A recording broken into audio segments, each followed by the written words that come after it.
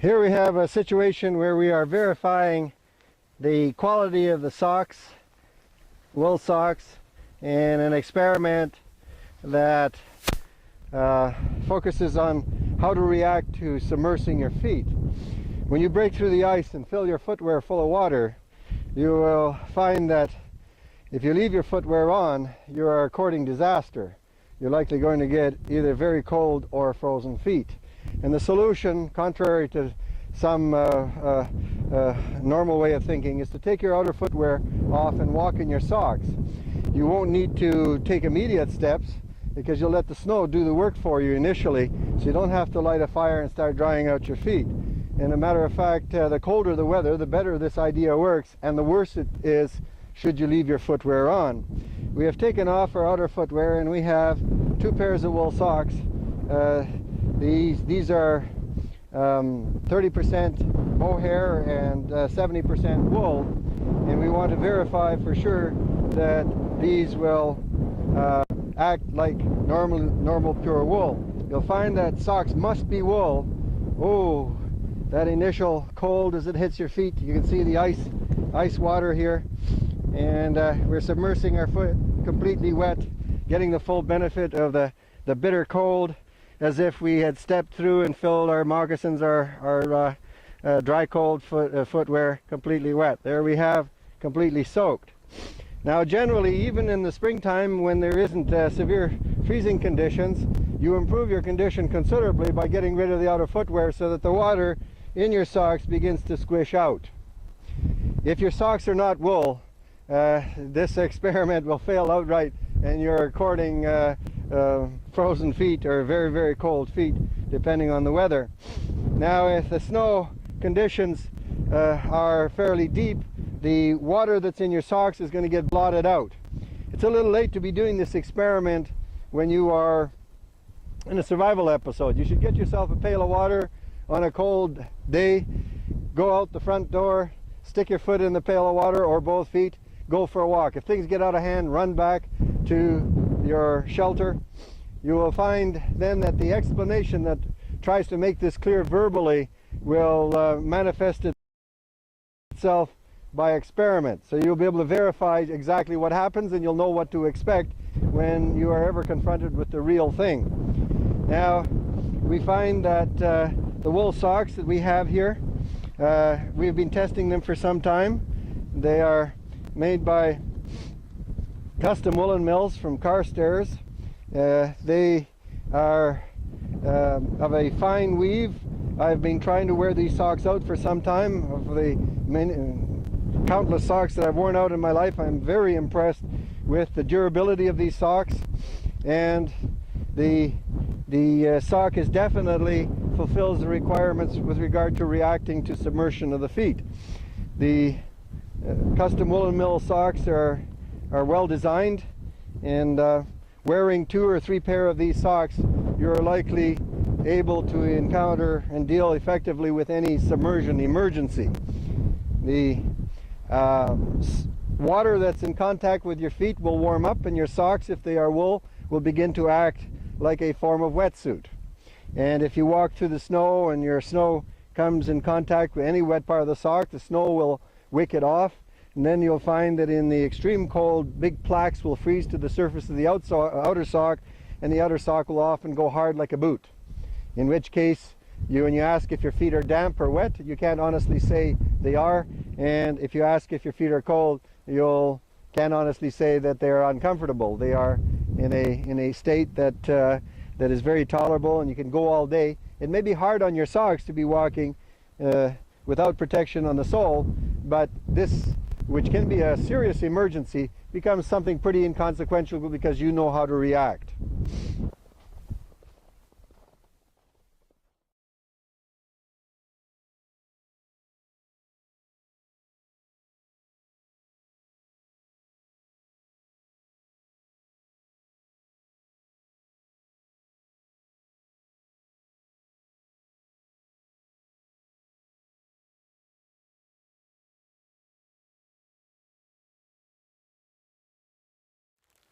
Okay guys, Here's what I want to talk to you about today. I have found a product that has literally affected the quality of my life, and that, you know, I've been in dog business for a long time, so I don't really run up on stuff that makes my day a lot better very often. But last month, or a little bit over a month ago, a guy was telling me about these socks from a company out in Colorado called Wiggies. And so I got online and I looked at them, and it's some kind of proprietary technology called Lamilite. Well, they make all kinds of stuff out of it, sleeping bags and coats and vests and, you know, you name it, right? And I thought, well, what the heck, I'll give it a try. So I ordered a couple of pair of socks from Wiggies. Wiggies.com, actually, is the place that I ordered it from. Oh, man, it literally, these socks have changed my life. I mean, here's what I run into every day being a dog trainer. I have to get up and I have to come down here and I clean my whole kennel, the whole thing. And it's about 2,000 square feet with a water hose every day and detergent and what have you. And so your feet get wet, you know. So what I do normally is I wear a brand of boot, which is a great rubber boot. It's called a muck boot. I mean, they're awesome, except that I'm in my boots for sometimes 12 hours a day, guys. And so the thing about rubber boots is they do a great job of keeping your feet from getting wet from outside moisture, but then they trap the moisture on the inside, so your feet are just sitting in a pool of water basically anyway. So if it ain't the outside water, the water hose or the lake or the river or this creek back here, or the snow, you know, then it's my dang sweat and it's killing me. And so this guy told me about these socks that Wiggies makes, and I ordered a couple of pair of them. And it really has completely changed my mind about what I can wear while I'm doing my work. These socks, I mean, I've always been on a hunt for something that's waterproof and breathable. So I've had every make of Gore-Tex boot. But to be honest with you, I don't know if it's because I get mud on them or what, but they just don't breathe right. So my feet sweat in Gore-Tex boots, and, you know, might as well wear rubber boots, you know. And so what I do is I've bought a bunch of wool socks over the years, and that does a good job because, you know, the wool socks, they stay warm even when they're wet, but still just kind of uncomfortable, you know. So I change socks 4 or 5 times a day, and not every day, but the days that I'm down at the river or something I do, and it's just crazy. My wife yells at me. But I bought these socks right here, okay, these Wiggy socks. And they are awesome, okay? And I'll take and show you in a second what they look like. I'll change this camera around. But what happens is I can wear my regular old hiking boots and my feet, they still get wet. But on the way home from the river or the lake, I just turn the dial on the heater on my truck down to the vents on the floor. And by the time I get back to the kennel, my feet are dry. I don't know how it works, you know, but even when my feet are wet, okay, they stay warm, and these socks dry out so fast, it's crazy. I mean, it's really awesome technology. I don't even know what it is, really. They call it Lamilite. But I highly recommend that you get some of these socks. They're just awesome socks, top to bottom. I've worn the same pair of socks. I ordered 2 pair of socks. I've worn the same pair all month long. Every day I put them on, every night I take them off and put them on the boot dryer. Okay, guys, here we have it. My new favorite sock of all time, the Wiggies Lamilite sock. This is the high version, and I got the low version.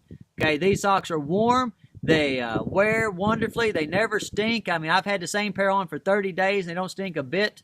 And they dry out super fast. And if you're like me, you're out there tromping around in the creeks and the lakes and the rivers, you need a pair of socks that'll dry fast. And like I said, I've got all the wool ones. And the wool socks do a great job of keeping your feet warm even when they're wet. But these socks will keep your feet warm when they're wet, and they'll dry out by the time you get home if you just put your floor heater vents on. So go over to Wiggies.com, support an American product, and buy you some awesome socks.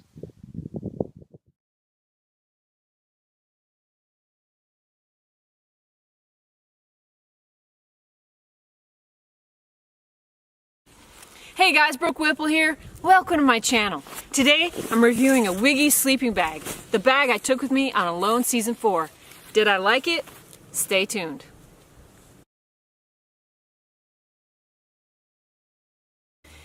So, if you're new to this channel, maybe you don't know, but my husband Dave and I were on Alone Season 4 on the History Channel that just finished airing last August.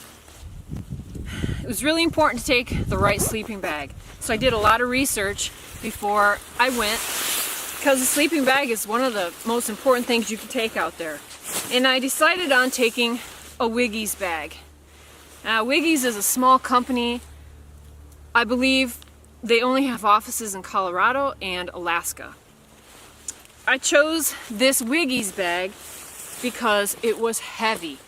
This is a 5-pound synthetic fill bag. Now what the fill is called Lamilite. So the idea is that you can compress it, but it'll bounce back and still perform for you in a wet environment, which was going to be really super important for being on Vancouver Island, of course. The interesting thing about this bag, couple interesting things. So I ordered the regular length bag, which I'm only 5'4", and it still was a little bit too big for me. It's got what they call, you can order the regular foot, or they call this the boat foot. So I ordered the boat foot, the idea being the Lamilite kind of gathers around itself more at the bottom. It's supposed to give you more insulation in your feet. Well, actually, my feet reach about right there. So it wasn't that effective for me personally. I ended up taking some paracord and banding this bag so right down in here, so it would be a little tighter around my legs and my feet to keep my feet warmer. I run really cold, and it did help keep my feet a little warmer. Now this bag is rated for 20 below. What is a really interesting design with this bag is that it's heavier on the top than on the bottom. So the insulation on the bottom is less, and it's heavier on the top. Now that appealed to me because I like the feeling of something heavy on top of me. Only problem being, as everybody knows, you really need that bottom insulation to keep you warm. But I didn't mind this bag. We ended up putting a lot of cedar and hemlock underneath of us on our bunks to give us insulation. And there were definitely nights that I was really, really cold. We ended up being on Vancouver Island for 49 days, so this bag got a real heavy workout. So what are my thoughts? Overall, the synthetic insulation for that particular trip and adventure, really important, and it did keep me dry. It did work. It did keep me dry and warm when I needed to be dry and warm. I think that it is a flaw to have this bag be thinner on the back than on the top, but I did like the feeling of it being a little heavier on top. The inside looks like this. It's just silver, and the outside is black. There's the Wiggies label. It's made in the US. I do really like that feature. So when you're in this bag and you're laid out, you notice that it doesn't have a very big hood system at all. Now this is what I want to talk about. All it has here around the top of the bag is a drawstring. Just one of those toggles like you found on every other hood in your entire life. So what that means is you loosen up the toggle and basically you have a flat surface sleeping bag. I thought this would be okay. This ended up being the thing I hated about this bag. In order to get it to snug up around your face, you have to pull this loop and keep pulling and keep pulling and keep pulling. What you end up with is something that looks like this. So what I found out with this system is I didn't like it at all. It did not keep my head and my face warm. And it did not provide enough material this way around the front of your face so you can snuggle in like a regular hooded mummy bag. So let me show you what that looks like. So you get in this bag, you zip it up. Now you can see how much space is around my head if my dog will get out of the way. So here I am in my bag, and if I want to have this come up around my head and be cozy, you got to pull on this toggle and this drawstring. So you pull it up.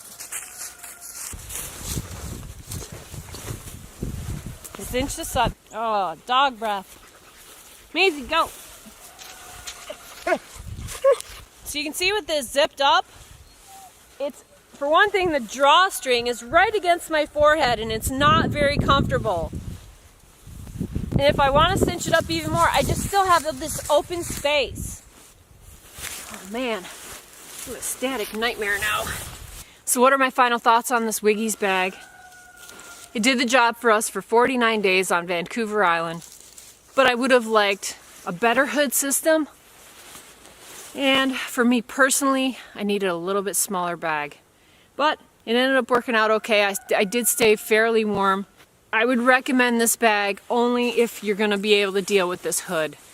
Otherwise, a good bag, made in the US. I'm not gonna hang on to mine though, and I'm gonna sell it on eBay. So if you're interested in the next week, it's gonna be up for sale. If you'd like to try this out, it's a good chance to get one for cheaper than they are new, which I believe I spent about $2.50 on this bag. So it's not incredibly expensive. I think it's a good bargain. And know that it's 5 pounds. It does come with a compression sack, and you can get it down pretty good.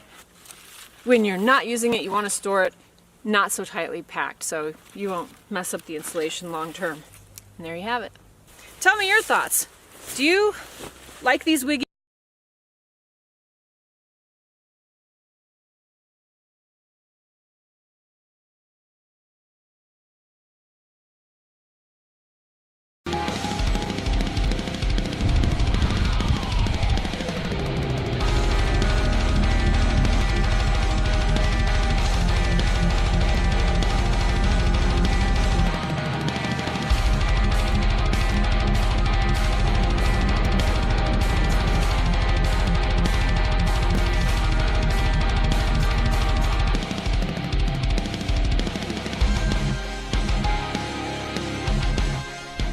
Hey guys, quick video today on socks. Yes, a grunt's favorite topic. These are Armadillo merino wool out of the UK. We've talked about them before. We're going to go a little bit more in depth on kind of the philosophy behind socks to choose from and talk about these great socks, man. Let's go. All right, so I've talked about Armadillo merino a few times. They make some really good merino wear stuff. So they've got a mid-weight layer that has fishnet built into it. So if we're talking about moisture control in cold weather environments, yes, that's important because grunts don't always get to stop every 5 to 10 minutes to layer up or down, right?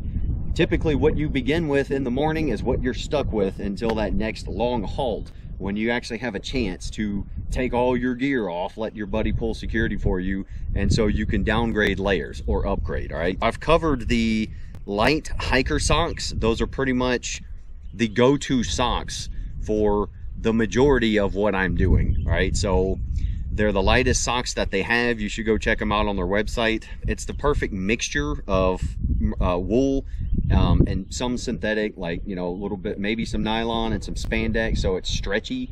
And that's the first thing about wool socks. So what I look for in wool socks, Darn Tough, Grip 6, all those other companies, most of them have caught onto this, but I have seen some really crappy ones. Okay, if we're looking at wool socks, right, some of you guys remember the old Army's black socks. It was a horrible wool sock. In the summer, you were sweating your ass off, and then in the winter, it didn't help that much because they flopped all over your feet, caused blisters and everything. It's because they didn't have any spandex in them. It was like a hard nylon wool mixture, but it was a heavy wool, and they were not form-fitting to your feet, right? So what I look for is when I get a wool sock in my hand. This is one of the mid-weight Armadillo socks, and these are like your combat boot length. They have actual boot socks. We'll cover those. And what you can see is we've got a lot of stretch in these. All right, that is what keeps the sock form-fitting, right? You don't want it super tight on your foot. That's not good for many reasons. And you can't have it too loose, all right? So that stretchiness is what is going to let it conform to our foot's figure. And over time, as you wear these more, it'll actually conform to your foot more. So you can see I've got all these like ripples and stuff. The heel is very pronounced because it is adjusted to my foot. That's what we want. But at the same time, it's not going to expand too much and then start to flop around in your feet. The worst thing you can have with socks is a grunt moving around a lot is having socks loosen up and they're flopping around. That causes hot spots, rubbing, blisters. It's uncomfortable. The old Army black socks, they would actually flop off and they'd like fold up under themselves. And I was just miserable because you can't always take your boots off and fix your freaking socks. So a lot of the modern companies have fixed that. Armadillo does an outstanding job at that. These are like your crew length or calf length, and what these are perfect for is like your combat boots, right? So we've got our 9-inch combat boots. These socks are the perfect height for that. These are the Armadillo winter socks. I asked them for their heaviest boot sock. When you say boot sock, it's going to be the super long one, and it's like for if we're walking around here doing chores in wet, cold weather in either our muck boots or our actual leather cowboy boots. You want a sock that comes up nice and high, gives you a little bit of extra warmth, but it's also not riding and falling down into your freaking boot. That's a pain in the ass. If you're wearing some muck boots or cowboy boots, I want my socks high up. So this is the heaviest weight they have.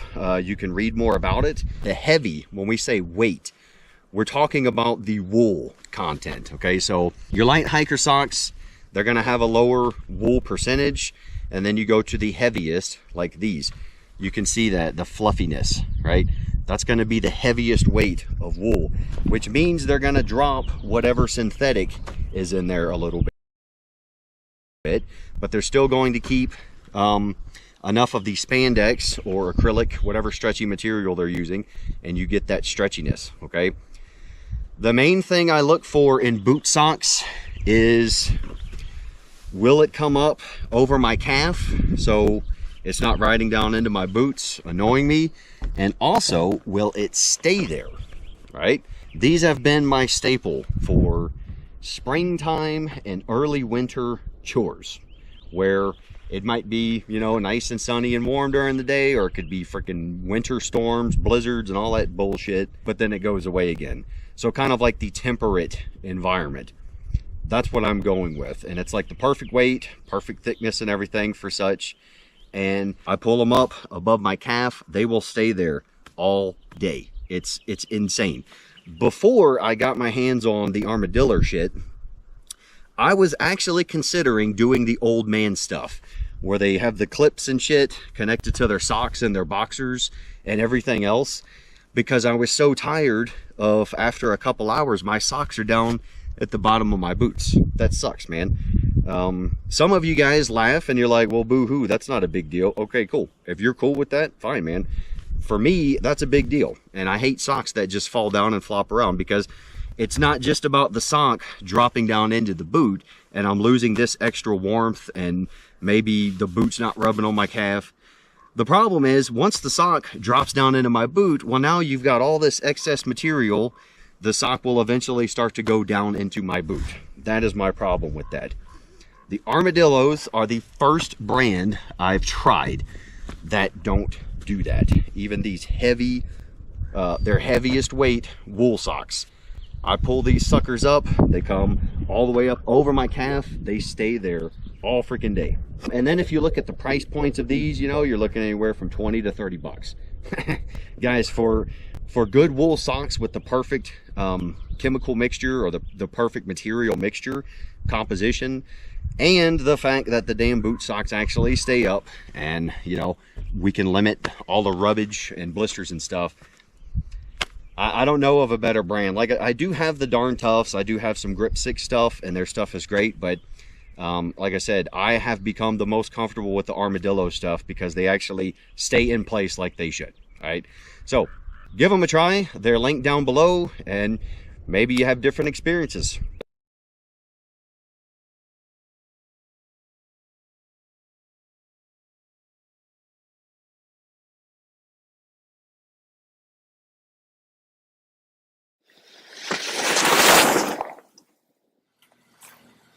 Welcome to Wiggy's, Grand Junction, Colorado.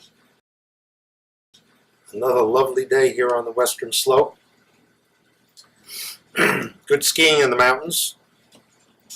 Anyway, today's subject is what the industry, the outdoor industry, calls moisture management. And it's the moisture managed coming out of the human body. And that is something that is absolutely impossible to do. Right now I'm very relaxed standing here. And if you're watching this video, you're sitting down probably. Very relaxed. And moisture is leaving our body. And this is something that goes on 24 hours a day, 7 days a week, from the day that we're born until the day we die. Actually, when we die, we still are given off moisture as we dry out. And controlling that is absolutely impossible.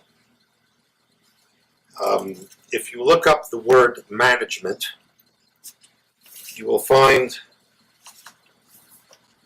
the meaning is to act or manner of managing, handling, direction, or control.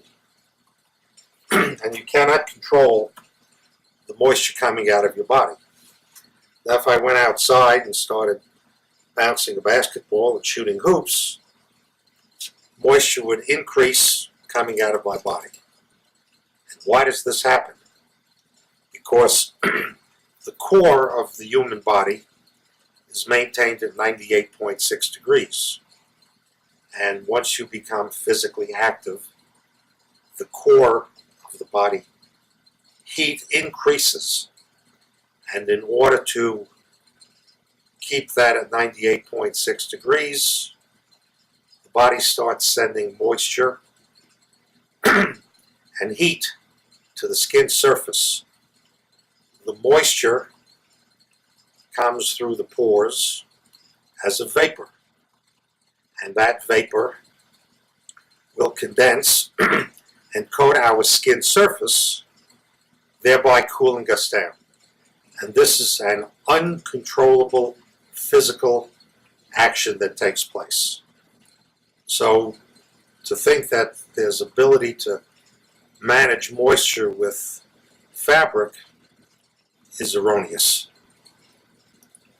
Now, the companies that make materials that they claim will get rid of moisture are always using the term wicking. And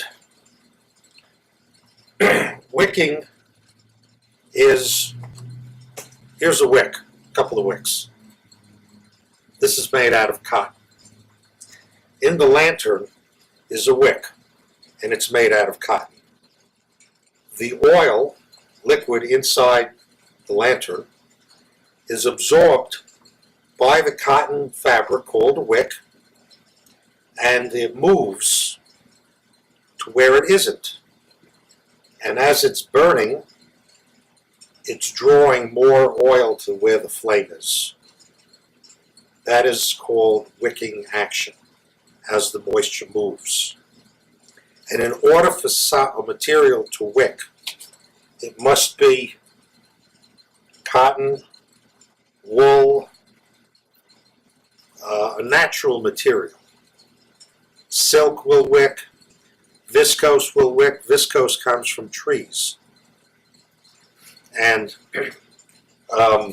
asbestos, which comes from rocks, will also wick. And what that means is that these materials are absorbing the moisture, and the moisture keeps going through the material so long as there's moisture there to keep feeding the material until the material is completely wet. So that's wicking action. But there are companies that come out with materials that are made out of polyester or polypropylene or nylon that they claim wick moisture. If I took some of the webbing that I use, which is nylon, and I put it inside this lantern as a wick, it would actually become a fuse, because it's not going to draw the liquid through it the way the cotton does. And so when I lit it, it would burn, it would melt, and because there's a volatile fuel in here, it would explode. So synthetics have no capability of absorbing moisture and wicking it away from your skin surface. And this is very important to know, particularly when you go into cold environments.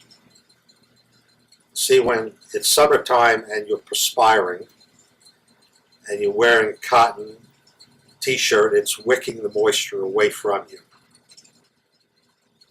If you go into a cold environment and you are sweating, all of that moisture coming out of your body goes into the cotton, and since the cotton is against your skin surface and it's covered by several other layers of material, the moisture stays right where it is, and that's when you get cold. And the same thing happens with wool, silk, viscose materials. Now when you look at polyester materials and it doesn't absorb anything, but it also traps it against your skin surface. Everybody I have ever talked with, when I tell them about my fishnet long johns, and I say, you know, you're wearing something that's close knit and it's made out of polyester, and when you stop the activity outside, you still get a chill. They all agree. So well, that's why you need fishnet. What I have here are three materials. Here's the fishnet material, and you can probably see the moisture coming through all those big holes. Here is a nylon material that is close knit, and you can see steam coming through it, but it has to be boiling water to get it through. And here we have Teflon film. This is the same film that's used for making Gore-Tex laminated materials or event laminated materials. And you can see that there is some steam coming through these little holes, but you see how the pressure has ballooned it out, demonstrating what type of pressure it takes to get the moisture through this material. And this is very important to know about because I read an article called Moisture Management Fabrics of Performance Apparel. And in the explanation, they say moisture is transported in textiles through capillary action or wicking. The spaces between the fibers effectively form tubes which act as capillaries and transport the liquid away from the surface. As a rule, and I couldn't believe this, the narrower the spaces between the fibers in a fabric, the more effectively they will draw up moisture. If that were true, the moisture coming through the Teflon film would be just as prolific as it is going through the fishnet, which might as well not even be here to stop the moisture from coming through. And this was in a publication called Defense Update. And they write about armed vehicles, combat aircraft, future combat systems, naval systems, precision strike. They ought to stick with those subjects instead of writing about anything to do with the textile industry. Now there is a material Well, I don't know. It's a material, I guess, called dry release. And this dry release is applied to fabrics used by OR, Wigwam, Kathmandu, Puma, Adidas, Orvis, Mamu, and who knows how many more companies. I tried finding out what dry release is. And I spoke with somebody at the company and I got no answer of any major consequence. Then I called a company,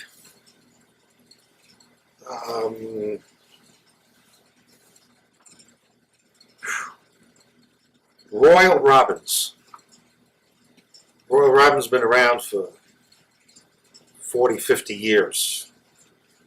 I even knew Royal many years ago when I go to the trade shows. They have garments made with this dry release material. So I called to find out what it is. And, you know, is it a chemical? Is it a fiber, etc.? And what they told me is synthetic fibers do not receive a chemical treatment. The fibers are created with this treatment, which is why this is a permanent function. Well, it's polyester fiber. You know, how this is going to release moisture in a fabric that's woven like this is certainly a big question that I have. I can assure you that if I called every one of these other companies that this company Dry Release is involved with and asked them what it is, they would have not been able to tell me any more than the Royal Robbins people. The reality is that the only thing that'll work to not control but allow the moisture that the human body generates to get away from it is fishnet long johns. Now, they were developed in the early 1930s by a captain from the Norwegian military. He called it string underwear. And they were sold for many, many years. And at one time they were sold in the United States. And then it came to an end. And then in about 1990, because I knew the company that made the fishnets, I started making it again. When you wear the fishnet long johns, all the moisture coming out of your body will be just like this. Certainly, what's coming out of your body is not as aggressive as boiling water creating steam. But the heat from your body is adequate to force that moisture away from you through these holes. Where that moisture goes really is irrelevant. If you have your neckline open and you're moving, the moisture is going to come up out of your neckline because you have, through your movement, created what is known as a bellows action. If all of the clothing that you're wearing is vapor permeable, nothing is coated in any layer, all the moisture is going to go through your clothing and ultimately out.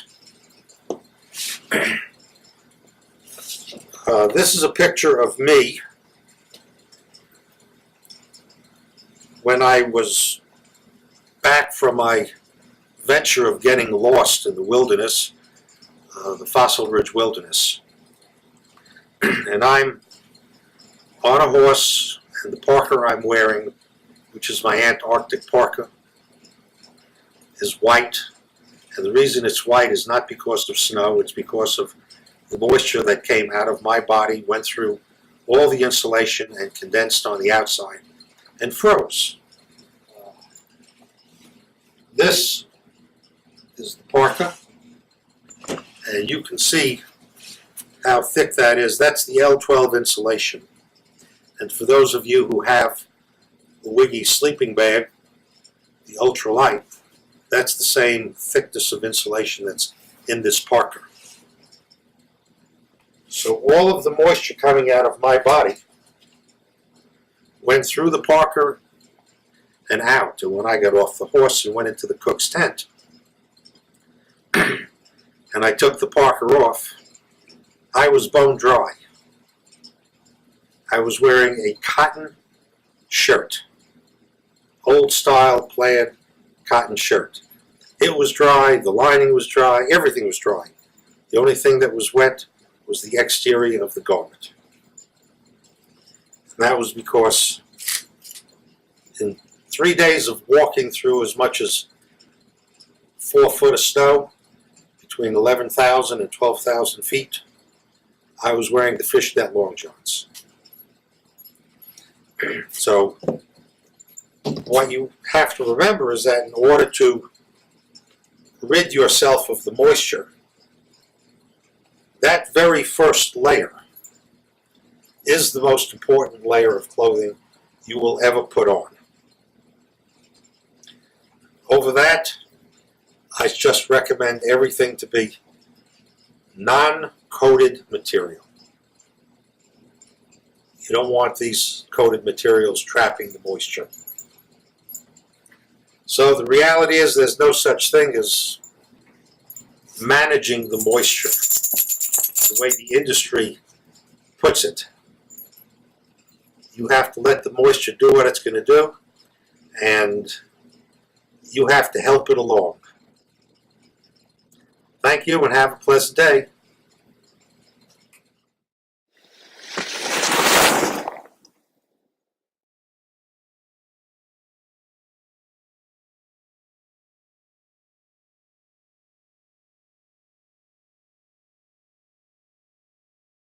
Welcome to Wiggy's.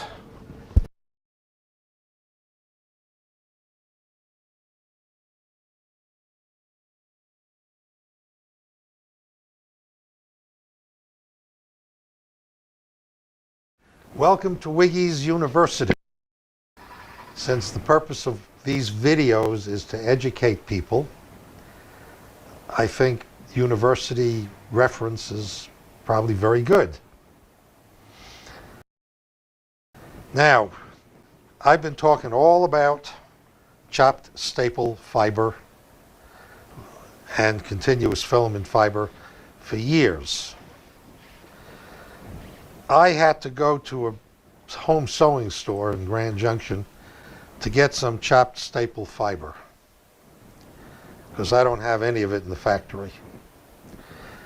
And this is chopped staple fiber batting. When I came into the industry, it would have a very crisp surface to it because after they combed out the fibers and created the web, they would spray resins on it.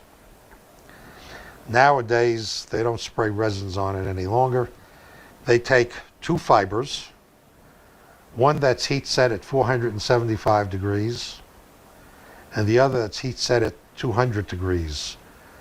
And the 200 degree fiber is what's known as a low melt fiber, and it goes between the little fibers and causes them to stick together. And you wind up with a softer product.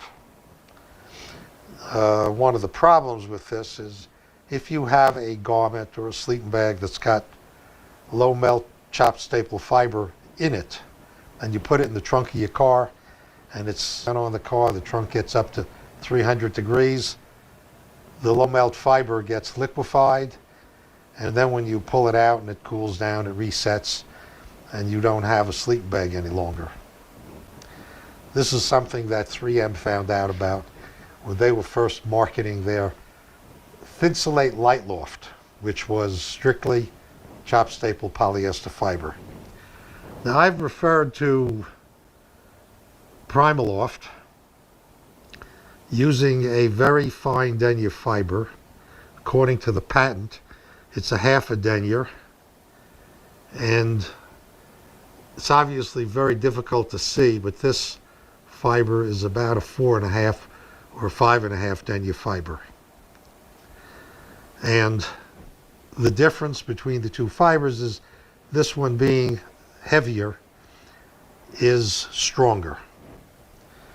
So anyway, they form this web, and this is what you wind up with. And this was about, I don't know, 3 or 4 ounces per square yard. And you can see how much strength it has,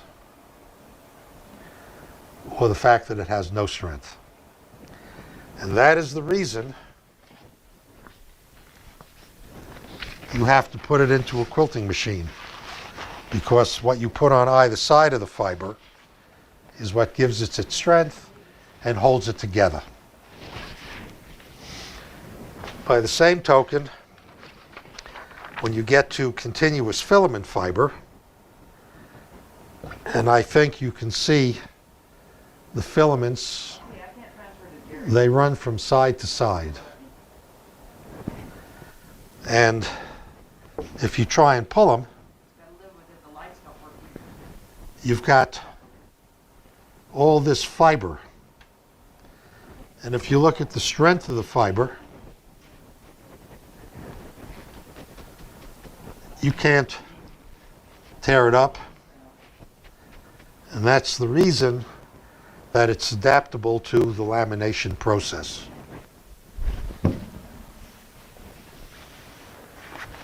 Which you see here. This is a 2.5 ounce. This is a 15 ounce. You can see it's just, I once calculated how much of the fiber goes into one Superlite bag. And the individual filaments, it's in the neighborhood of 8 million filaments. And these are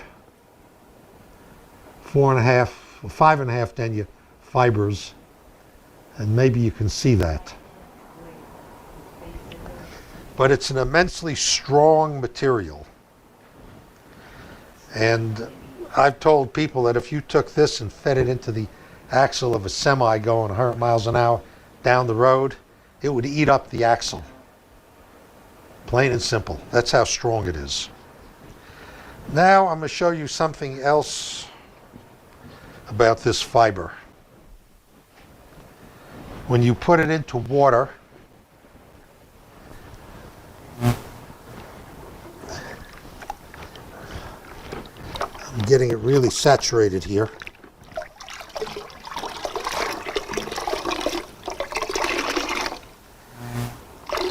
And you squeeze it out.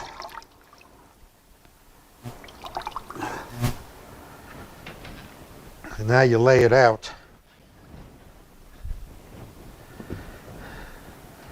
It has lost probably 50% of its thickness. And that's the nature of chopped staple fiber.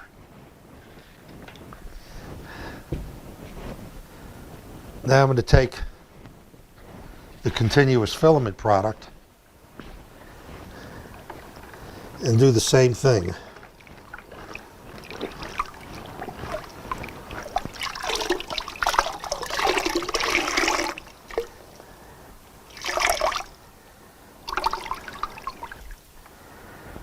And its resilience is substantially better. The other thing is, this fiber is going to trap and hold the moisture. This construction doesn't. And that's the reason that when you have a Lamilite insulated product and it gets wet, it doesn't take very long and all the moisture in it just dissipates because of the heat that comes out of your body. And the more often this gets subjected to water, the less resilience that you have. Whereas with this product, it doesn't matter how many times it's subjected to water. The resilience is permanent. It's always coming back. Now, I want to show you a couple of jackets. This is the North Face Thermoball jacket.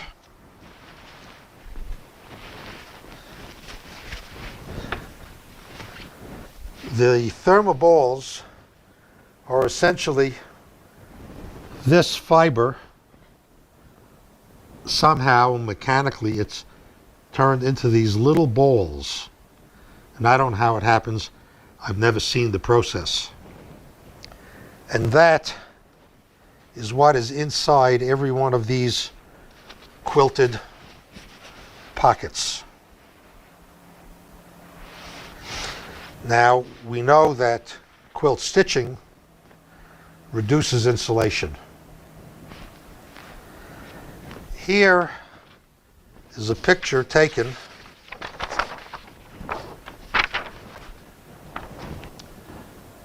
a year ago by the company president that produces the continuous filament fiber. And the temperature was about 40, 45 degrees. And this is thermal imaging.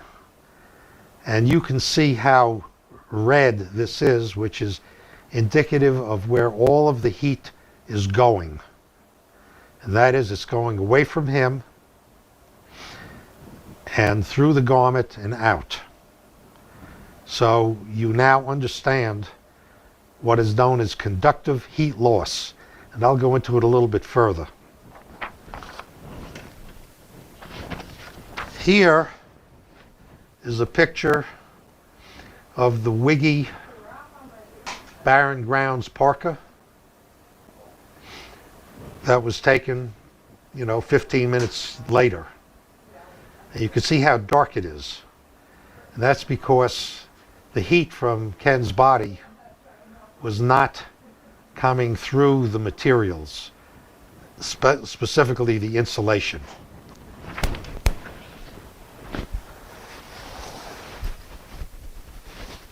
And this is the garment that he was wearing.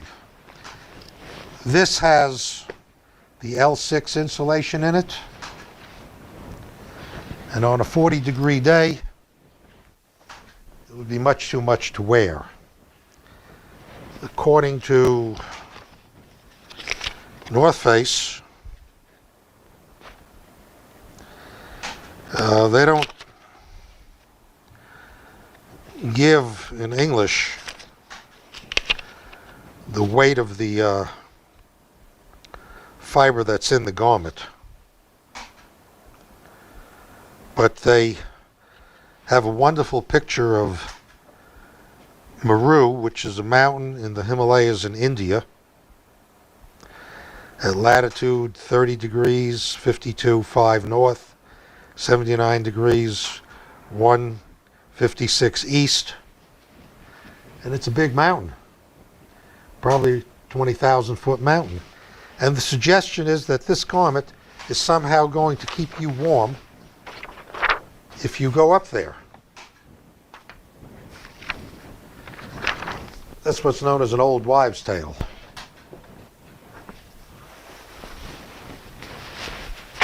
Here is a garment that I got made by, I thought it was Helly Hansen at first because it looked like HH, but it's really Under Armour. And their label says that this has got adaptable to any cold. And this has chopped staple fiber like this.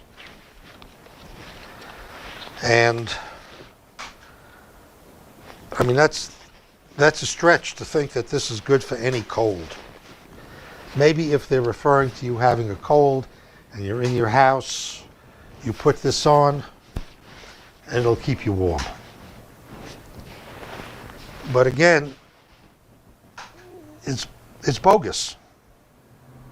Simply bogus. Now, when I refer to this as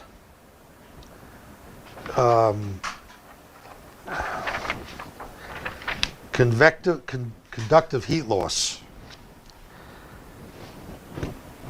Right now, I'm wearing a sweater against my skin surface.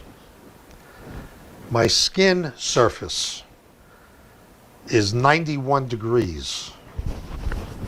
The wool that's touching my skin surface is absorbing that 91 degree heat.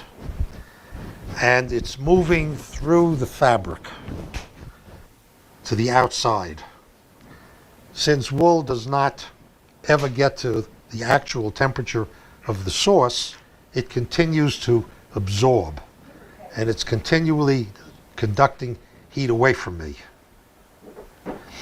Now, if I put on one of these garments,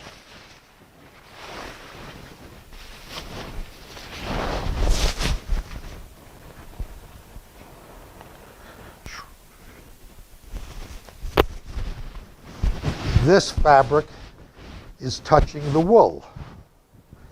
So it is going to absorb the heat from the wool. And then it's going to transfer that heat via conduction to the fiber on the inside. And that's going to transfer the heat to the fabric on the outside. So you have a steady conductive flow taking place. There's nothing to break it up. And the essence of insulation is to actually stifle that from happening. And these products don't do that. So when I say that these garments are good for Key West in Florida, it's because they're taking the heat that your body's generating on an 80-degree day and they're conducting it away from you, making you cooler. So that's where their purpose is, to be used in a very warm environment. You go up to New England states right now with the temperatures between 0 and 30 below 0, you don't want to be wearing this. You're going to lose all that heat via conduction. Now, a lot of people have asked me about dressing for the cold and what do you wear over the fishnets? Well, the first thing that you really have to understand about the fishnet material is it is a spacer between your skin surface and the next layer. And the heat coming out of your body is in these holes. And it's kind of trapped there because heat attaches itself to objects. And it's attaching to the nylon. What you wear over this has to be loose fitting. You can't wear anything that's tight fitting. What the North Face says is in their literature,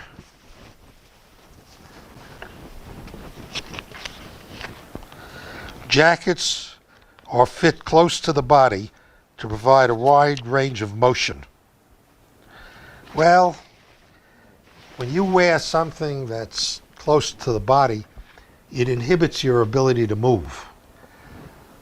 And if you have several layers on, particularly knitted layers, everything kind of locks into each other. It's like an electric static attachment, and it inhibits your movements. So you want something that's slick, like nylon. If you wore this against your skin and my jacket liner over it, you'd be able to walk around all day long at 35 degrees, you know, without feeling much cold. Not that this is heavily insulated, but it stops that heat movement, which is what you want to accomplish. So, this is the first time I've taken notes. Now, the other thing that I wanted to talk about was Jerry Cunningham. Jerry Cunningham was the guy that started a company called Jerry Outdoor Products, I believe in the late 40s, early 50s, when he got out of the Army in Denver, Colorado, and he was the kingpin of the industry for many, many years. I consider Jerry the grandfather of the outdoor industry. And he wrote a little booklet called How to Keep Warm. When I came in contact with him and his company, I used to take hands full of these booklets, and when I was calling on manufacturers of outerwear, I'd give it to them to read so they could understand how to stay warm. How many of them read it is, who knows?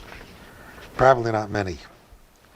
But he discusses heat production, heat loss, conductive convection, evaporation, and the biggest thing that he stresses is evaporation. And he's one of the first guys that I ever heard of talking about fishnet long johns. He talks about the heat equation, which is trying to balance the loss of heat with the production of heat, which is very, very difficult to do. And he talks about the science of clothing, and he's always getting back to ventilation. And so, for me to say you got to get rid of all the moisture that you're generating as quickly as possible is not new information that I came up with. It's information that I've acquired over the years from people that preceded me. And it's really, you know, it's like the kid that's 14 years old that knows more than his father. He gets to be 28 or 29 years old, and he comes to the conclusion that his father knows an awful lot. And so, but that hasn't held true in the outdoor industry. That's how they are. You know. So, anyway, so this is where I've gotten a lot of my information. I've reproduced a lot of this, which is on the website. If you go to the home page, when you scroll down below the picture of me, there's a story, How to Keep Warm, and it's more lengthy than his. I've put in a lot more information because there's been a lot more to come about over the years. But I'm very grateful that Jerry existed before I did. I'm also very happy to have known him personally. We also had one other thing in common, aside from cold weather stuff. He had a sailboat that he kept down in the Sea of Cortez, and I had my own sailboat that I kept in New York Harbor. And when he gave me permission to use all of this information, I gave him a couple of my Nautilus sleeping bags to use on his boat. So he got to use Lamilite in his later years.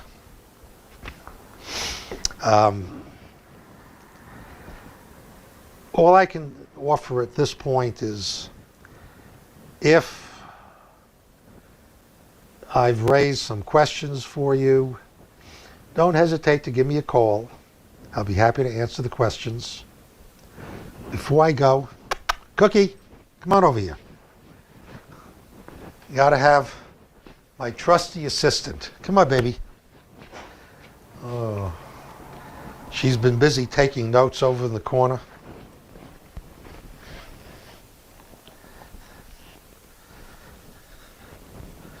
Thank you. Have a happy new year.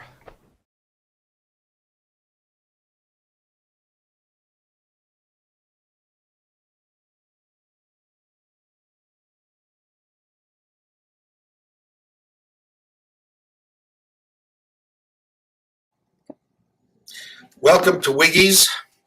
Today I'm going to give you a demonstration of what I saw in 1977 by Bobby Gore, trying to explain how waterproof, breathable materials function. In my opinion, not only are those claims bogus, but a lot of people have spent a lot of money on rainwear which does not function in any way, shape, or form the way all of the companies who sell waterproof, breathable materials claim. Also, we should use the term breathable. We should only use the term vapor permeable. And here we've got 3 burners, and I'm gonna get the ball going here.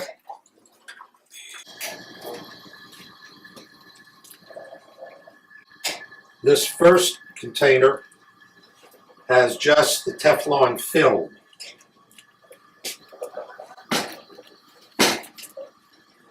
The second container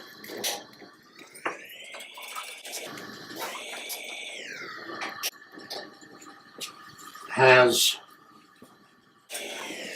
the Teflon film laminated between a Trico material and I believe it's a ripstop nylon that's used by the military.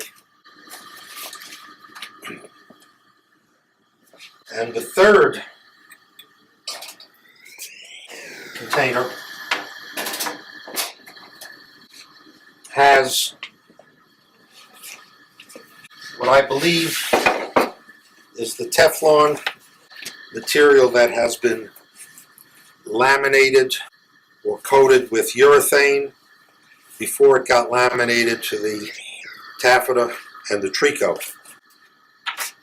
And back in the early days, as I recall, Gore had a problem keeping the Teflon film smooth, and so they applied the urethane to it to make it easier to laminate.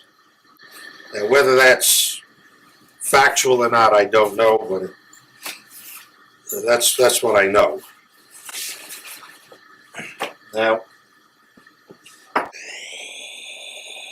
the idea is the water is going to boil and the steam is going to come up. It's going to go through the film and it'll condense on the glass. And the other containers will have considerably less of the steam coming through because of the fact that they have been laminated, and lamination is adhesive, and the adhesive is clogging up the spaces between the yarns. It's clogging up whatever holes exist in the Teflon film. Now, I mentioned Gore simply because they were at the forefront of all of this. There are a number of companies today that produce Teflon film, that apparently laminate it, and there are companies that have other types of materials which they are applying to fabric, and they make the same claim of having this fabulous capability of being waterproof and vapor permeable, which is simply not the case. Now, you can see how the water is boiling and the steam is beginning to build in here. And you can see how the steam is coming up. And over here, you can see there is,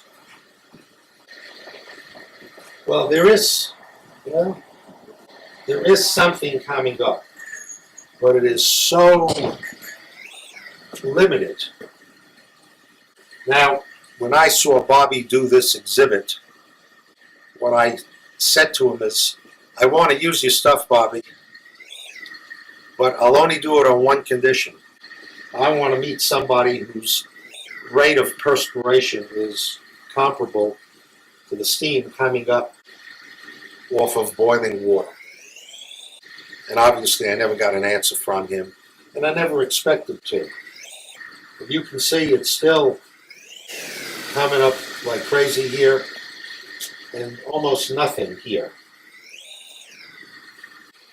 And this is what you can expect if you have clothing that has the film on it, that the moisture coming out of your body is simply not going to go through that material. I'm going to turn this off. Now here is one of my jackets which doesn't have any film on it at all. But if I were to put this jacket on and go out in the rain, or just go out when it's, say, 40 degrees and start hiking, all the moisture coming out of my body, all that moisture is going to have to go through the sweater that I'm wearing. Whatever I'm wearing, the moisture's got to go through in order to get to the jacket. And that's not going to happen. It's never going to get through the jacket, because as that moisture comes out of my body as a vapor, it is going to condense, be absorbed by the first layer that it's hitting, which is, in the case of what I'm wearing now, a sweater.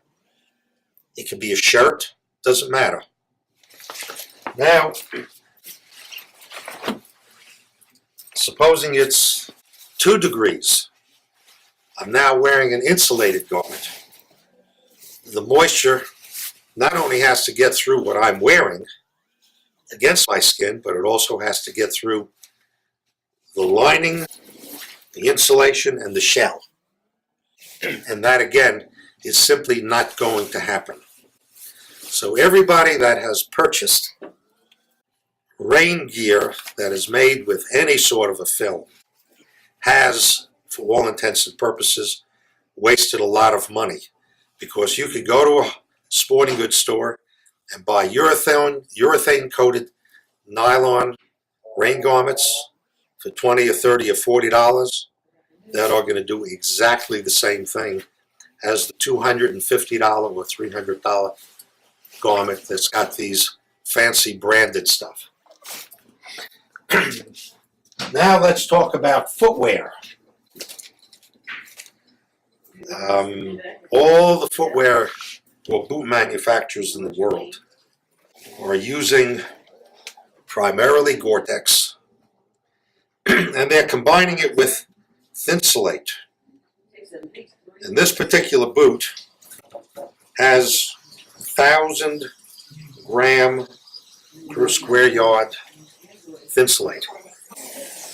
If I took 1,000 gram polyester fiber, the Lamilite that I use, and if you convert it to ounces, that's 35 ounces.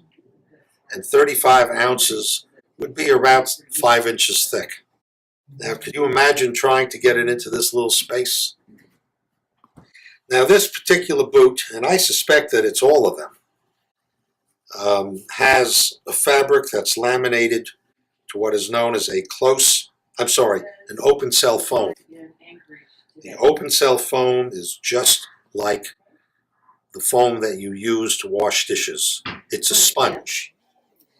That in turn has been laminated to some sort of a film, because they say it's breathable, which it's not. And behind that is the Thinsulate. And every person that I've ever encountered that has Gore-Tex Thinsulate boots, regardless of the manufacturer, has cold feet. And the reason they have cold feet is all that moisture that they're generating out of their feet is staying in the boot, it gets cold. And once your feet get cold, the only way you'll get them warm is if you go into your house. Take your boots off and let your feet get dry. So that in essence is the reality of things referred to as waterproof breathable. It is a hoax. It's always been a hoax. It always will be a hoax. Thank you for your time.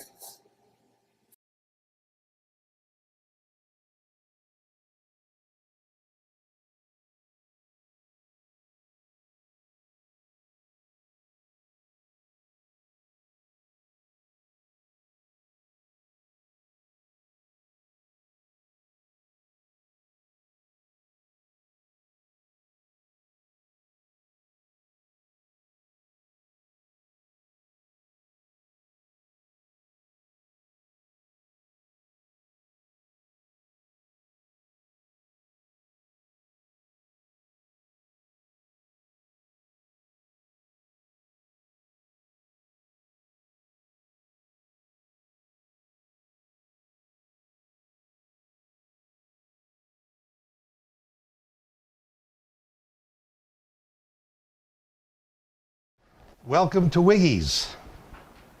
It's been a while since I've made a video. It's now winter time. Because it's winter time, I'm wearing my Lamilite socks and my chukka boots. And if it was snowing out there, I'd be wearing my 10-inch boots. Temperature this morning was about 16 degrees. And I'm also wearing my fishnet top. So I stay very, very comfortable all day long. Now, because of this new material, I decided to demonstrate how it works. And so for the first time, I am going to take everybody into my laboratory over here that was set up to test the materials that we use. And the first thing I'm going to do is don my laboratory gown. Now, most of these laboratories that you see, like Gore and the Hohenstein Institute, the folks down at Kansas State University, they have white lab coats.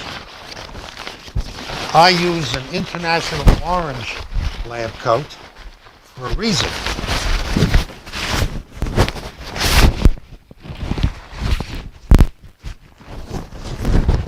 In the event that there's a fire in the testing laboratory and there's a lot of smoke, when you see somebody in that white lab coat, they disappear in the smoke. So with the International Orange lab coat, then the firemen will see you, you stand out like a sore thumb, and they can get you out in a hurry. Now I'm going to take it off because we're not using any fire today, and it's pretty warm inside this lab coat.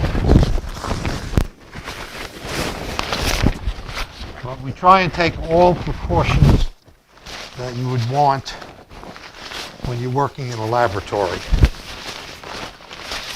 Fortunately, I don't use any of the insecticides that the other companies use to make fabrics that are going to be used for getting rid of odor. And so I don't have to worry about the insecticides. Now here is the pullover that I made that you see in the picture that's on the website. And I'm going to demonstrate how the wonderful material that I have trade named Duxpack performs. So we'll now go into the laboratory. Now, before we get to doing the demonstration, I want to show you some of the different features of our laboratory, the apparatus. Right over here is our heating apparatus, which at Thanksgiving time we use to cook a turkey, and it does a wonderful job. Over here, we do all of our wash testing. Special Calypso washer. And this is a Kenmore dryer. And over here, we have our cold chambers. When we're not using them for cold chambers, some of the employees keep food in here. And it does a good job of keeping it cool, so it stays for a week. Over here, we have flooding and rain. Now I'm going to take the jacket and I'm going to flood it. And as you can see, all this water is running off of the jacket. And for all intents and purposes, it is bone dry. Now we'll show you how it responds to rain.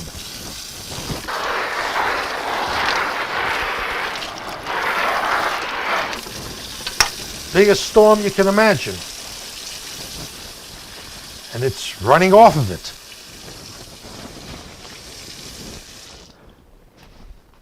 Here, we have a piece of the fabric.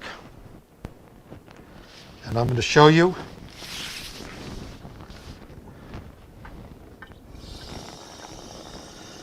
See how it's kind of beads up and just runs off? It's like water running down a duck's back. Would you believe it? And then you get to look at the other side.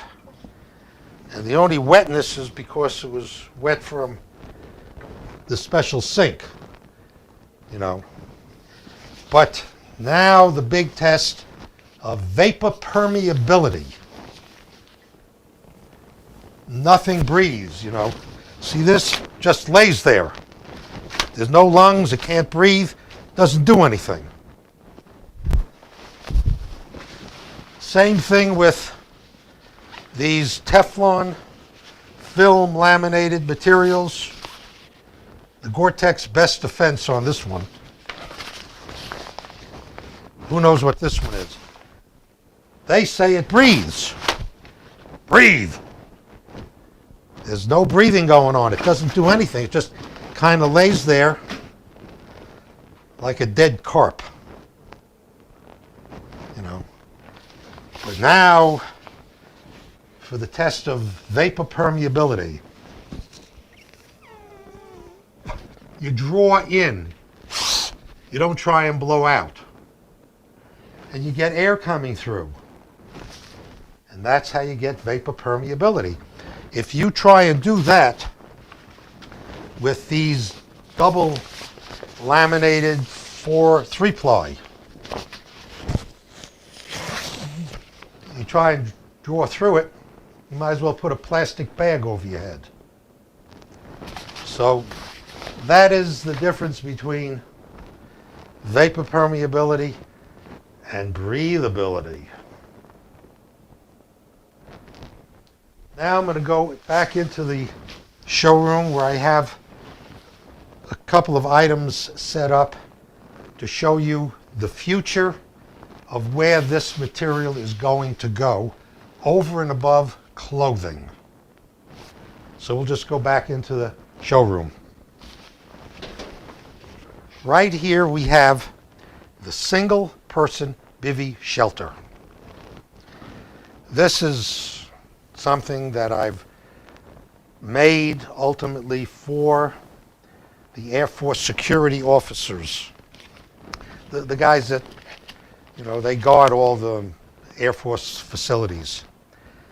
And in the course of making it, I had a laminated Lamilite top, which is vapor permeable.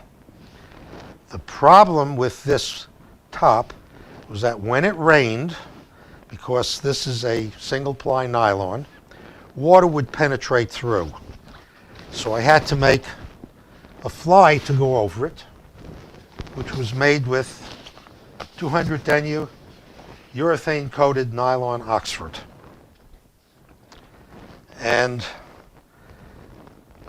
the tent part also made with urethane coated nylon Oxford. Now all of this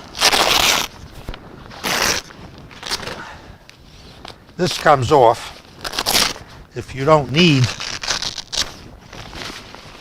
the fly part. And you could use this in temperatures of 50 degrees and higher with your ground pad inside and no sleeping bag. And you just hook this over it and you've got your little hood. The little hood unzips, and during the warmer weather, when there might be bugs, you've got a mosquito netting, which also unzips, and you can unzip this. Now I have in here a Superlight sleeping bag, but back in here is the stuff sack, and the stuff sack is attached to the hood, and the purpose was so the security guys could have a firearm and a flashlight in there without having to fiddle around for it. And of course, when you take that and turn it right side out, everything is being packed into it. Now this whole system with the 4 stakes and the pole is 2 3/4 pounds. By getting rid of the 200 denier fly and taking the single ply taffeta off of the insulation and putting on the duck's back material, you don't need the fly anymore. But also taking 200 denier coated Oxford nylon from here away and replacing that, and that would be all of this with the duck's back material. You're further reducing the weight.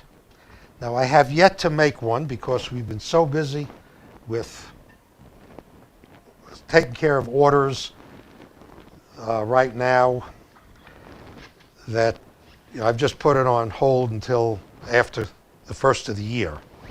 But I'm expecting that the weight of this thing will go from 2 3/4 pounds to maybe 2 pounds. But I won't know that until I make one and put it on a scale. The other thing that I'm going to do is make the same thing without the Lamilite insulation on it. So that's going to take another, I'm expecting half a pound out of this. So you'll have a single person bivvy shelter that weighs 1.5 pounds. The bottom will continue to be the 200 denier coated Oxford nylon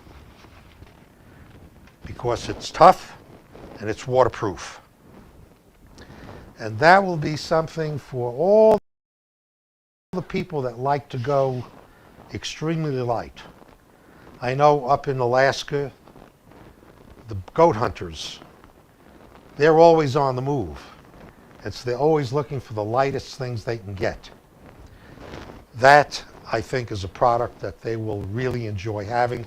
because you've got something that you can get under. You can have a flashlight, you can read a book.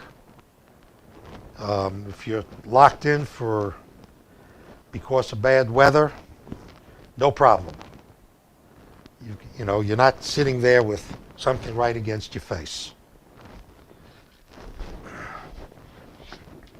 Another item that I'm going to make, which is the Bivy BQ.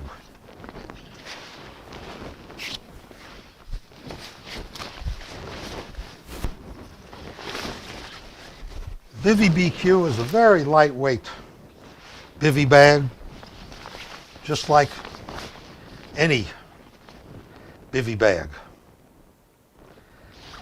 But it is retaining moisture which condenses on the inside. When you add the Duxpack material to the top of this bivy bag, now it's vapor permeable as well as being water resistant. And it'll also reduce the weight a couple of ounces. And you will have this wonderful product. And I don't know what this weighs. I've never bothered weighing it, but it's going to be lighter in weight. Now I'm going to show you where it all started from.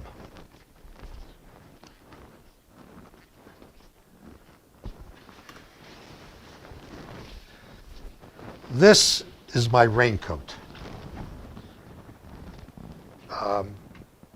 I was in San Francisco back in 2011.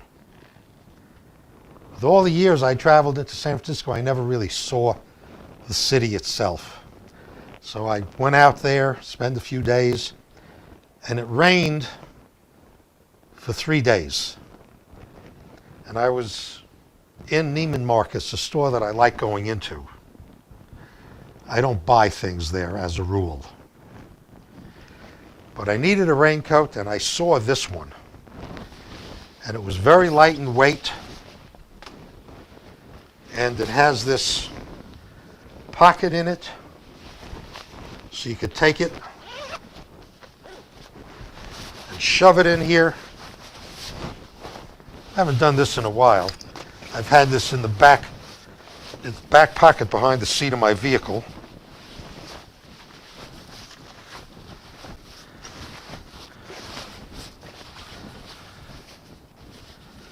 Anyway, so it gets really small. And I want to close this up. I have a reason for doing that. Ooh.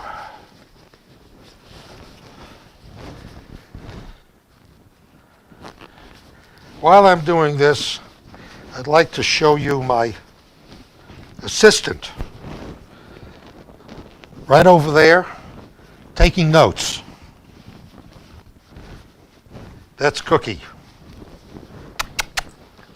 See, the minute I call her, she's up, ready to do things. Generally, it's go outside. But anyway, so this little thing fits in here. I just realized I had another pocket here. I don't know what that's for. Maybe they have a little umbrella that'll fit in there. Anyway, so you see how small it gets, and it's crunched up. And now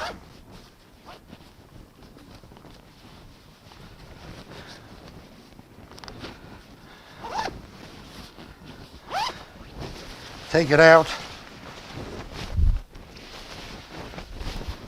And as you can see, there's almost no wrinkles in it.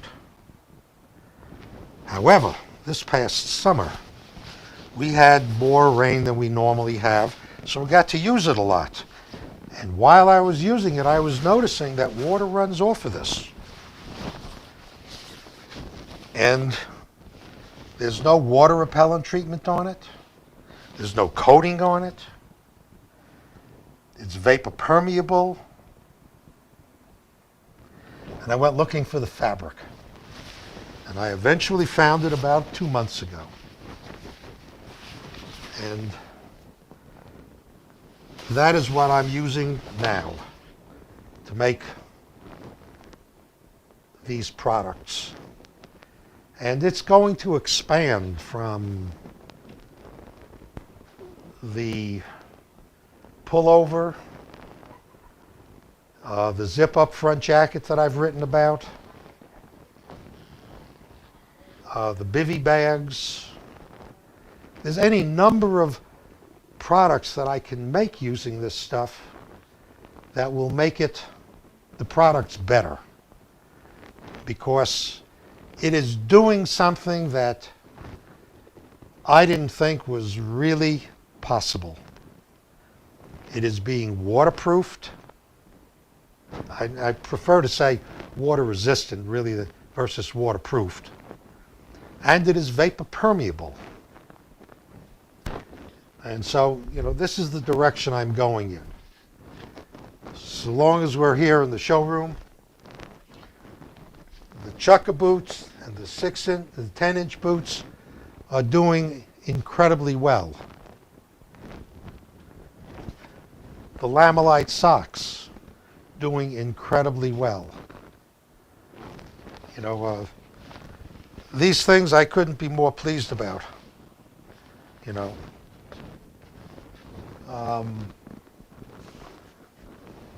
For people that need something to protect their feet in the boots down to 30 below zero, this is the overboot.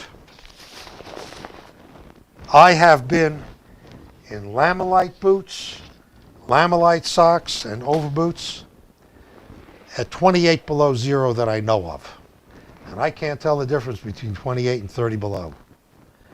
But being properly dressed otherwise, my feet never knew what cold was. If you want to go real cold,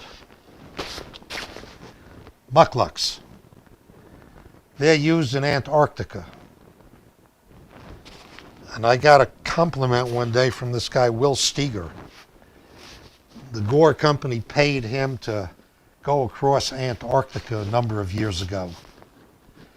And when he came back, and I was still exhibiting at an OR show, he came up to me and he said, "I would have lost my feet if it weren't for your mucklucks." I mean, that's quite a compliment from somebody who is doing these funny things, Anyway, that's the general direction that we're going in. Using the laboratory to test stuff, just fantastic. I kept seeing all these other companies with their laboratories, North Carolina State. They've got these apparatus, I think, don't apply to the textile business, but what do I know? So, now the other thing that I wanted to show you was this. This is not one of those 12 or 13 crystal heads that the ancient alien people like to talk about. This represents to me my competition. You can see through it. There's nothing to break it up. So, anyway, I'll be writing about the different products that I'm making with the Duxpack material. And I've written it many times. Very, very appreciative of the business that I get from people. I'm very, very appreciative of the people that write to me, telling me their experiences that I can relate to other customers in the newsletters, commentary, and in the testimonials on the website. Since I expect this will be on the website prior to Christmas, Merry Christmas to one and all, and thank you for your attention.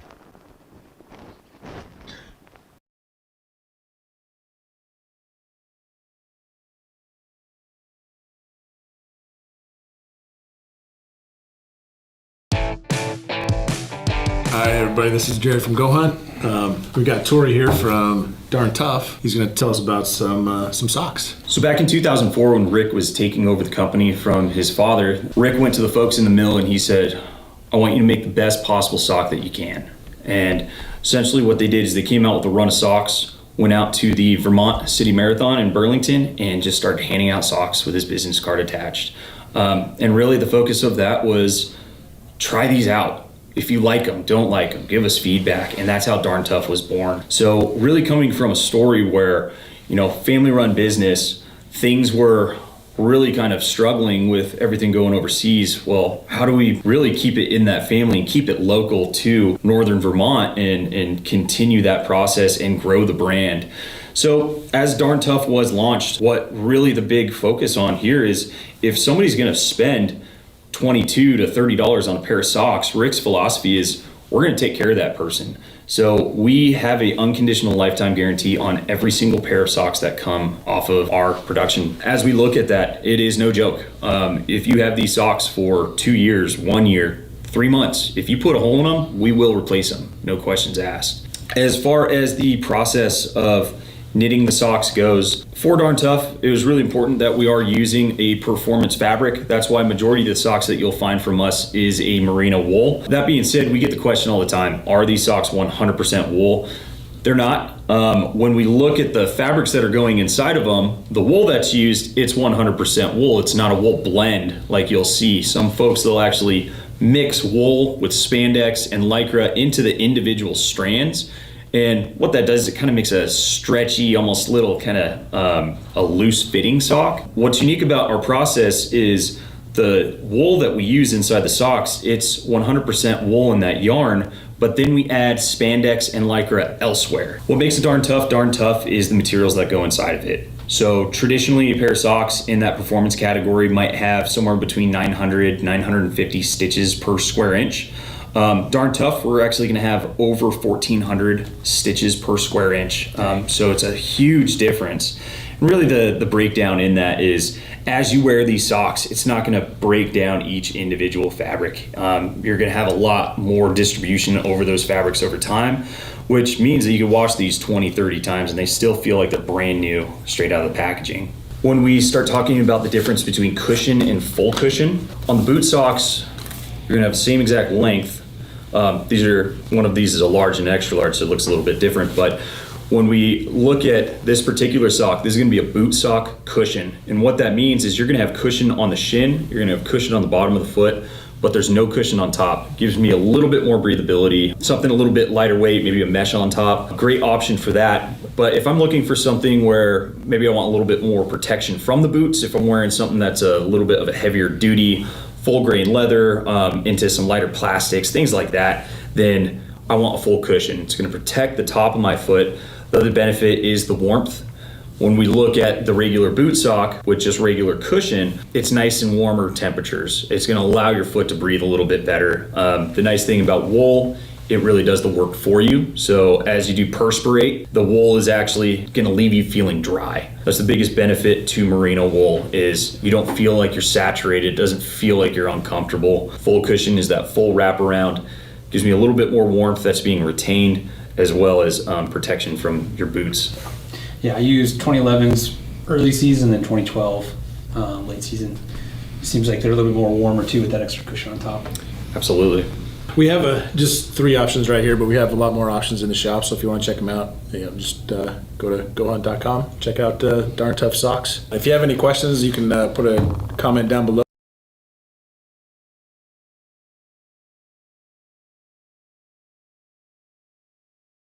I know this seems crazy, but the best base layer you could use is actually fishnet. But don't just take my word for it, take Sir Edmund Hillary and Tenzing's, who used the mesh as their chosen base layer for the first ever summit of Everest in 1953. This doesn't look warm at all. So here's a new perspective that might just blow your mind.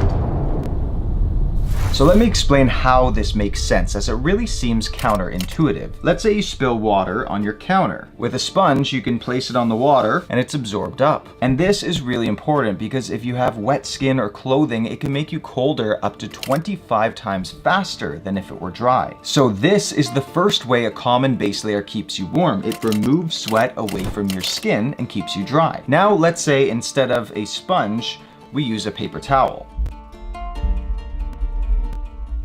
It doesn't absorb as much water as the sponge, but it does spread the water over a larger surface area, meaning it could evaporate and dry out faster. And that's the second thing base layers do. They act as this paper towel, spreading out the moisture molecules, and then your body heat evaporates them away. There's just one problem. During hard activity, base layers can easily get overwhelmed by a lot of sweat and completely saturated. Then, when you stop moving, the cold sets in. Now, some materials like wool can retain most of their insulation even when wet, which is amazing. But what if there's a way of avoiding wetness altogether? Enter the fishnet base layer, which has a long history of use in countries like Norway, where they really value functional properties of gear, especially in the winter, and is sadly less popular in countries that focus on advertising, marketing, and sponsored videos to help you select your gear. Now, the secret to why these work so well is in the open mesh weave. It basically has a bunch of holes in it, which is totally different from what we're used to, which is this, a closed mesh weave. The same thing as like your t-shirt that you're wearing right now. Now, if you've ever carried a backpack and then did something active, you'll know the first place you sweat that never quite dries off is on your back, because the clothing is sandwiched from the backpack against your skin. Now, if you instead hike with a mesh base layer against your skin, then a shirt or closed weave base layer over it, the sweat never actually sits on your skin because it's transferred instantly onto the layer above the mesh. So whether you're using the mesh in the hot sun with a backpack on, or while summiting Everest, even as your outside layer gets soaked, your skin stays dry. So not only does this keep you warmer, but it's also more comfortable. You don't get that clammy wetness that you feel when you're absolutely soaked or it's really humid out. But wait, what about insulation? How can something with holes in it actually keep you warmer? Well, first, let's look at how insulation actually works. Insulation on a closed weave, remember, non-mesh, base layer actually comes from the material's thickness. Insulation works by trapping dead air in air pockets. That's why down, for example, is some of the best insulation because it's lightweight and it traps the most dead air. That dead air acts as a barrier between your warm body and the cold outside, for instance. But the negative of that means that generally the thicker the insulation, the heavier the material. Mesh, on the other hand, works by forming warm air pockets between the weaves. Now there's going to be dead space between your skin, the mesh layer, and then the layer over top, which provides insulation just like a down pocket does. The result is that you get 4 to 6 times more warmth for the weight of mesh than you do with other closed weave base layers. But that's not nearly all of the benefits. Mesh additionally gives you the ability to regulate your body temperature. Let's say you're hiking up a hill with a closed weave base layer. Your skin has all the heat trapped close to the body. With exertion, you're going to get hotter faster, especially at certain spots like the armpits, for example. In essence, some parts are heating up fast and some parts are slower, so it's completely uneven. The mesh, on the other hand, allows air to circulate more freely when you want it to. Your skin doesn't overheat as fast because the closed weave isn't directly against you. You have that air buffer to keep everything consistent. Then, rapid cooling is even faster. You just open up your shell layer and allow that fresh air to sweep directly against your skin. In the description of this video, you'll find a 2013 study which finds the actual material, wool versus synthetic, doesn't matter as much as the weave type does. So it's actually the most important factor and really never talked about because the marketing bucks aren't behind it. So instead of buying multiple base layers in different thicknesses for each type of activity and material, your very best value is getting one mesh set for all of your active states. And then when extra insulation is needed in really cold times, or when you stop moving, your second closed weave base layer over top. This is the best scenario to cover every activity and even sleep in your sleeping bag. And it's essential for any activities where you're active for a time and then pause. Like skiing, hiking, hunting, winter camping, snowshoeing, and wildlife photography. The list goes on. Now, this video is entirely not sponsored. Nobody paid me to do this. All this research is just my own on the stuff that I actually use. so you could go out there and get any base layer you want. What I recommend is the mesh base layer with a close weave over top, and that covers everything you could possibly do. Now the mesh is kind of hard to find in North America. The one I use, I've linked below. And yeah, I hope this is helpful. I hope you learned something. I'm DJ from the Bare Essentials, and thank you for stopping by.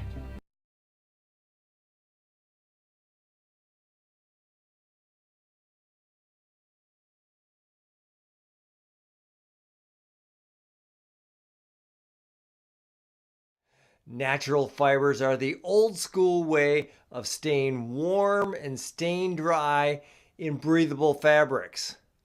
Synthetic materials like polyester and nylon are relatively new, and most often they are cheaper. So why do I prefer natural fabrics? Stay tuned and find out.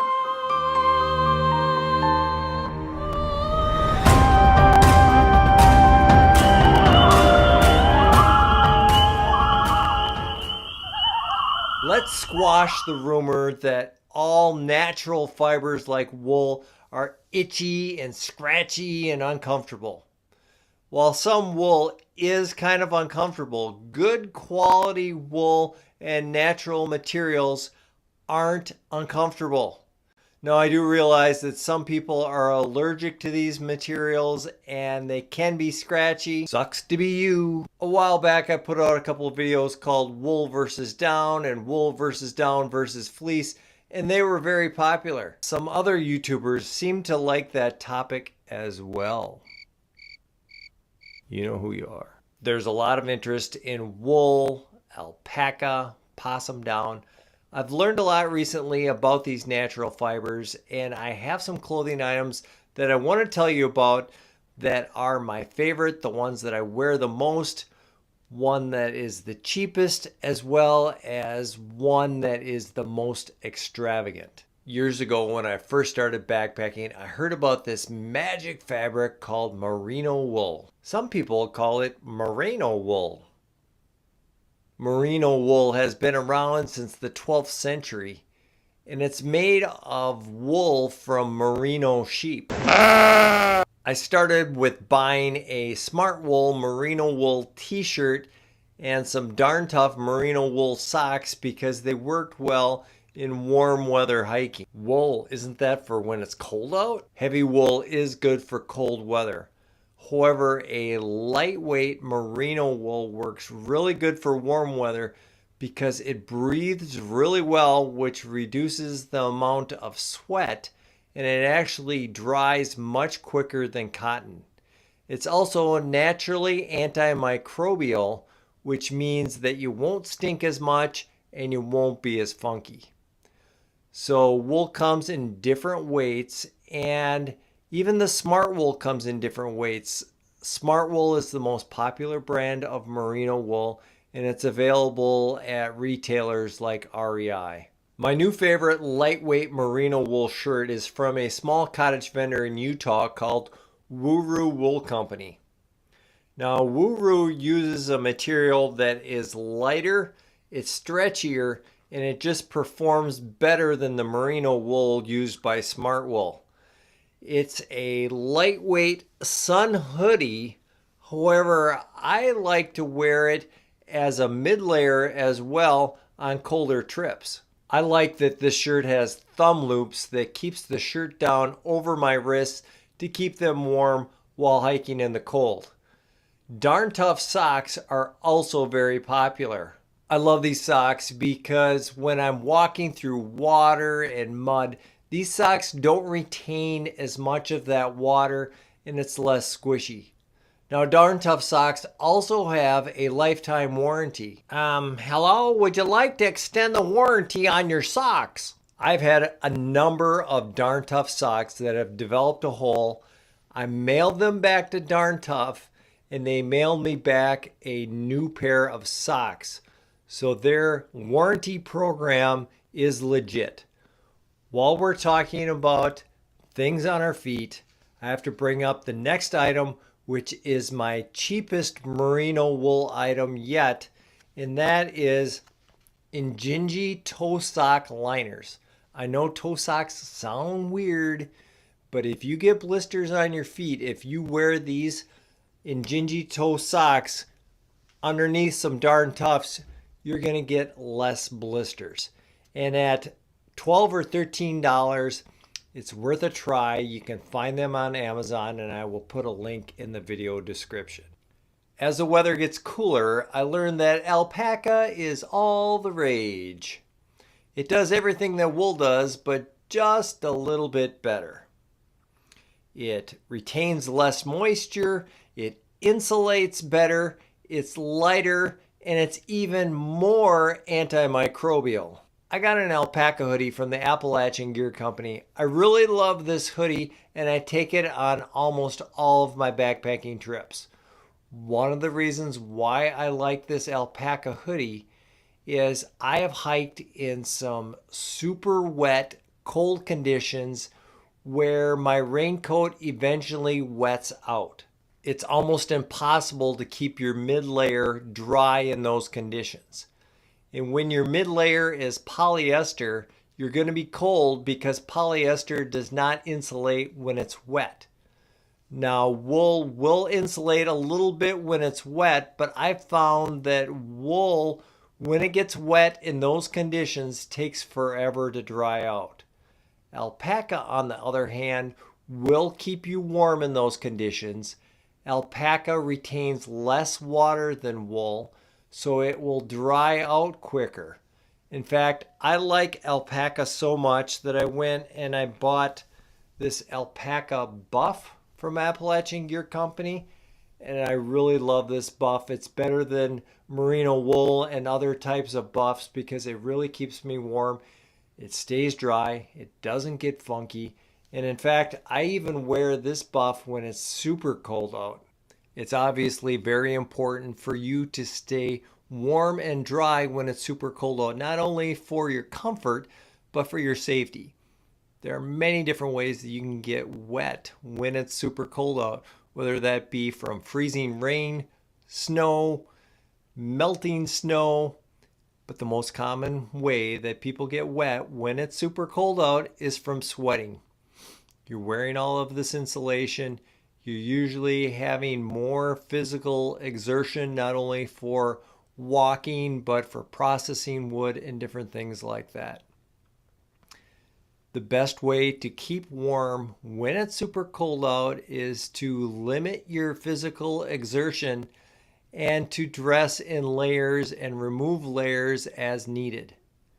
Now, all of those layers, you have your base layer, you probably have multiple mid layers, and you have a shell or outer layer. Now, these layers, the materials for these layers are not all created equally. My go-to base layer is the Brenya Wool Thermo Mesh. I got this from one of my previous videos. There were hundreds of comments on his comment. I know it sounds weird that you're going to wear a mesh shirt when you're trying to stay warm in cold temperatures. But what the mesh shirt does is it allows that heat and that moisture to escape your body and the base layer and go to the outer layers. That way your body and the base layer are going to stay dry and are going to stay warm. Now, I've heard stories that if this shirt does get wet, people have taken it off, laid it out, let it freeze hard, and because it's mesh, they could just crinkle it up and all of that ice would break off and the shirt was dry again. Now, Brenya is a company out of Norway. It's very popular in Europe, however, it is less known here in the United States. You can purchase it through their website, and if you aren't sold on wool yet, they do have a polyester version of the mesh shirt. I have the long sleeve mesh shirt, and the mesh long underwear are on the top of my shopping list. My mid layers are very dependent on the temperature outside and what activity I'm doing. Most often my first mid layer is a natural material, just because if that base layer does get the moisture going out towards the mid layers, if it's a natural fiber, it's going to dry out quicker. Now, if it's super, super cold out, those mid layers are purely insulation, whether that be down, wool, or even polyester. You may not agree with this, but what I like to wear as my outer layer or my shell when it's super cold out is wool. This is my Leicester River Boreal Anorak. It's a super thick, dense, and heavy wool.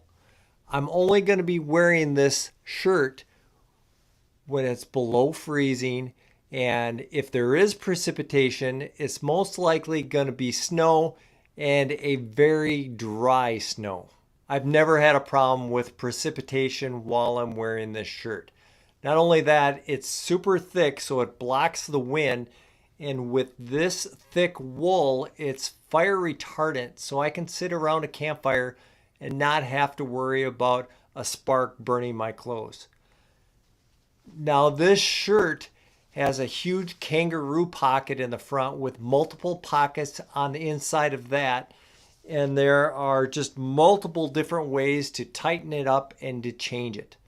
This is probably the highest quality clothing item out of all my clothes that I have ever owned. We play around when we're out on our super cold camping trips, and paired up with this anorak, I have a pair of super heavy wool bibs that keep my pants and my legs nice and warm and nice and dry.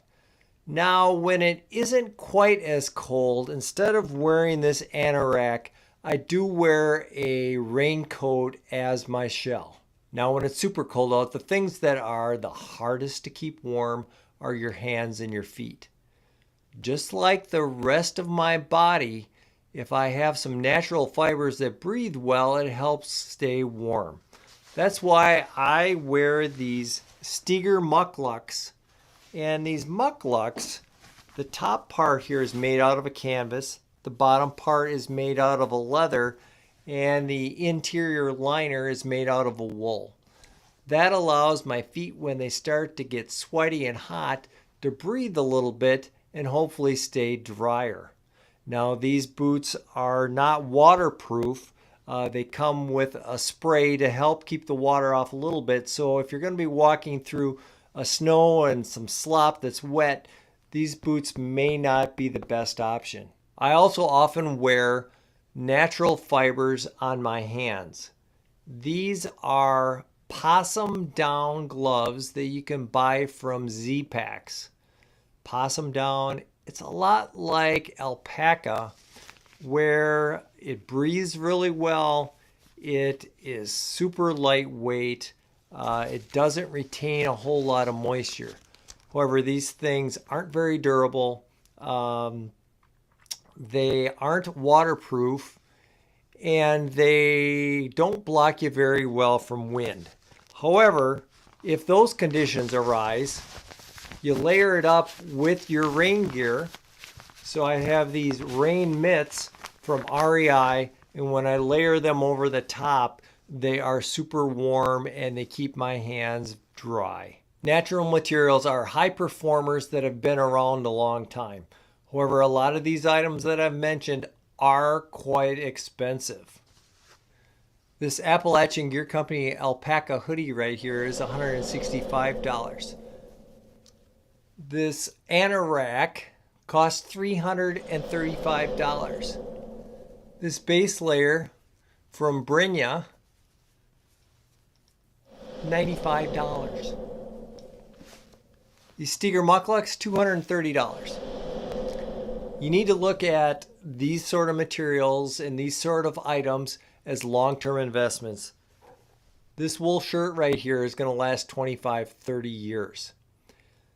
If you can't still stomach the cost of these items, you may get lucky and go to a thrift shop or an army surplus store and find some good wool or some other materials. However, I caution you, if you go on Amazon and you see some items that's like, whoa, that's the same thing and it only costs a third as much. Well, it's too good to be true. If you buy that, it's not going to be what you're hoping for and not nearly the quality of some of these materials. What is my most extravagant clothing item made out of natural materials? Well, it's from a company called Arms of the Andes, and it is these super heavyweight alpaca joggers. They are made out of a super heavyweight alpaca wool blend that's woven a little bit tighter than my alpaca hoodie here. And they keep me super warm, and with that tighter knit, they block me from the wind, and they're very comfortable. So why am I not wearing these on every cold camping trip? These things cost $250. Do you think I'm going to sit around a campfire wearing alpaca pants that cost $250? The answer to that is obviously no. I do love these pants, and I am going to be wearing them on day trips, and I wear them around a lot on things that aren't camping, and I really love these, but not for sitting around a campfire. I'm blessed to go hiking, camping, and go on adventures in some of the most beautiful but sensitive natural areas.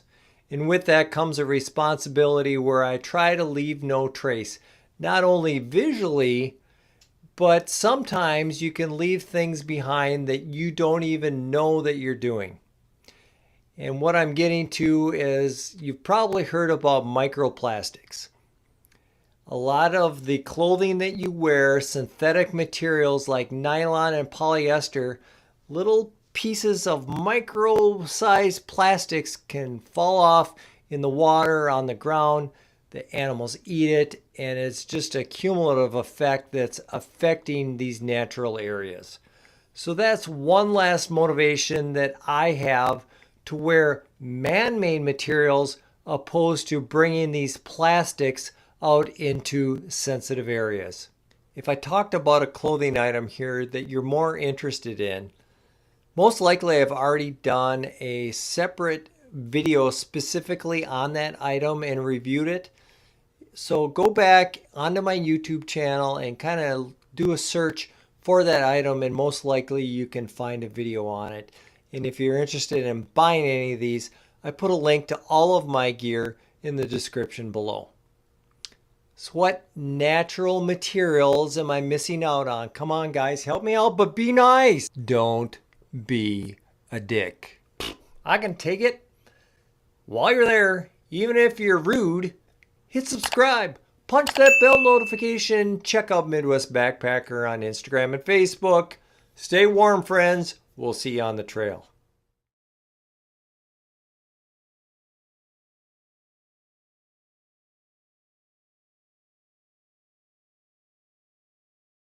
What's up, grunts? Randall here. Welcome to another episode of Grunt Proof. We're out here at HQ Germany. Today we're going to be talking about mittens, specifically the Solongyang cold weather mittens. You've probably seen these in a few of my videos recently.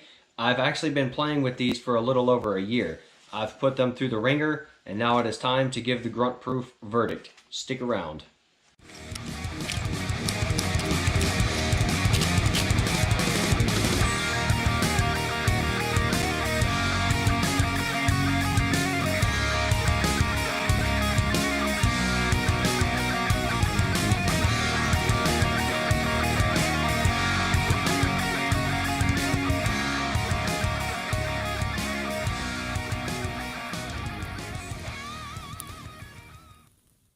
First, if you don't know Solongyang, they are a French outdoor and hunting company. They are sold exclusively through Decathlon. To my American brothers and sisters, Decathlon is one of the largest sporting goods stores in the world. They have at least one store in San Francisco that I know of, and I believe they are slowly going to expand within America. That's awesome because Decathlon has some awesome gear. But specifically, if you don't know Solongyang, you need to check out some of my other videos using their stuff, especially their cold weather pants, because they make some outstanding gear for amazing prices. I will be linking those above throughout this. Like I said, you've probably seen these mittens in some of my other videos, especially my winter camping videos. I've used the crap out of them for about a year. They've held up just fine, even though I have tried. Let's go over an update with you guys. If you click on the most updated product link, which I will provide below, you will notice that they have added a silent magnet system. I showed you guys before that I would use a rubber band to hold it back because they didn't have anything that came with it. Well, I guess they heard people's complaints and they added a system. So it'll hold itself back for you now. A little over a year ago, I paid about $30 for these. They are still about the same price depending on where you get them. That is a very good deal for these gloves. They are 100% synthetic around the wrist. They have a faux fur liner, which to me feels just like fleece. It has a waterproof membrane. It is totally windproof, and I have tested that. As you can see in some of my shots, I've been in some crazy hurricane style winds, no problems. The palm grip is reinforced, giving it extra durability. Everything is 100% polyester except for the inner fabric, which has 10% elastane. The YKK zipper is as waterproof as a zipper can be. Of course, it's sealed here, but you know, you can never totally waterproof a zipper as seen here. But given that it's almost 100% polyester, you can't waterproof that. There are coatings and chemicals you could put on there to improve the water resistance, but none of that is going to be 100% waterproof. Matter of fact, if you guys can find me a pair of gloves that are 100% waterproof, send them to me and I will test them. Your little faux fur, which is basically fleece, to me is very comfortable, very warm. I also like this elastic band right here about where your wrist is. Even while wet, you'll have no problems getting your hand in here, but also it's going to constrict just a little bit down your wrist, and that has actually kept snow from going up into my gloves. It'll get up in here, but you just shake it out. Just like all Solingak's great gear, in all the problematic areas, they have reinforcement. So right down here, where your hands are likely to drag, and then around the fingertips, where you're more likely to be messing with tools, whatever, scratching them on something, that is a plus. Even though it's mostly single stitch all around, the stitching has held up quite nice. I have not busted one seam anywhere. The zipper is very high quality. It is tough. I have opened and closed this thing all the time just to mess with it. I think it would be very hard to break. So on top of the elastic bands in there for your wrist, they also have your little straps to attach them to your belt, as in my case, or on the back of your ruck. As far as weight goes, they are about an ounce a piece, so barely noticeable in your pack.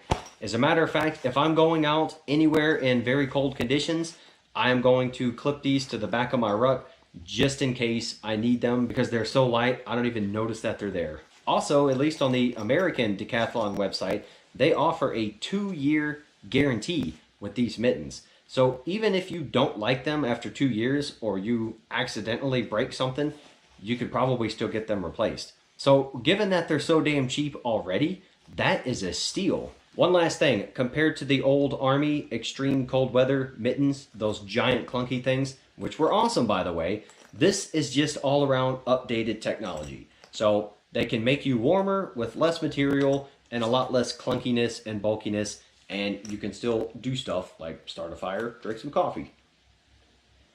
Now, let's get to some of the downfalls. First, this glove is one size fits all. I am a Army size large, and it's pretty tight if you're wearing other gloves inside this. I always liked mittens to be oversized, because if you wanted to have 2 pairs of gloves, say another thick pair of winter gloves, and then when you were driving a quad or something, you could throw these on over those instead of having to remove your other winter gloves. That's not going to happen with these. If you have giant hands, these might not be the gloves for you. I ripped out the glove lining that comes with the product because it sucks. This is basically a similar material as the rest of the inside. It's a polyester elastane mix, and it gets drenched. So if you are working in cold and wet conditions, if you do have to strip down to the glove insert to do something with dexterity, and your fingers get wet, they're going to stay wet. And the problem for me is in very cold conditions, my fingers would never warm up again. That is a big problem. Now, that is because it's a cheap polyester material that has 0 warming properties, especially when wet. But there's a cheap fix to it. I still have my US Army wool glove insert. I removed their crappy insert. I can fit my hand in there with the Army wool version. Now you have an awesome mitt. So as you can see, I'm playing with snow, ice water, everything. And then as soon as I get my fingers back into the mitten, they will warm back up. And over time, if I don't expose them to water again, everything will dry out on the inside. But just the simple fact of switching it out with a wool liner made it awesome. And then guess what? If you don't need the mittens, you still have some good wool gloves to use. If you're getting back into windy conditions on your quad, or you're gonna start messing with ice and snow again, maybe to pack up a tent like I've done, then you just go ahead and throw your hands back in there and you are good to go. So with the glove liner issue, is that going to fail them? Probably not. If they cost $100, like some of the big name brands out there, they would definitely fail because of those crappy inserts. But because the price is so damn low and every other feature is perfect, the Solongyak mittens will receive the Grunt Proof seal of approval. My recommendation to Solongyak, if any of your reps are watching, and I know some of them do, you guys need to cut out that worthless poly stuff from the inside of the glove liner and you need to replace it with some wool liners. And I guarantee you, if you do that, your mittens will become the best product in that freaking category, hands down. Once again, if you would like to see a list of pre-approved grunt-proof items, click on my Amazon affiliate link down below. Of course, I get paid through that link, but I'll tell you guys, I cannot be bought off by any of these companies, and any item that is on there is grunt-proofed by myself, either in the field or in combat. So rest assured, I am only recommending excellent products there. Well, that is it, guys. I hope you enjoyed this video. Let me know what you thought down below.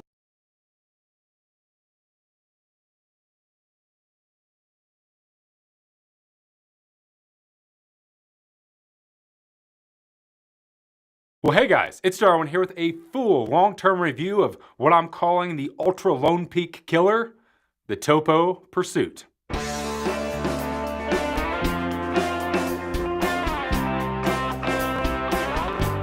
Alright, so admittedly, I have been an Ultra fanboy for years, hiking thousands of miles of long-distance trails in a ton of their shoes. From almost every single version of the Lone Peak to the Olympus and the Temp, I've used a lot of Ultra shoes.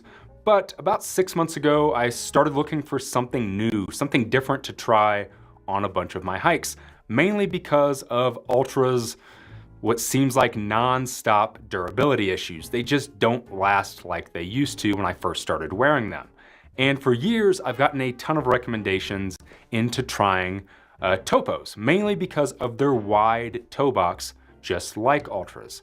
And it wasn't until recently when Topo put out their zero drop shoe, the Pursuit, that I finally decided to give them a try. So over the last 6 months, I have been putting these things through absolute hell. Hiking a big long section of the PCT in Washington in the Cascades, taking them to Nepal and doing a 10-day trek through the Himalayas up to Gokyo Lakes and Everest Base Camp, getting back into trail running and putting a lot of miles on these on my local trails, and even doing some climbing trips where I was using this shoe for a ton of steep rock scrambling. I feel like I've got enough miles and usage out of these to give my final thoughts and say if I really do think these are the Ultra killers.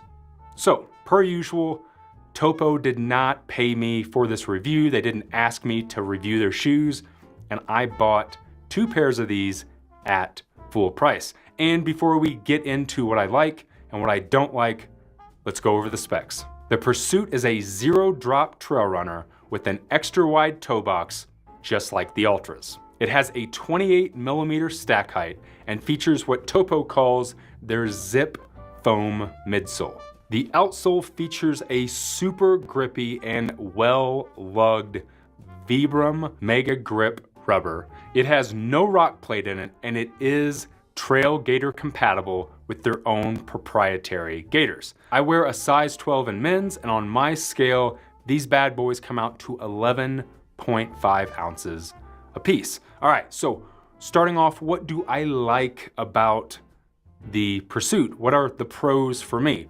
First off is going to be that Zip Foam midsole. Out of all the trail shoes that I've used over the last handful of years, this has definitely been the most comfortable and most durable midsole that I've ever had in a shoe. After a couple hundred miles on a trail runner, that foam starts to break down. It starts to kind of squish and what I call pancaking out, to where, it's just getting a little bit thinner, and every time that you strike the ground, especially like a rock, a hard surface, you can start to feel the ground more and more. As you can see, after all of the miles that I've put on these and all the crap that I've hiked on, the foam is still in really great shape. They're nice and responsive, they have a good amount of cush to them, and they've still held up great. As you can see, they just haven't really squished out. And speaking of the foam and that midsole, it is a 28mm stack height, which for me is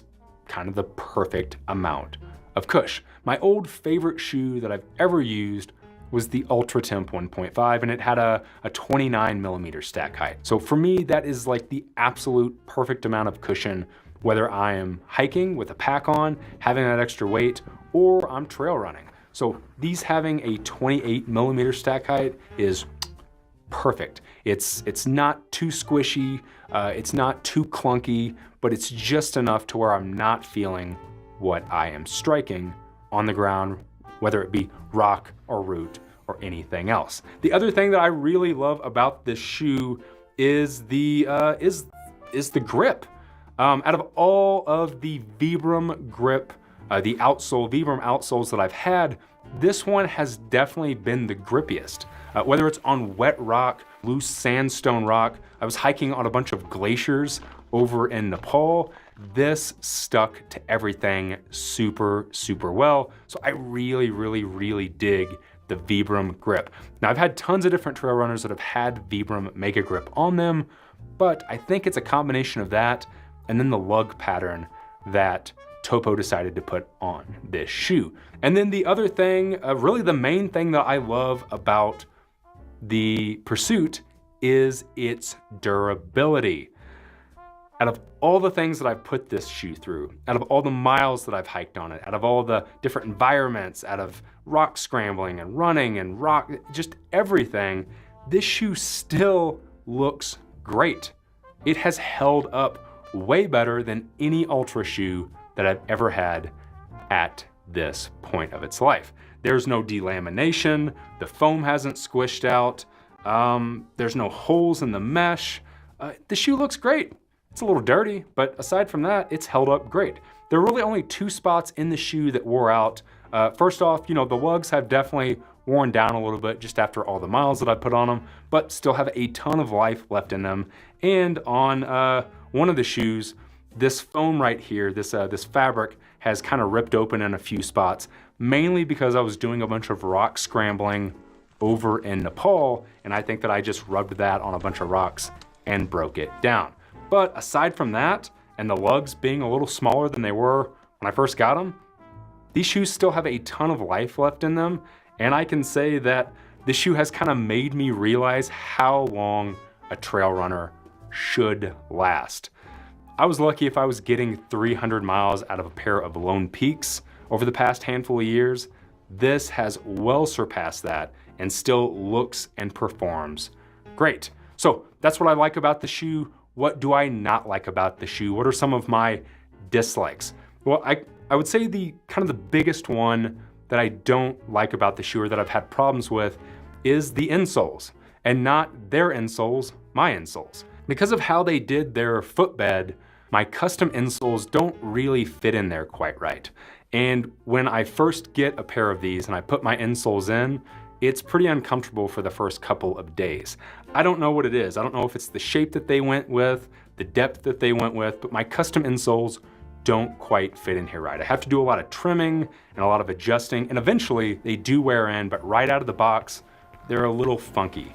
That being said, the insoles that they do include with these shoes are pretty damn comfortable. I used the stock insoles for the first week, and it's probably one of the cushiest, nicest insoles I've had in a shoe. So if you're a person that uses the stock insoles in a shoe, that's not gonna be a problem for you. But if you're someone that's like me and uses a custom insole, know that there's a little bit of like a break-in period. The other thing that I am not a big fan of is something that I hate when any shoe company does, and that is the whole proprietary gaiter system. So as you can see, the front has the little bitty ring on it where you can hook a gaiter into, but the back has this kind of weird little rubber bumper plate that has these little hook spots that only work with Topo's proprietary gaiters. I hate when companies do this. Shoe companies, stop doing this. I get that you want to make more money. I get that you want people to buy your gaiter and not use their own, but if I wanted to use my favorite gaiters right now, the Dirty Girl gaiters, now I haven't used these for years, but if I wanted to use them, I couldn't even glue a piece of Velcro on the back because there really isn't enough room for it. This is a bit of a bummer if I did want to use some gaiters and I had to use theirs. And then the last thing I guess I can say about the shoe that I don't really like is the price. I just bought another pair of these and they retail for $140, which is pretty damn steep for a pair of shoes. They're probably the most expensive trail runners that I've ever bought. That being said, they do last a long time. You can see the durability is phenomenal. So I guess you get what you pay for. I feel like, you know, I can get, by the time I go through one pair of these shoes, I would have already used 2 pairs of Lone Peaks.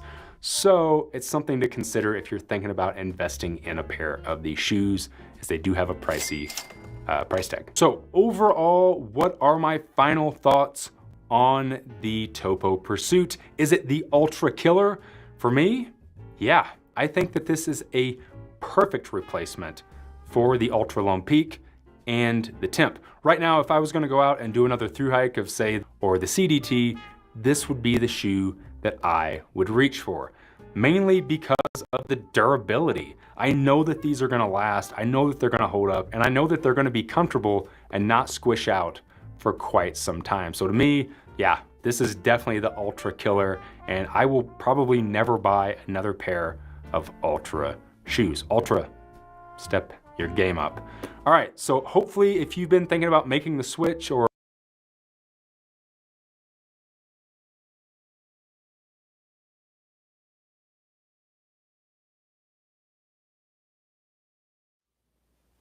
This is a video about trail gaiters, the kind that you wear on your shoes. It's not a video about neck gaiters, which are very valuable pieces of hiking equipment as well, but we'll focus solely on trail gaiters. What are they? How do you use them? Why do you want them? Let's get started. I'm a bit crazy about hiking at Grand Canyon. I first saw trail gaiters about a decade ago when a gal who worked there was wearing bandanas tied around her ankles to keep the rocks out of her shoes. I thought it was pretty clever.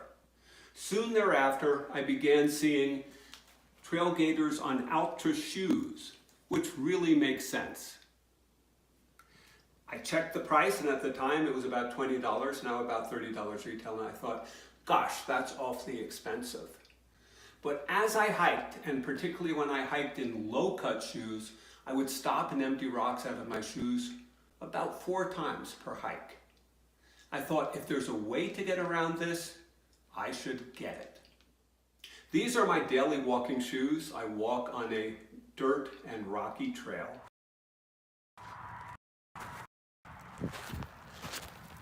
These are Altra Olympus 4, and Altra had a real sales pitch.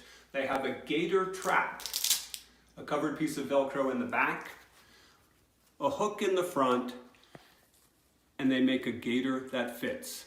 Let's see how it works. I simply push the gaiters up my leg, put on my shoes, hook the rear Velcro in, the front hook on. I like to tuck my sock over the gaiter for a little more sealing.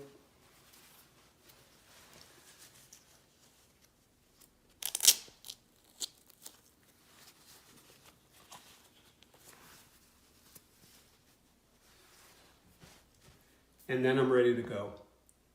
I found the Altras work extraordinarily well. They do not give up their grip. They stay on all the time. Highly effective in keeping rocks out of the top of the shoe. I wear these every day when I walk. For long hikes, particularly Grand Canyon, rim to river to rim, and rim to rim, I like a mid shoe for the extra ankle support. These are Altra Lone Peak 4s, and you can see that they're equipped with the gator trap and the hook, making gator use very easy even on a mid. With the gator traps on a mid Altra,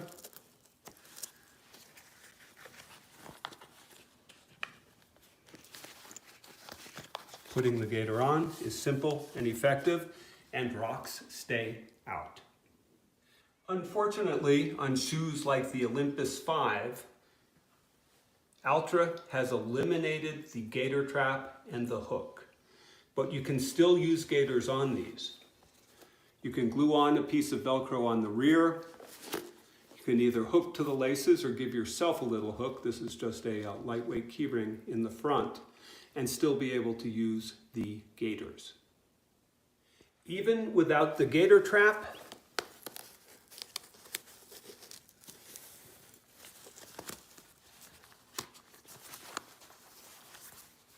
the gators can be used effectively.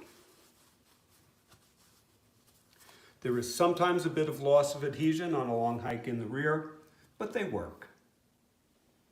You'll note that on the back of the gator, when you're not with the gator trap, I put a little cover strip.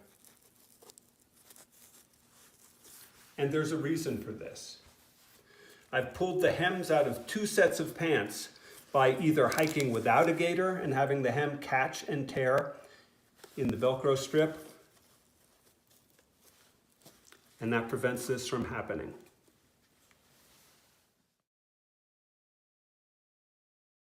You don't need to be wearing Altra shoes to be able to use the Altra Gator or other brands of gators. This is a pair of Salomon Ultra 3s, Velcro strip on the back. Let's see how they work out.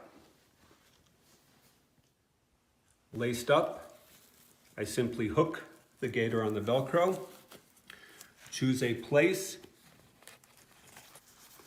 and put the hook through the laces. I find these highly effective and my favorite shoes for hiking at Grand Canyon. We're ready to go. When you purchase the Altra Gators, they come with the protective tab. They also come with a self-adhesive tab that you can put on an Altra shoe without gators or any other brand shoe. For a while they were available only in black. Luckily now they have gray and red. I much prefer the lighter colors for keeping cool on hot summer days. For a while, Outdoor Research made these Surge running gators. No longer in production, but there are still some kicking around on the internet. They have the front hook, but in back, instead of Velcro, they have a silicone strip.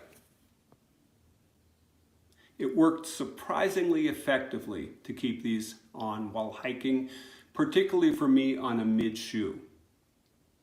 Laced up, you simply find a place for the silicone strip to grab. Hook into the laces, and you are ready to go. The silicone strip does, on a long hike, tend to slip and slide up, but on a mid, even if it's riding higher, I found I still got effective protection against rocks. Topo Athletic makes a gator that works a little bit differently. It hooks onto 2 plastic holes in the back with these hooks.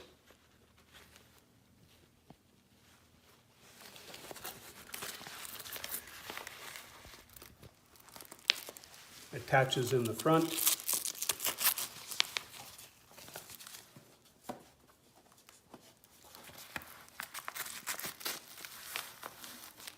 And Velcros over the top. These gators are specific for use with Topo shoes, will not work with any other shoes. I've reviewed them in a short separate video. I did not really like these gators.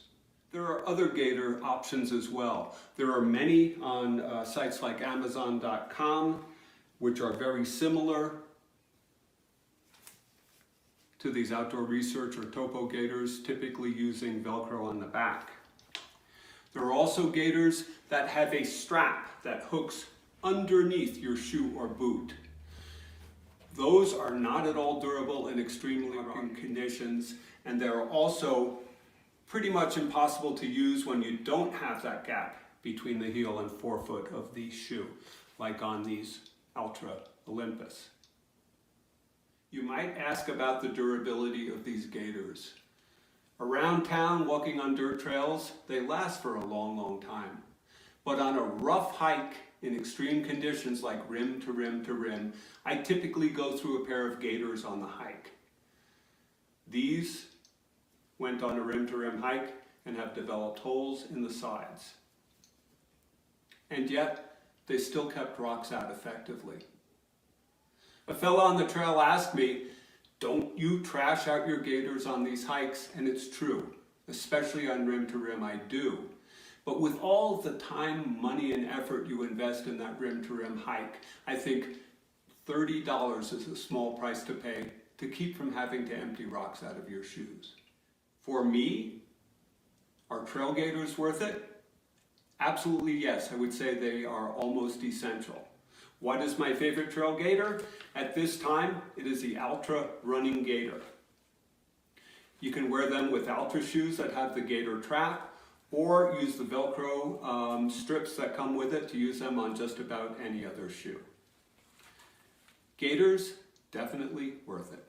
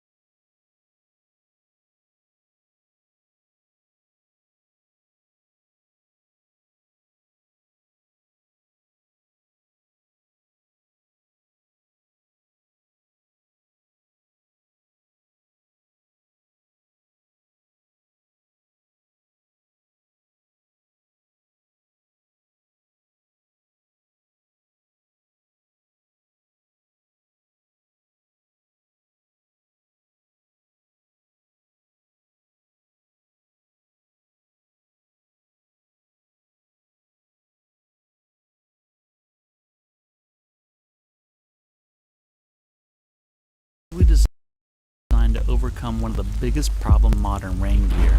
And it's this jacket that helped me realize that Gore-Tex is a complete and utter scam. Let me explain. Gore-Tex was discovered by Bob Gore in 1969 after years of working at DuPont helping to develop polyfluorinated chemicals, better known as Teflon or Forever chemicals. They are now known to wreak havoc on the environment and the human immune system. Doing over those so-called forever chemicals that have made it into waterways and even our own bloodstreams. To the extent that DuPont was sued when it was discovered that they knew fluorinated chemicals were bad for us, but covered it up because they didn't want to stop selling Teflon. She uses Resolve carpet cleaner with DuPont Teflon. Like seriously, there's a whole movie about it. Well, when Gore discovered that if you heat up and rapidly chemicals, it creates a pore membrane with thousands of microscopic holes, just large enough for vapor to pass through, but too small for water to enter. He left DuPont and started the brand that we now know as Gore-Tex and began marketing his discovery as the ultimate breathable, waterproof fabric. Gore-Tex, guaranteed to keep you dry. This is where I take issue. You see, Gore-Tex is in fact waterproof with an impressive hydrostatic head rating. If I clamp it over this pipe, fill it full of water, and then pressurize it with air, it takes over 40 psi before it begins to fail. That's the equivalent of over 20,000 millimeters of hydrostatic head. Problem is, while Gore-Tex is in fact breathable and waterproof, it's not always breathable and waterproof at the same time. Let me show you. So Gore-Tex really does have microscopic holes, too small for water to enter, but big enough for vapor to escape. But that vapor can only escape if the outermost layer of the fabric isn't absorbing water. If the outer fabric becomes saturated, vapor can't escape and instead just recondenses back into water droplets that get you wet from the inside out. To prevent this from happening, Gore-Tex treats all those jackets with more of those poisonous fluorinated chemicals to create a water repellent finish that causes water to bead up and roll off the outer layer. This is known as DWR, or Durable Water Repellent Finish, and despite the name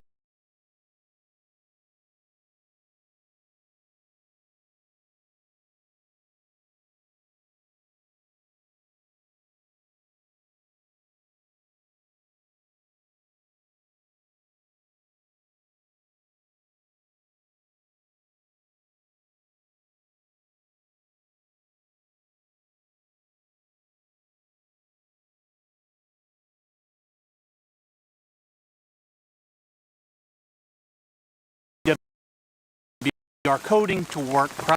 Most Gore-Tex jackets have three layers: outer layer that gets coated in DWR, the waterproof membrane in the middle, and the inner fabric so that it feels soft against your skin. But this jacket has eliminated that outer fabric, which means what you are looking at now is the membrane itself. And since that membrane is 100% waterproof, it can't absorb water and theoretically never wet out. But I wanted to test it to see if it really does work without DWR. So I came up with this. This is my best attempt to simulate the human body in a measurable, repeatable way. What I have here is a small tray of water that is being warmed up by a small heating element attached to a thermostat to keep the water at body temperature. I fill the tray with 120 grams of water and clamp the jacket over the top. I let the whole thing sit for 2 hours and then weigh the tray to see how much water has evaporated. You see, I wanted a way to quantify what I've always experienced in the field, that when it's raining and humidity is relatively high, these jackets don't seem to breathe very much at all. So I also built this humidity controlled chamber where I can measure to see how much vapor passes through these jackets in a variety of conditions. I tested the jacket at low humidity, high humidity, and with water raining on the jacket, and discovered that in order for these jackets to breathe even a little bit, they need a very specific set of circumstances. But also the air can only hold so much water vapor at each temperature. This is Dr. Kosna Suvachatov, Assistant Professor of Corporate Extension in the field of biometeorology at the University of California, Davis. So we need to have the capacity or thirst of the atmosphere to drive that evaporation. Think of the air like a giant parking lot, and water molecules are like cars looking for a place to park. When the humidity is low, it's like the parking lot is empty and it's really easy to find a place to park. But when humidity is high, it's like the parking lot is almost full. It's not only going to be harder to find a place to park, but it's going to take more time.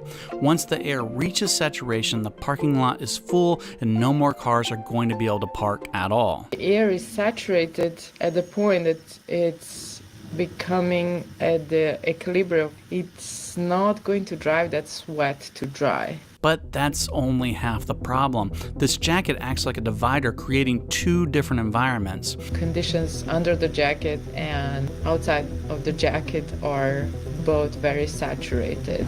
Imagine you have one smaller parking lot on the inside of the jacket and one much larger overflow lot outside the jacket.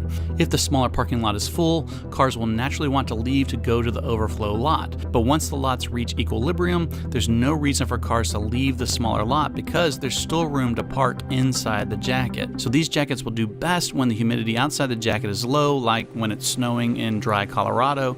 But when humidity is high, like the rainforest of the Pacific Northwest, they don't do very well at all. But once again, that's only part of the problem. The other is air movement. One of the things I discovered early on in my testing is if there's no air movement, you get absolutely no evaporation. So not only do you need low humidity, you also need some way to introduce airflow into the jacket, which I did by adding this little fan inside my test rig. Air that is very calm. We have the water surface and then we have a thin air that can get very quickly saturated, and then when you turn on the fan, it's mixing more efficiently that laminas of air. And this prompted a very serious question, one that I haven't yet figured out how to measure. How much air movement can we realistically expect inside these jackets? Because these jackets are also designed to block wind, so you aren't going to get very much airflow without some sort of ventilation like pit zips. And the problem with that is if you're using pit zips, do you really need a breathable jacket? And does it even matter? Because anytime it's raining, humidity is naturally going to be high. I mean, water is literally falling through the air. That's what rain is. And anytime humidity is high, that leaves little to no room in the air to accept any more moisture, which means sweat can't evaporate and leave your jacket. And that's why I say that Gore-Tex is a scam, because even though it is waterproof and it is breathable, it can't do both of those things at the same time. The science just won't allow it. So what about all the people commenting on this video saying, well, my Gore-Tex has never let me down? Well, when you spend anywhere from $300 to $500 for a waterproof, breathable jacket, you don't want to believe that you've been scammed. It's called confirmation bias, and it's part of what has allowed Gore-Tex to profit off of poisonous, chemical-riddled jackets for so long. The key element in all Gore-Tex products is polytetrafluoroethylene, PTFE. Because we believe their marketing hype, but this video is your permission to stop. And so if Gore-Tex isn't waterproof, well then what do we do? Well, I recommend you watch this video right here, all about alternatives to modern rain gear. Hope you enjoyed this video. Please like, subscribe, and do all those other things. And as always, thanks for watching.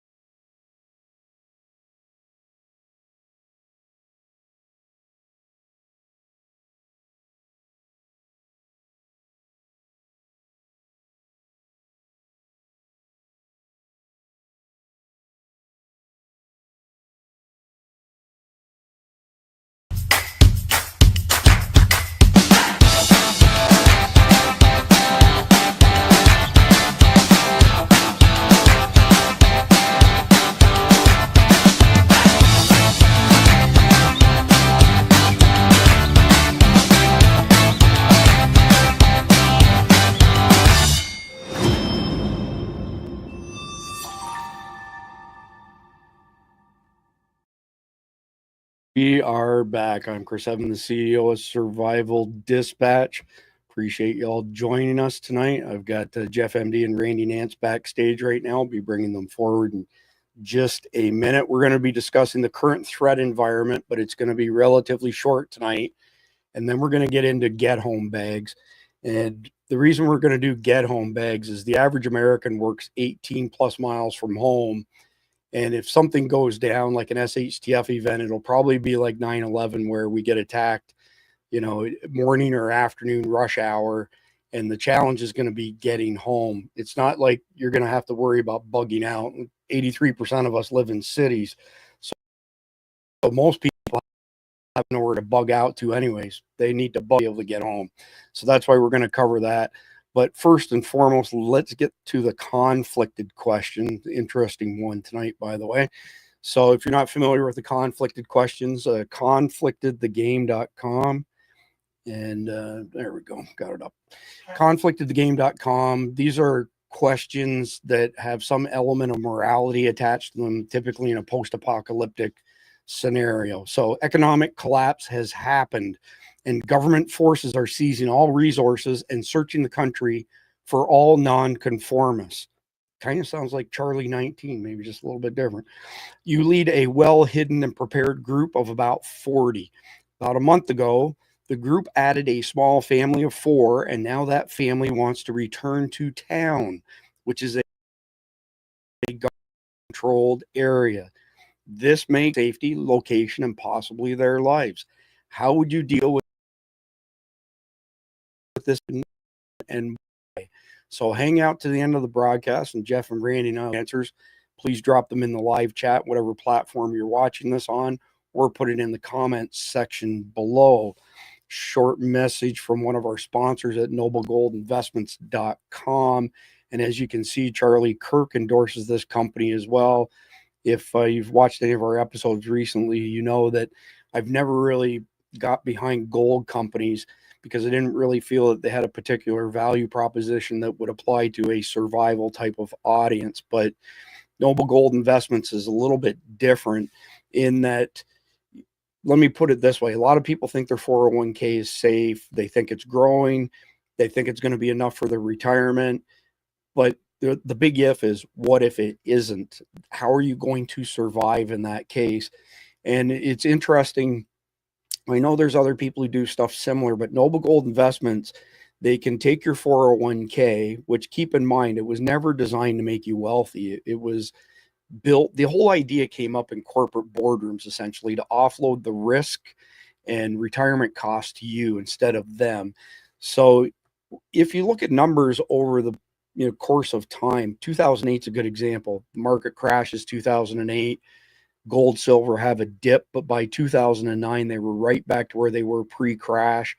There was a dip in 2013, and it's just continually climbed ever since then. If Trump is successful in backing the 37 trillion in debt that we have with gold, Bitcoin, and oil, the value of all three of those commodities is going to absolutely skyrocket. Anyway, so typically your 401k, your money's trapped. You're exposed to whatever happens in the market. You're exposed to inflation.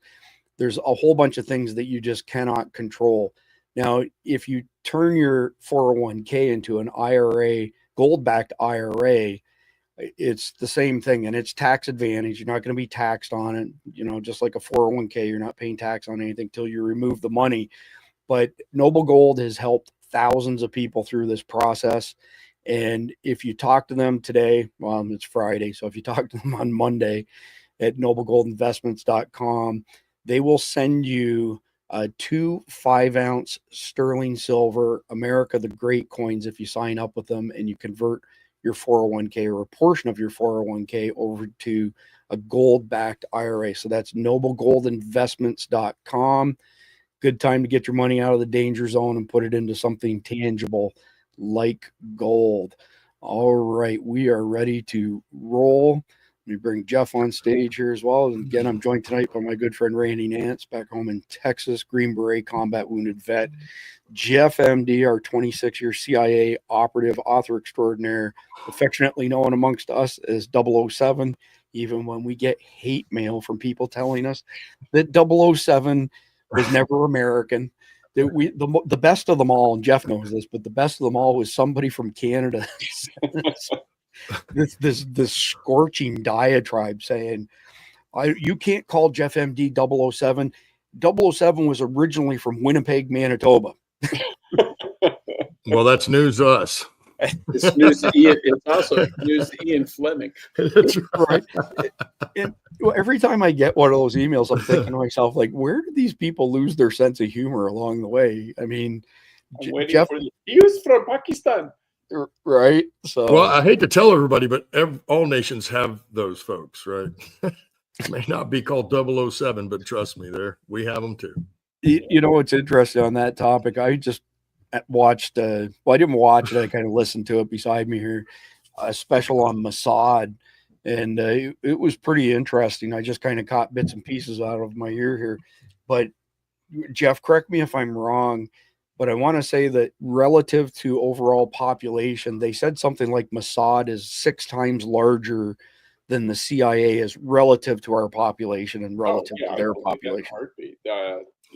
CIA, as big as it is, I don't know the exact number, and if I did, I couldn't tell you. But it was significantly less than 20,000 people. Okay. And so, but you got to think CIA covers the entire world. Globe. Right. Yeah, I just, like I said, it was a relative number there, percentage I'll there. give it to you this way. There were more, when I was in, there were more FBI agents in New York City than there were CIA case officers in the world. Wow. I don't doubt that. So we're small but efficient. And most of the people who work for the CIA are analysts, support people, the admin stuff. It's the dog, not the tail. Interesting. Really, very. Well, and what is their population? 9 million or something? What is that small? Yeah. I mean, it's tiny, dude. And another perspective is if the October 7th attack had happened in the United States at the same scale, it would have been about 40,000 people. Yeah. Okay. Wow. So you're probably right, because they are a large organization. Yeah. And they're real cutthroat. Yeah. Well, and they're the best regional intelligence service in the world. Yeah, that's right. They don't have a true international reach, so they can do single things, but they don't have people working 24/7 in Santiago, Chile, and stuff like that. Gotcha. All right. So before we jump into the terrorist threat assessment, Jeff, have a look at that. So Emmy Waters, he's in our Signal chat, one of our guardians. There you go. He's asking if you could drop the links to your books on Amazon, and he's over in Rumble. I'm assuming that you're logged into Rumble as well. Yeah. I get do you guys see the aggregation? I've never asked this. I get all 9 platforms aggregated to the right side of my screen with the live chat. No, of course. I don't see any of that, no. Yeah, just curious. But anyway. I can't even see the live chat. I guess you have to go into somewhere. There might be a button on the right side that you can click, but we can definitely look into that a bit. Oh, there it is. Comments instead of private chat. I see. Yeah. There we go. Now I can. I never could see them. Let's get this first article up. I'm going to get you guys back on stage here quickly. Okay. So for the threat environment, it's funny. I've got an absolute deluge of messages, emails from people since we started doing a daily terrorism sit rep, from people who rightfully so had no idea how many terrorist acts occur on a daily basis around the globe. When you take the number 47,800 and change since 9/11, these are Islamic terrorist attacks, by the way, it works out to an average just over 5.2 per day. And we could probably do a 3, 4, 5 hour podcast 7 days a week and still not cover all of the terrorist attacks. So why do we do this? It's not for sensationalism. It's because we feel that we can learn from these incidents, and the more knowledge we have, the better, because with the border being thrown open for 4 years, plus people who snuck in even before then, it's not a matter of if, it's a matter of when we're going to see the next 9/11 happen. And on that topic, by the way, Khalid Muhammad from Command 11. So Command 11, spell it out, not the two numbers. Will be returning every Wednesday for a global terrorism SITREP situation report. All right, first one up here. So this is a little bit different, but the cartels being declared FTOs, foreign terrorist organizations, lumps them into this category now. CBP expands blimp surveillance to combat drone threat. Cartels use drones to scout agents, smuggle drugs, even drop bombs. If you watched, I want to say it was Monday's episode, we actually showed where we just seized something in the neighborhood of like 150 of these small bombs that the cartels have been attaching to drones and sending them after their enemies. And how long it is before they start attacking our CBP and ICE officers. Yep. It's just a matter of when, really. But anyway, so tethered blimps, this is really interesting, can spot threats 200 miles out for drones. That's phenomenal to me. 200 miles and being able to detect these FPV drones is insane. So lawmakers fear cartel drones could strike high-profile U.S. events. So I want to just stew on that for a minute. Almost 3 years ago, Mike Sterling and we warned people that there was solid open source intel that Hezbollah in particular, but Hezbollah and the cartels have been joined at the hip. And I'm going to let Jeff speak on that in a minute. Since the 1990s, because Hezbollah outside of the Middle East, they have to fund themselves. In the Middle East, they're funded by the Iranian Revolutionary Guard. But over here, they call them Unit 910. That doesn't mean it's one unit of guys. It's everything that's not in the Middle East for Hezbollah is called Unit 910. They're attached at the hip with the Sinaloa cartel because they work together doing illegal things like child sex trafficking, drugs, etc., because that's how they fund themselves, sort of thing. So when Mike and I put the warning out almost 3 years ago, be 3 years ago this fall, we said that there's open source intel, which there was and still is, that the bad guys would use drones to fly into open air venues like football games and drop aerosolized fentanyl on, the crowds, which would have catastrophic effects. We also mentioned at the time that it would most likely be car fentanyl. Car fentanyl is what the FSB, so the Russian FBI equivalent, pumped into the Moscow theater that was taken hostage. There were 900 hostages, taken by Chechen rebels in 2002. The FSB did not tell first responders that they had pumped car fentanyl into the HVAC system, killed hundreds of people that could have been saved with Narcan. But I'm going to ask Jeff a very specific question here.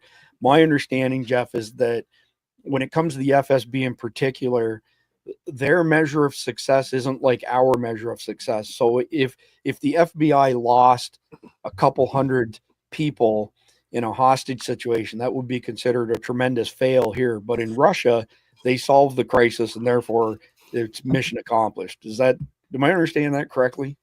Yeah, I mean, to a large extent, they measure success by did we get the terrorists? But you killed, 300, Russians too. Break some eggs. But it was almost like in Die Hard, when the FBI guys are coming in. It says, what do you figure for breakage? I think we take out the terrorists and lose 20, 30% of the hostages. Yeah, I can live with that. Yeah, that's kind of their mentality. Wow. We look at any death as a loss, unless it's the bad guy, of course. They look at it as any bad guy that gets away is a failure. So, yeah, it's an integral difference for sure. So anyway, this particular article really caught my eye because of the third bullet that you can see. Lawmakers fear cartel drones could strike high-profile U.S. events. So there's 1,400 different analogs of fentanyl. We have signatures on approximately 200 of them. They're not all the same strength. So carfentanil is actually 100 times more potent than the base analog of fentanyl is. So when you look at a deadly dose of fentanyl in powder form, and then you look at carfentanil beside it, it's literally a speck of sand next to a tiny pile of sand. And it would have absolutely catastrophic consequences if that happens. We don't have anything in stadiums that will protect you from this stuff. And here's a number that it's easily verified. Last year, over 2,400 FPV drone intrusions on NFL stadiums during game day. So those would all be probing types attacks. So that'd be my next thing to come to you, Randy. From a learning perspective, all of these bad guys seem to want to test us, right? Like they go around the perimeter and they try something, just like they tried to bomb the Twin Towers in the 1990s. And then they came back again with the plane idea. This attacking, not attacking, but let's say invading NFL stadiums. From my perspective, that seems like a test, but you have firsthand experience with terrorists. I'm curious what your thoughts are on them testing before actually dropping the hammer. Well, I just think that's standard operating procedure, right? I mean, we do the same thing. We're going to go out, we're going to probe every way that we can to test their capabilities. That's exactly what you would do. And as we've already mentioned, all these guys seem to have, elevated their game since, September 11th even, you know what I mean? That was one big major event, but you think about all the rest of them, nothing like that. Nothing like that. And as I mentioned, during the initial invasion of Iraq, they were very incapable. Now, as the years went by, same as in Afghanistan, they learned, because what did they do over there? They videoed us. Yeah. Everywhere you drove, there was a video cameras all the way down the street. Anytime there was an explosion, or if they had an attack or anything happened, or in the middle of the night when you went in there and blew a door, people started recording because they're recording everything you do to get your standard operating procedures for, any metrics that you want to know. What's their response time? How did they down, and then they'll try something else, and each one of those are probably measuring some metric of what they want to know so that they can, when they actually do it, they will be successful because they've already tried almost every measure to make sure that they know exactly what is in place as far as security measures and what the protocols of those are. Yeah, it seems to me that their sophistication has gone up exponentially, especially after we left behind billions of dollars of our equipment. Further to this point on cartel drone attacks, especially at the border, DHS Deputy Director Stephen Willoughby just recently warned it's only a matter of time before cartel-related drone attacks target American law enforcement and civilians. And he confirmed what we already knew from open source intel, but Mexican cartels have already used drones with explosives in internal conflicts, meaning inside Mexico. And this is a pretty significant evolution in cartel tactics. And again, we have some very nascent tools, but they're not widely distributed. And if somebody were to fly, multiple drones using Drone Swarm software, which is open source, one operator can now control 15,000 FPV drones simultaneously for light show purposes or nefarious purposes. We would be caught completely with our pants down. We would not have any way to defend against that in the stadium or elsewhere. So moving on to the next one, terrorist attack on police station thwarted in KP's Bannu. By the way, you'll notice usually when we're doing these terrorism sitrep updates each day, they're from publications that most of us aren't familiar with. And I'm not entirely sure why our media doesn't cover all of these terrorist attacks. I have some suspicions, but I don't have my tinfoil hat on, so I'm not going to expound on them right now. But suffice it to say, it's out there if you go looking for it. This one's pretty recent. This was today, July 25th. A terrorist attack on the Baziakil police station in Khyber Pakhtunkhwa. Wow, that's a mouthful there. We'll just call it Pakhtunkhwa Bannu district. Was successfully. Say again, Jeff? Just say northern Pakistan. Northern Pakistan. That works for me. Was successfully foiled, with the attackers forced to flee after a swift response by security personnel. The statement issued on Friday said Bannu police spokesperson Amar Khan told Dawn.com a big group of terrorists attacked the Baziakil police station in the early hours of Friday using heavy weapons. However, the cops present at the police station bravely thwarted the attack, terminating the attack cowardly. He added that all the police personnel present at the station were safe. Station house officer Azmatullah Khan Niazi led the operation and the collective and timely response of the police team forced the terrorists to flee, said Khan. Regional police officer Sajjad Khan and district police officer Salim Abazi commended the Bazia Kel police station for braving the situation, responding promptly to protect the police station and their colleagues from harm, the statement said. Pakistan has witnessed a surge in terrorist attacks, especially in northern Pakistan, predominantly targeting the police, law enforcement agencies, personnel, and security forces. Attacks increased after the prescribed TTP broke a ceasefire agreement with the government in 2022. Over the past few months, multiple areas of North Pakistan have seen a series of attacks, particularly targeting police personnel in Bannu this month. And there's a little bit more there, but Jeff, I want to come back to you. For anybody who missed our big terrorism roll up on Wednesday with Khalid Muhammad from Command 11, I didn't realize that all these terrorist groups operating in Afghanistan typically use Pakistan as test their attacks. Then they take them from there to Europe, supposedly, and then unfortunately probably to here. Is that something that's been going on for a long time? Because I'd never heard of it until Khalid mentioned it. Well, yeah, the Pakis have been putting up with this for 40 years, 50 years. And if you're a terrorist group and there's always someone you can go attack, and even if it's not the Pakistani government, you can find a rival group within Pakistan because there's just a shit ton of them. So it's not surprising at all. And they're out of that part of the world anyway, so you're going to start local before you go international. And if the cops are looking for you, they're going to attack you, so you're going to attack them back or preemptively. So Pakistan has so many attacks that people never hear about. It's just a daily. That would be like, it's almost like a drive-by shooting in Chicago. Unless it's really egregious, it doesn't even make the news anymore. Yeah, that makes sense. Actually, that's a good comparison for sure.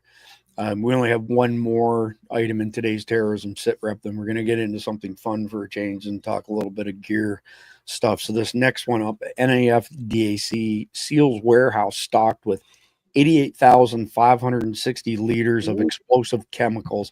So just off the top of my head, that's somewhere maybe around 25,000 gallons ish.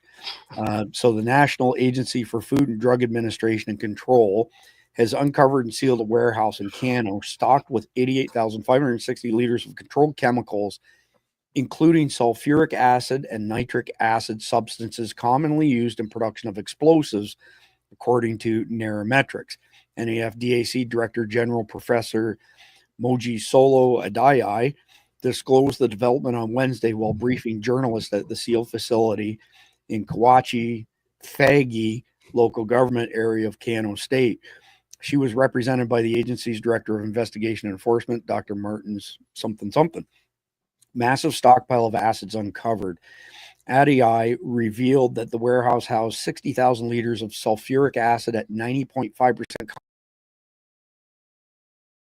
and 28,000 liters of nitric acid at 68%, along with 330 empty jerry cans that had already been used to dispense the chemicals to unidentified individuals. What we've seen here is mind-boggling. I don't think I've ever seen this quantity of concentrated nitric and sulfuric acid together in one place like this before. So one quick comment, and then I want to ask you a question, Jeff. Somebody this week, I just kind of caught it in my scanning of news items. They're going to change the regulations on jerry cans here in America because whoever Trump has installed to oversee that stuff said this is ridiculous that you have to go watch YouTube videos just to figure out how to use a jerry can, and we're going to simplify it and get rid of all these ridiculous stuff that's in place on jerry cans. But my question for you, Jeff, is what would the sulfuric acid in particular be used for as far as explosives are concerned? Oh, geez, that's easy. Nitric acid, sulfuric acid, and glycerin gives you nitroglycerin. Yep. Oh, okay. I had a lab partner in high school who accidentally made nitroglycerin and it blew up a flask in his face. Oh, somebody's being less than honest. He accidentally made some. No, what happened? We were making nitrotoluene or nitrobenzene, and they used glycerin to grease the thermometer.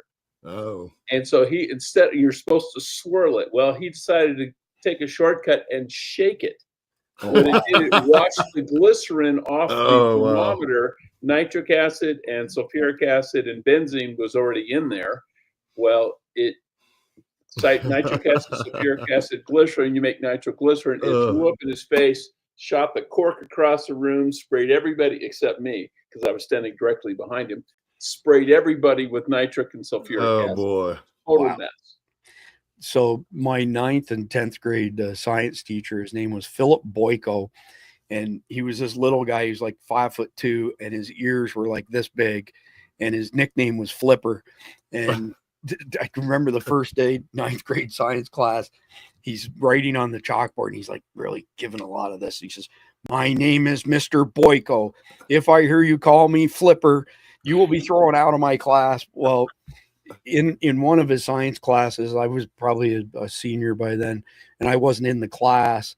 He blew the lab up, and the whole school had to be evacuated. The fire department showed up, and the whole lab was like completely torched because Philip Boyko blew it up.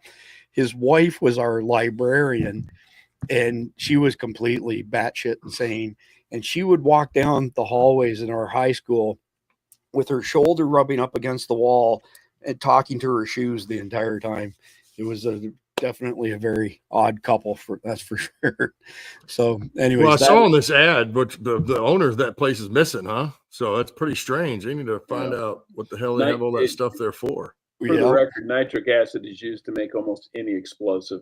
It's the nitrating agent, and almost all explosives are nitrate-based or nitrogen-based. Gun cotton, black powder is basically cellulose and nitric acid. TNT it's trinitrotoluene. The nitrating function in that is provided by nitric acid. Yeah, it's used in everything. Well, I'd say 25,000 roughly gallons. That's a lot. That's a lot. Yeah, I'd look into seeing why that was there. I definitely would. Yeah, no question. So just to wrap up on the global terrorism SITREP, the threat environment is it's complex, it's multifaceted. Believe it or not, even though we're averaging over 5 terrorist attacks a day, it's kind of decreased a little bit in the past year, but the number of deaths have gone up. So a slightly lower amount of terrorist attacks in the past year, but the ones that have happened, like the one last week where 66 Christians were hacked to death with machetes, absolutely horrendous. Memory serves me right. That was somewhere in Africa, Nigeria, maybe. Anyway, bottom line is Islamic State is on its way back. Taliban, of course, we're paying them all kinds of money, which I can't get my head wrapped around. Why are we sending them $40 million a week? Crazy. You've got the TTP, the ISKP, and they've all, as Khalid mentioned, they've all coalesced in Afghanistan. You've got the Haqqani network there, and they're essentially running freely there, training and getting ready to attack the rest of us. As far as the American threat environment is concerned, I'll tell you what, this crap that started, and I'm going to get comments from both of you on this. So this crap that started under Biden in particular, but it started with Obama before that, was the FBI, DHS saying that middle-aged white males represent the greatest threat, domestic threat for terrorism, right? And that white supremacy is the number one thing. So I got in an argument with Grok this week where I submitted some stuff on the threat environment. It came back and it said that white middle-aged males are the number one threat. And I replied back, that's bullshit. That's absolutely not true. And when you compare things on the numbers, you're not justified in saying that. So it came back and it started giving examples. I may have mentioned this to you. So it mentioned Waco, it mentioned Timothy McVeigh, and there was maybe 5 or 6 incidents over the past 30, 40 years. And I was like, that's not even one weekend, of terrorist attacks from the other guys. And it didn't want to budge on it. But Claude AI, on the other hand, when I corrected it, actually apologized and said, you're right. middle-aged white guys are not the number one threat. Jeff, you quickly, then Randy, and we'll carry on with Get Home Bags. When is this going to die? This lie. You're on mute, Jeff. As long as there are liberals in the media, it will continue, because one of their things is you always, because to them we're the enemy. I mean, we are, we're not DEI, we're not woke, we're not, we are everything they hate. And so they will, and even though the vast majority of domestic violence, social violence is from the left, they always bring up January 6th, but you compare January 6th to the BLM riots, to the Rodney King riots, to any riot. And, it was one riot in the afternoon where nobody was killed except a rioter. Right. But they always use that, but they ignore the hundreds and hundreds of cases of leftist violence, and the most recent being, of course, the ICE riots in Los Angeles. Yeah. So they don't want to admit that their side is violent. And so what they're going to do is say, oh, yeah, but look at you. And it's just their standard MO. I mean, as a guy on the right, as a conservative, I can admit, yeah, do we have nutcases who get violent on occasion? Rarely, but yeah, they're there. But they act like none of theirs do. Oh, yeah, they're peaceful riots, and the town's burning behind them. Well, that clown from Somalia, Omar Fatih, who's running for mayor of Minneapolis, gets out there, with such indignation that it's not his people, it's white middle-aged males, and there's nothing to support that. Keith Graves has told me multiple times that when somebody would come into a training conference and say that, all of the cops would laugh at them and say, you guys are out to lunch. That's not what's happening out here at all. Not even close. Randy, just you quickly, when does this go away? This is a brutal lie that keeps getting repeated. Well, it's like everything else, when we start holding people culpable, because all these things that Jeff just mentioned that happened on the left, with the exception of all these shooters that end up either dead or they do go to jail, they never mention it again. It's completely gone. But I mean, let's take some of them, Cooks. We know that guy didn't do it by himself, but no one else has been held accountable, and there's no talk about it. The Vegas shooting, no one has been accountable. And if anybody thinks some 50-year-old white guy that had a couple of $1 million in the bank and his job was professional gambler, he just go nuts and shoot. It's ridiculous. So when we start holding the actual people that are helping funnel this message, because some of them are definitely culpable for crimes, we put them in jail and start holding, then maybe it will. But heck, as we've been saying for weeks and years, actually, I'm still waiting for somebody to get arrested. Yeah. Compare the coverage of Crooks, who tried to kill the current president of the United States, for Christ's sakes, and compared to the coverage he gets to Kyle Rittenhouse. Yeah. Right. Yeah. Good Who comparison. defended himself against a freaking child molester. They're still defending. Yeah. So great comment from Robert Edwards here, by the way. How can middle-aged white men be a threat to anyone? We're out working and building what makes America great. Remember the early to mid 1900s. And then he goes on to say, we built it all. Yes, with the help of a lot of other people. Mostly it was white males. And that's a true statement, even though Netflix wants to convince you that it was everybody but us. Or that slavery built it all. Right. What, 95% of the troops in World War II, the American troops, were white males. Yeah, there you go. All right, so let's get into tonight's topic. So we've spent a lot of time recently discussing things along the lines of natural disasters, terrorism. This map came out this morning, which is good timing from our friends, and apologies for the mess of this thing, but at Jace Medical. And if you don't know, I'm not doing an ad for these guys, but these guys make these emergency antibiotic kits. Duration Health's a good choice. Contingency Medical is a good choice. Those would probably be the top three. But they put this map out this morning, and it made me smile for a very specific reason. This is exactly what we've been preaching since I acquired Survival Dispatch a few years ago.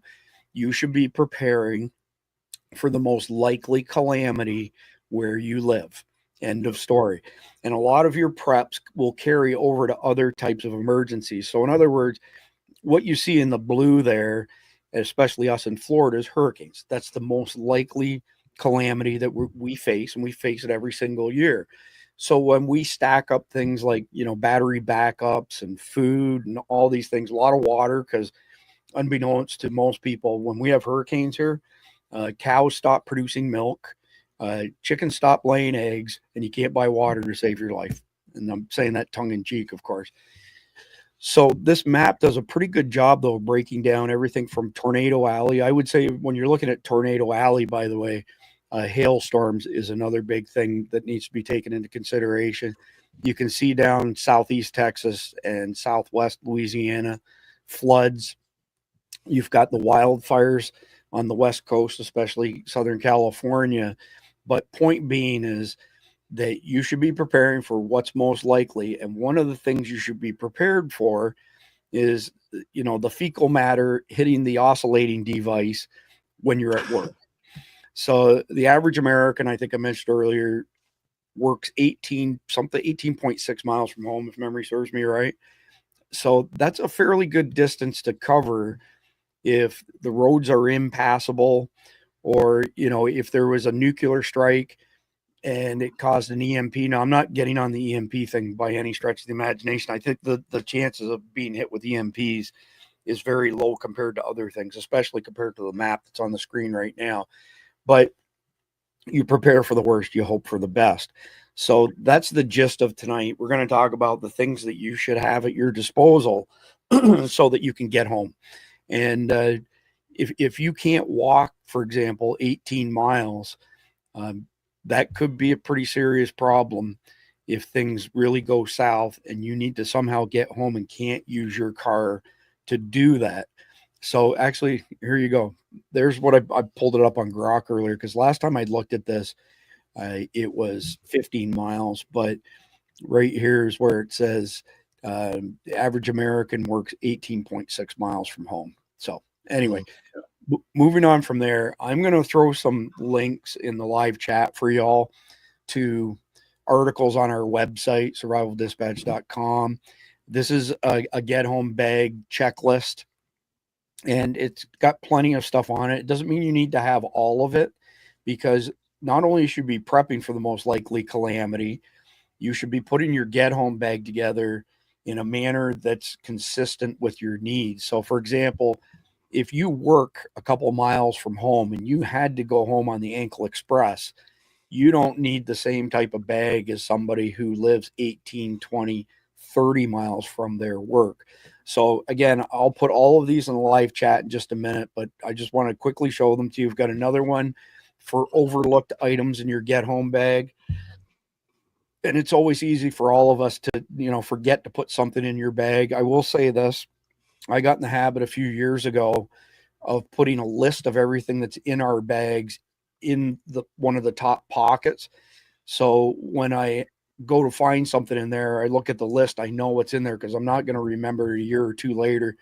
And we're going to talk about foot care products a fair bit, by the way, because once your feet go, everything else goes with it. But there's a lot of information. There's a video goes with that article as well. There's another one here, get home bag food options. We're going to discuss that as far as, what you should have at your disposal. And we're also going to talk a little bit on sleeping options if you can't get home in one day, for example. And depending on where you live, what the climate is, it's going to determine what actually goes into your bag, because if you live in a winter climate, for example, you want to have something in your bag. If you have to sleep outside where you don't want to be in direct contact with the ground, it will literally suck the heat and the life right out of you in a New York minute. So there's actually pads that are made for off-gridders to sleep on in those types of conditions. And we'll cover some of that stuff as well. But let's get into this right away. And I'm going to go through categories essentially, and then I'll get your input from both of you. So I'm going to pull up the next one here. And we don't sell any of this stuff, by the way, so I'm not trying to sell you anything. As a matter of fact, you can see I purchased this last time, November 14th, 2024. Water, food, and shelter are always the three basic things that you need for survival. So you have to have a way to filter water. So what we do is we always put water bottles with our bags, but we also carry Sawyer minis. And on top of that, we aqua tabs for treating water. I don't like to use the aqua tabs, to be quite frank. They taste terrible, but that would be the backup to the Sawyer mini. Jeff, what are your suggestions? Like, what do you do as far as making sure that you have water? Because it's the 3 minute, or it's the rule of threes, right? You can go 3 minutes without air, 3 days without water, 3 weeks or whatever it is without food, so on and so forth. But water's key. Again, living in Arizona, water is very, very key. If you're going to hoof it, you may have to hoof it in 100-degree heat. So you've got to have plenty of water. When I go out, I have like a Camelback, a small backpack. Then it's got, it can hold 2 liters of water. But it also has storage. So that can basically be your get home bag is the Camelback. You put everything in it. So you got at least 2 liters of water. A lot of times, if it's real hot, what I'll do, you can't always do this at work, is I'll have frozen Gatorade bottles that I put in there, and that keeps everything cool. But as it melts, you drink that too. But yeah, depending on where you are, you've got to consider how much water do you need. You may need just enough to keep your mouth from drying out, but here you need to drink a lot, or you're going to die.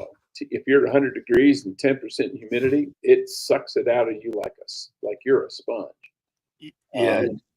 But then also, and finding water anywhere else can also be hard here because you're in the desert. But if you're in an urban setting where there's a swimming pool or something nearby, or someone's got a fountain, you could use one of those little Sawyer minis too to help you out. So just a quick plug for Sawyer. We're not getting paid by them or anything like that. We have tested virtually every product out there, and I got worn out with it a few years ago because everything that was sent to us failed.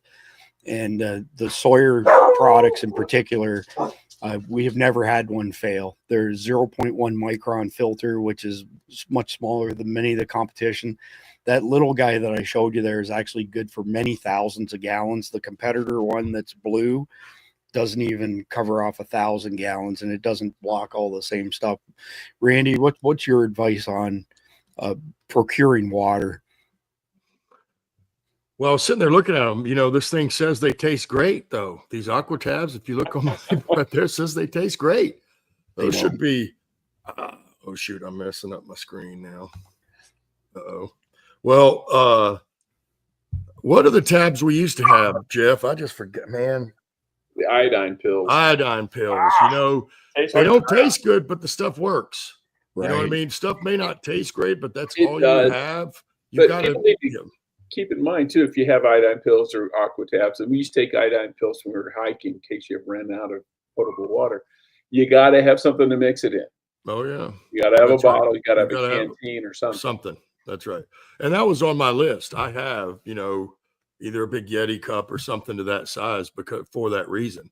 Carnival's on my list. That's another reason I have something that I want to hold water. If I can heat it up, well, I'm cooking meat in about 15 minutes, And I just want to be clear here. We don't get paid any affiliate commission by Carnival. They pay us a flat rate monthly stipend that helps us defer costs. We spend over $3,000 a month just in software subscriptions in order to put everything together for y'all. But I'm sitting beside a bag of Carnival stuff right here. I don't know that everybody realizes what an innovative product that is.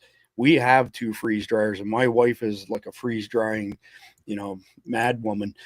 And when you have any product that has fat in it, and you throw it in a freeze dryer, it goes to like a jelly. And then if you put it in a bag and an O2 absorber and you seal it and you open it up, not very long thereafter, it'll make the meat go bad. So these guys have a proprietary method that they use to be able to get actually, here's the real numbers. When you send this stuff away for testing, they will tell you how many years you can put it on the shelf. Their packaging says 20 years. The test results said 35 years. The new packaging is going to be 25 years, but it will last longer than that because they've got such an efficient process. So just a quick plug for our friends at Carnivalt. This is 100% American meat. There is no mRNA, no hormones, no antibiotics. Even the bags and the O2 absorbers are made in America. Carnivalt.com. Eat meat will get you 10% off. Again, we do not get paid any affiliate commissions by them. We do appreciate them helping to defer some of our costs.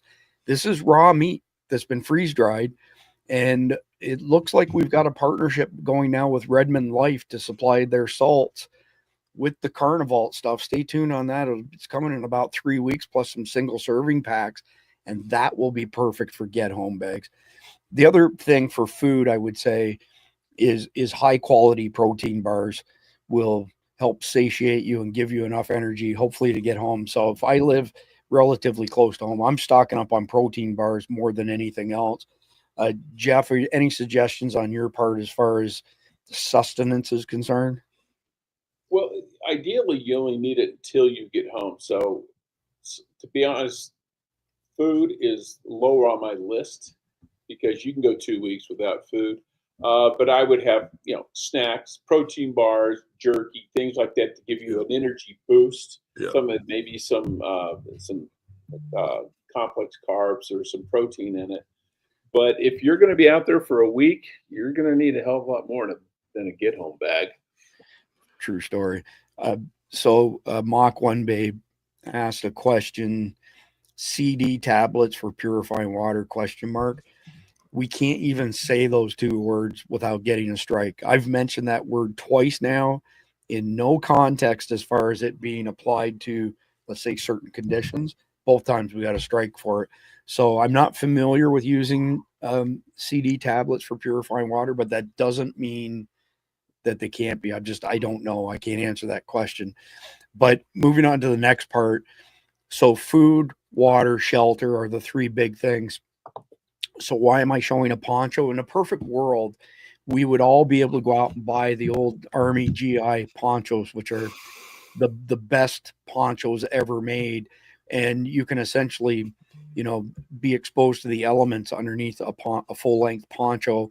If you have a candle, you can light a candle, put it underneath Mylar blanket or poncho, and it'll do a tremendous job of keeping you warmed up and heated. But because USGI, the old USGI ponchos are kind of like hen's teeth, this is my recommendation here, and it's the Helicon Tex US model surplus line poncho. It's not cheap at $60, but if you have these in your get home bag or in your truck and you do have to hoof her home and you have that, you will be able to get through some pretty inclement conditions, and you'll also have shelter to sleep under at night as well. So these types of ponchos have big ass grommets in them where you can take paracord and you can turn it into like a lean-to shelter. There's a whole plethora of things that you can do with a poncho and not just wear it. So if anybody's interested, I'm happy to put a link in the chat. But again, we're not trying to sell this at all. And then the other thing, of course, which is cheap and easy to acquire, and I just mentioned it briefly, would be the Mylar blankets. So the Mylar blankets, they're not, super stout or anything like that. But again, one of the best uses of them is light a candle underneath it, and it will keep you pretty darn warm for what it is. And they're so cheap, there's no excuse not to have them. Like this is a 4-pack, and it's $6.99. Randy, any suggestions on your part as far as shelter for GHB bags? Well, I mean, this pretty much covers it. In the Army, your poncho, and then there was a poncho liner. That was your best friends, like forever. And that goes all the way. I learned that in the infantry. And infantry soldiers, they know because they're having to sleep on the ground. They're always on the ground. And when you're in the Army, there's a running joke. It seems like no matter what, even in the guys in Hawaii, right? When they're in the field, it's just dumping on them. I've heard stories of everybody from Hawaii. They're in the field and it's dumping on them. They can see out to the beach and all the families having fun, having picnics out there with no rain, and they're in the field getting dumped on. So you know, this poncho that you were just talking about is one of the biggest. I mean, you bring that thing everywhere in that poncho liner. So these other things that you showed, those bags, the blankets, those are all very good ideas because you can use them for what you said. You can use cord to string them up. You can get under them. Even if you don't have a candle underneath there, just you breathing in it will keep you warmer. And that's a fact. So yeah, the poncho and poncho liner is what I recommend because they also come into a tight spot. You can put them in a little bag. You don't have to have a big space like a sleeping bag per se. Exactly. When this gets shipped to you, and then like I said, you can see that I bought one on April 19th, 2023. It's very small and compact, doesn't weigh much, but this is as close as you're going to get unless you happen to stumble across a USGI one, you know, at an Army surplus store or something like that. But this is the next best thing that you're going to find to it. So after that, the next bucket that we would cover would be fires. You know, you've got to be able to light a fire. And there's an old adage, you know, 3 is 2, 2 is 1, 1 is none. So you should have backups to your backups to your backups. So one of the coolest things that I ever learned is that most guitar picks are made out of celluloid. Celluloid is what the old movie reels used to be made out of. They stopped making movie rolls out of celluloid because it is so dang flammable. So if you take a guitar pick and, you know, you have the flat like this, and you take your knife and you scrape some shavings off of it, and you put a spark to it, it will light up just like that. It's amazing how fast it works. So my personal recommendation for starting fires, you can't beat Bic lighters. You can get rubber, you know, cases for them to make sure that they stay waterproof. But these plasma lighters are really cool. The charge lasts forever in them. And so you basically plug it in a USB port, charge it up. And when you're in the field, it'll give you enough to get something going, especially again, if it's celluloid, like a guitar pick. And that's my thing. Bic lighter, celluloid guitar picks, and plasma lighters. Now, if you don't want to use celluloid guitar picks, another one that works really good, balls soaked in Vaseline. You wouldn't believe how dang flammable they are. So you can lint from your pocket. Lint.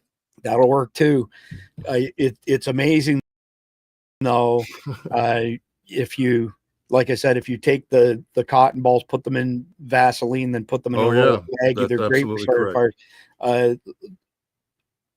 I'm assuming it's pronounced Laura Larson here. Jason Sawyer, all kinds of videos. So Jason's one of our guys at Survival Dispatch, and he definitely has a bunch of camping videos using ponchos for shelters. It's a great tool that I don't think a lot of people think of. But to you, Jeff, there's a gazillion options to starting fires. Is there anything else you'd like to add? Easiest, cheapest, you can keep it in your wallet. A Fresnel lens. Oh yeah. Oh. Yep. So I keep one in my wallet, and I keep another one in the glove compartment of my Jeep. And it's flat, but it's like a magnifying glass, and you hold it out in the sunlight, and whatever's underneath it is gonna burn, and it starts fires really quick. So that's using the sun, though, correct? Yes. Yes. Yeah. But it's Oh yeah, no, that's beautiful. It's cheap. Yep. These are dirt cheap. You can buy them 5, 6. Yeah, there you go. There we go. That's the same brand I've got in my hand right here. And I'll tell you what, folks, that's what really always works. If it's simple, it's cheap, you can't beat it. You can't break it either. You sit on it, it doesn't crack. You don't it's not like a magnifying glass. Just bends to the shape of your butt.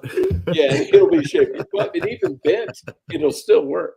That's right. That's right. The focal point's different.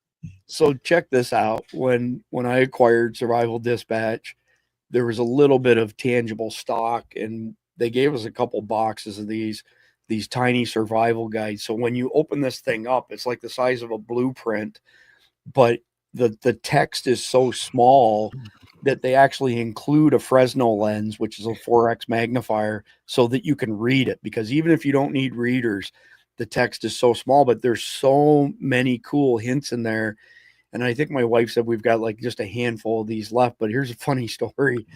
we got sent a different survival guide, which was really good. It was bigger and bulkier than this, but it was really well done. I can't remember the name of the guys. They were in New York. It might have been Instinct Ready. Got to the mailbox, and I open it up. Oh, that's pretty cool. And it's got a Fresnel lens in it. And some leaves had blown up against our walkway in front, right directly in front of our house. And they were kind of sitting up against it. And I took the Fresnel lens out and I put it on the leaves, and they didn't just catch fire. They caught fire and went both directions like this across the front of the walkway. So I'm running for the garden hose. I come inside and Cindy's like, how come you're huffing and puffing? I said, I just set the front yard on fire with a Fresnel lens. So that's we hear the fire police come, the fire trucks coming, we'll know what happened. I'm telling you, it is no joke. That stuff works. So again, just you can go on Amazon. They're easy to find. There's different brands. But or you can go and buy that tiny survival guide. There's actually a ton of really, really good information on there. Is that what you sent us earlier? Was that the tiny one, or is that no? So that had 100, 200 and something pages. Never mind. Yeah, the document I sent you guys is the Survival Dispatch Insider Essentials Guide. So it's a 228-page guide that if anybody signs up as a Guardian, we give it to them for free, but they sell for $10. That thing's good. Website, Patreon. It's good. It's so there's 36 Survival Dispatch Insider e-magazines. The Essentials Guide is all the important stuff packed into one. If you had nothing but our Essentials Guide, you'd be in good shape if you needed survival instruction. No, I think so. I looked at it, because one of the things my son still has one in his book and in his car to this day. It's not out there as much, but the Ranger Handbook. Right. Yeah. For Ranger School, there's a Ranger Handbook, and it has infantry tactics in it as well, which maybe in all this you might need too. But there's a lot about survival stuff and even how to build. I mean, there's all kinds of very good information in a Ranger Handbook. So I'm going to let the cat out of the bag. So a guy named James, I don't want to give out all of his information, reached out to me last week. He knows that I come from a high-tech background, and he said, I'd like to discuss this product that I've built.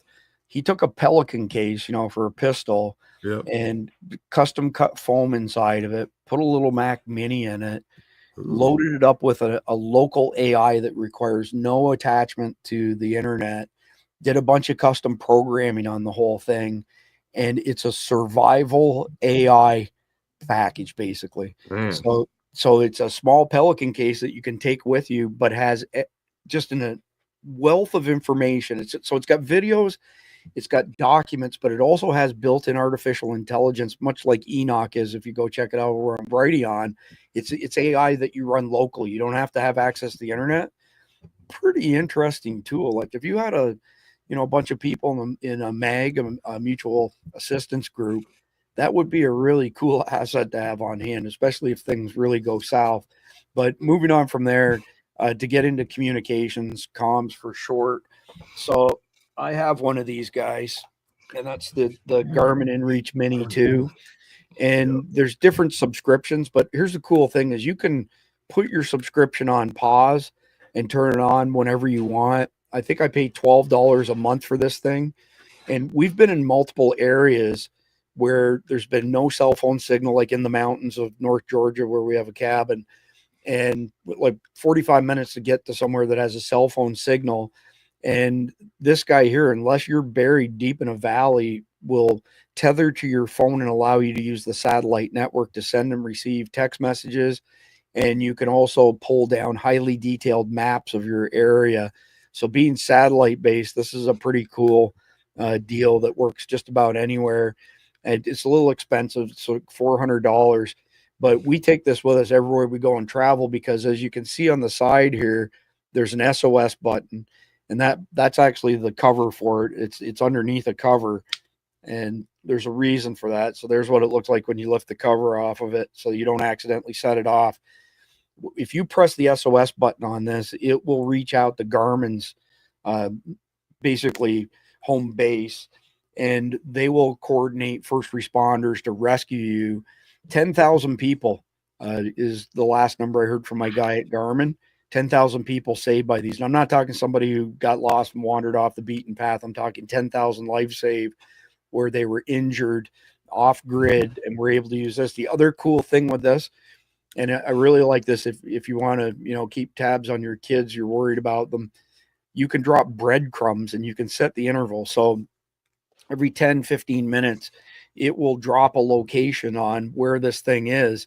And so, for example, if you said to somebody, I'm going for a hike today and here's where I'm going, and they were getting the updates from this, and all of a sudden you've been stationary for many hours, it would be a good indicator that you needed help. So anyway, based on the cost of Iridium satellite phones, this is a much cheaper, better option. Now, with that being said, T-Mobile is on a tear right now. So they've got an exclusive deal with Elon and Starlink. So we've got T-Mobile for our smartphones, and they can do everything over the satellite network that a Garmin InReach Mini can do. And we just got a notification that T-Mobile's also bought MetroNet here in the Southeast, which is what we use. It's $55 a month for a gig internet connection up and down. Like, T-Mobile is moving and shaking stuff these days. Anyway, at the end of the day, this has been the most reliable off-grid communications device that I've got. I also put a plug in for paper maps. We carry paper maps everywhere that we go in our truck. Thankfully, I think our generation, Gen Xers, are kind of the last ones to know how to read maps. But if you don't know how to read maps, you should look into it, definitely. And then when it comes to radios, I've never been a huge fan of Baofeng.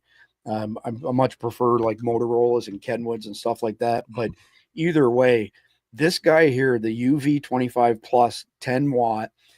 So I've got a meter for these things. And so basically what you do is you take the antenna off and you put the meter in between, and then you tune it to whatever frequency, and you hit the PTT button, the push to talk, and it will do two things. It'll tell you how compatible the antenna is with the radio, and it'll also tell you what your wattage output is. This antenna scores 1.0, which is perfect. Is the higher you go, the antenna is essentially, you divide the wattage by the number. So when you get up to around 2 and 3, it means you don't have very good output. But this guy, for the price, for $63 on Amazon, it's a 4-band radio. It's got the best out of the box antenna that I've seen. And regardless of what anybody tells you, the wattage isn't the be all and end all. The antenna is what gives you actual distance and coverage. And if you live here in the Southeast, do not expect to get 35 miles out of a handheld ham radio, GMRS radio, or anything like that. It just ain't going to happen. When you see those numbers on these radios, that's in the salt flats, or it's somewhere like California has, and you're down here and you're repeating off of a tower that's on the side of a mountain that gets you over to the other side. We don't have many repeaters here in Florida relative to California. But other than that, let me just go back quickly, check my notes. Oh, so from a communications perspective, and Randy mentioned it already, so this is our Essentials guide. If you're one of our members on our Substack, you can click on e-magazines right here. You get the whole collection, 370 of them, dollars worth, for free. You get a dozen checklists above and beyond that. And whether or not you're on our Patreon or not, the store over there has each of them. If you don't want to sign up for membership, you don't have to. You can buy them for $9.99 over there. But tonight's broadcast isn't about pushing that. The Essentials guide, again, you get it for free when you sign up on Substack. So it is very good. And I'm not getting paid for that either. I'm just telling you, I looked at it. If somebody need a guide, that pretty much it's pretty extensive. Yeah, the group that put that together for us did a fantastic job. No ifs, ands, or buts. Yeah. So, Jeff, I'll come back to you. So, navigation and comms, I kind of lump it all in together. Yeah. What do you have thoughts-wise on those two topics? Well, I've got the Motorola, which I've got a pair. Always. I have one. My wife has one, and I've tested them. They cover 2 or 3 miles from my house. But they are terrain limited. Once you get over a hill, they don't go over the hill.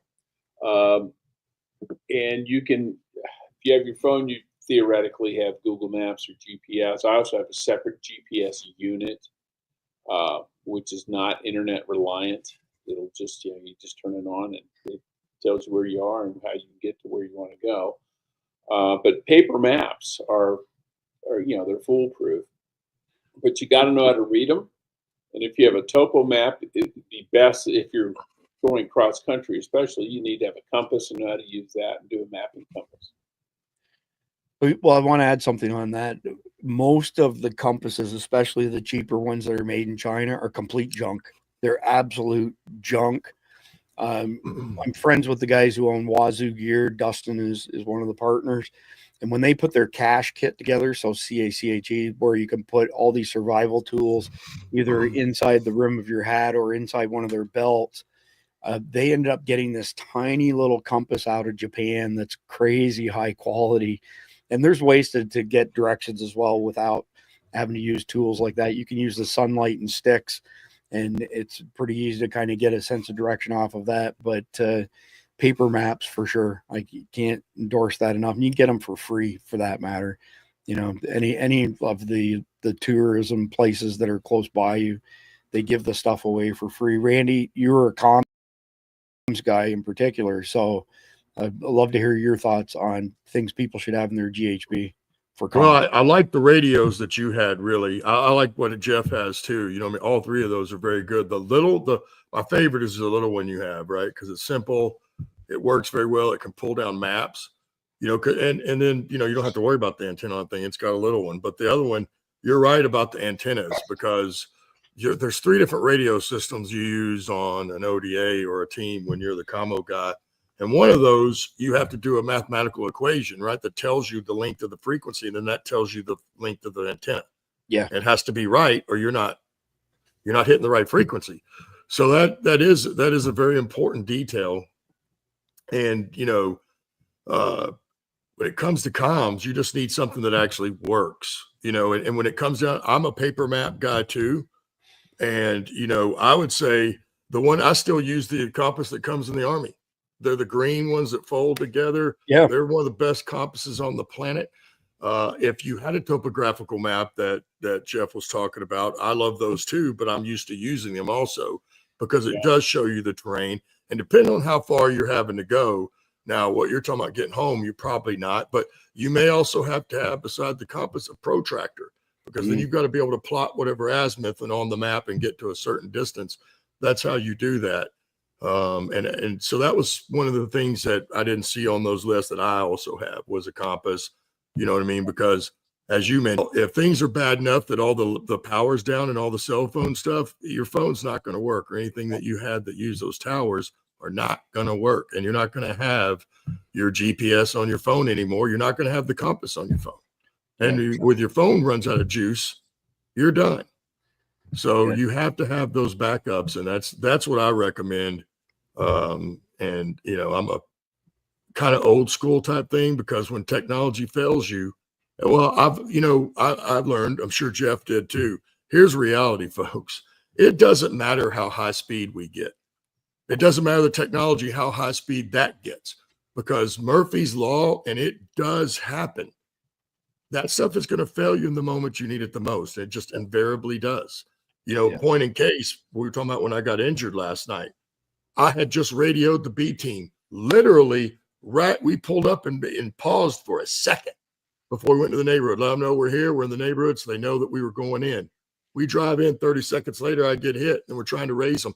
It takes me I wasn't doing it, obviously, 3 to 5 minutes to get them back on the horn for what? No one knows why, but it's just the way it goes. So you should have basic backups like the paper map and a compass, because technology, when you don't have it and you don't know how to use those, you don't have the skill set, otherwise you are screwed.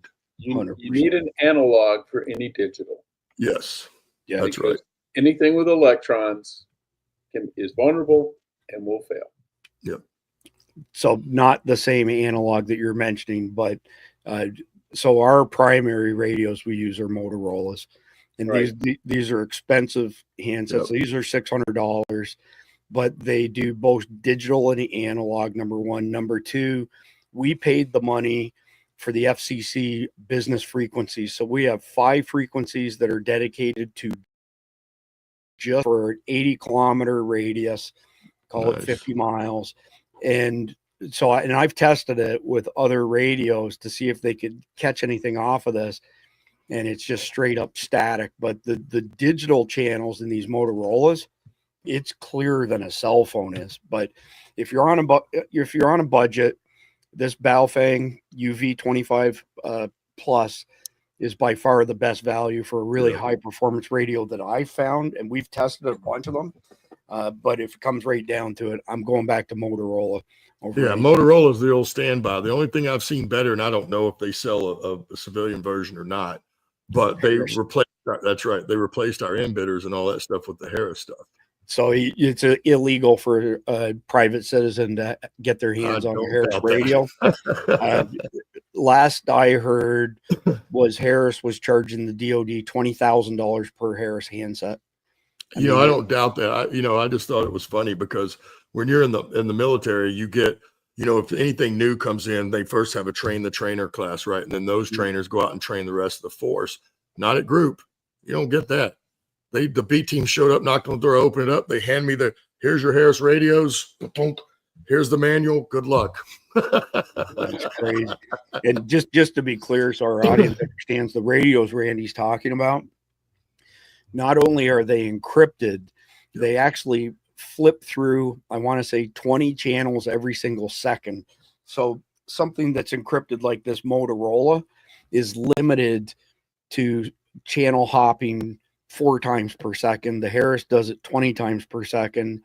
And it's got everything you can imagine to get the ultimate performance out of a handheld radio, hence the price of $20,000. Yeah.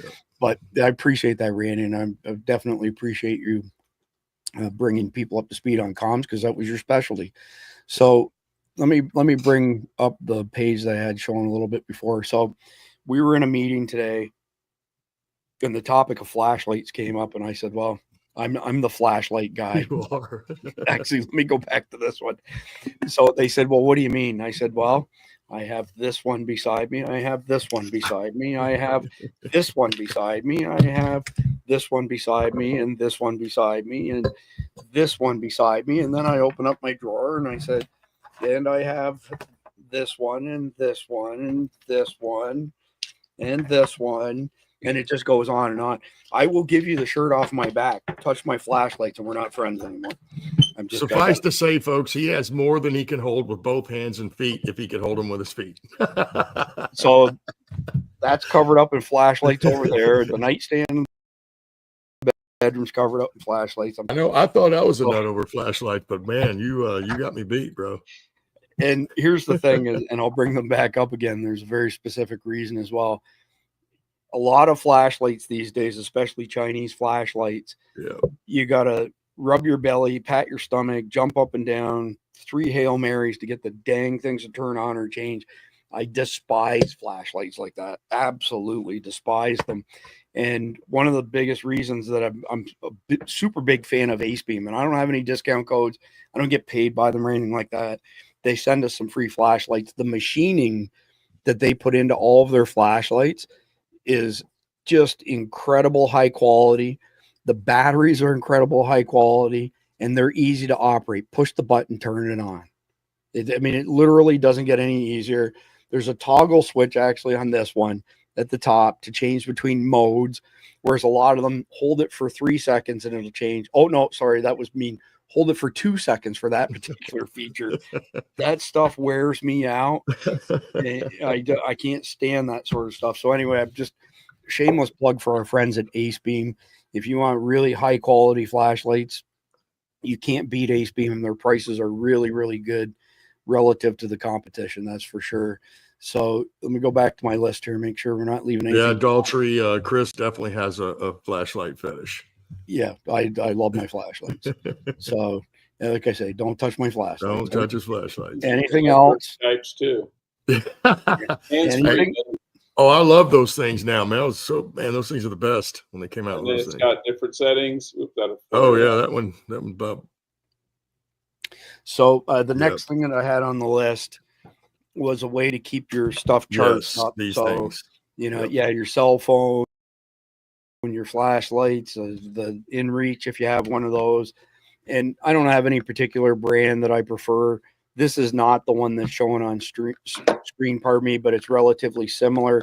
I want to say this one's 50,000 milliamp hours, which for all intents and purposes is, depending on the laptop, somewhere between 5 and 7 times the size of the battery capacity that a normal laptop would have.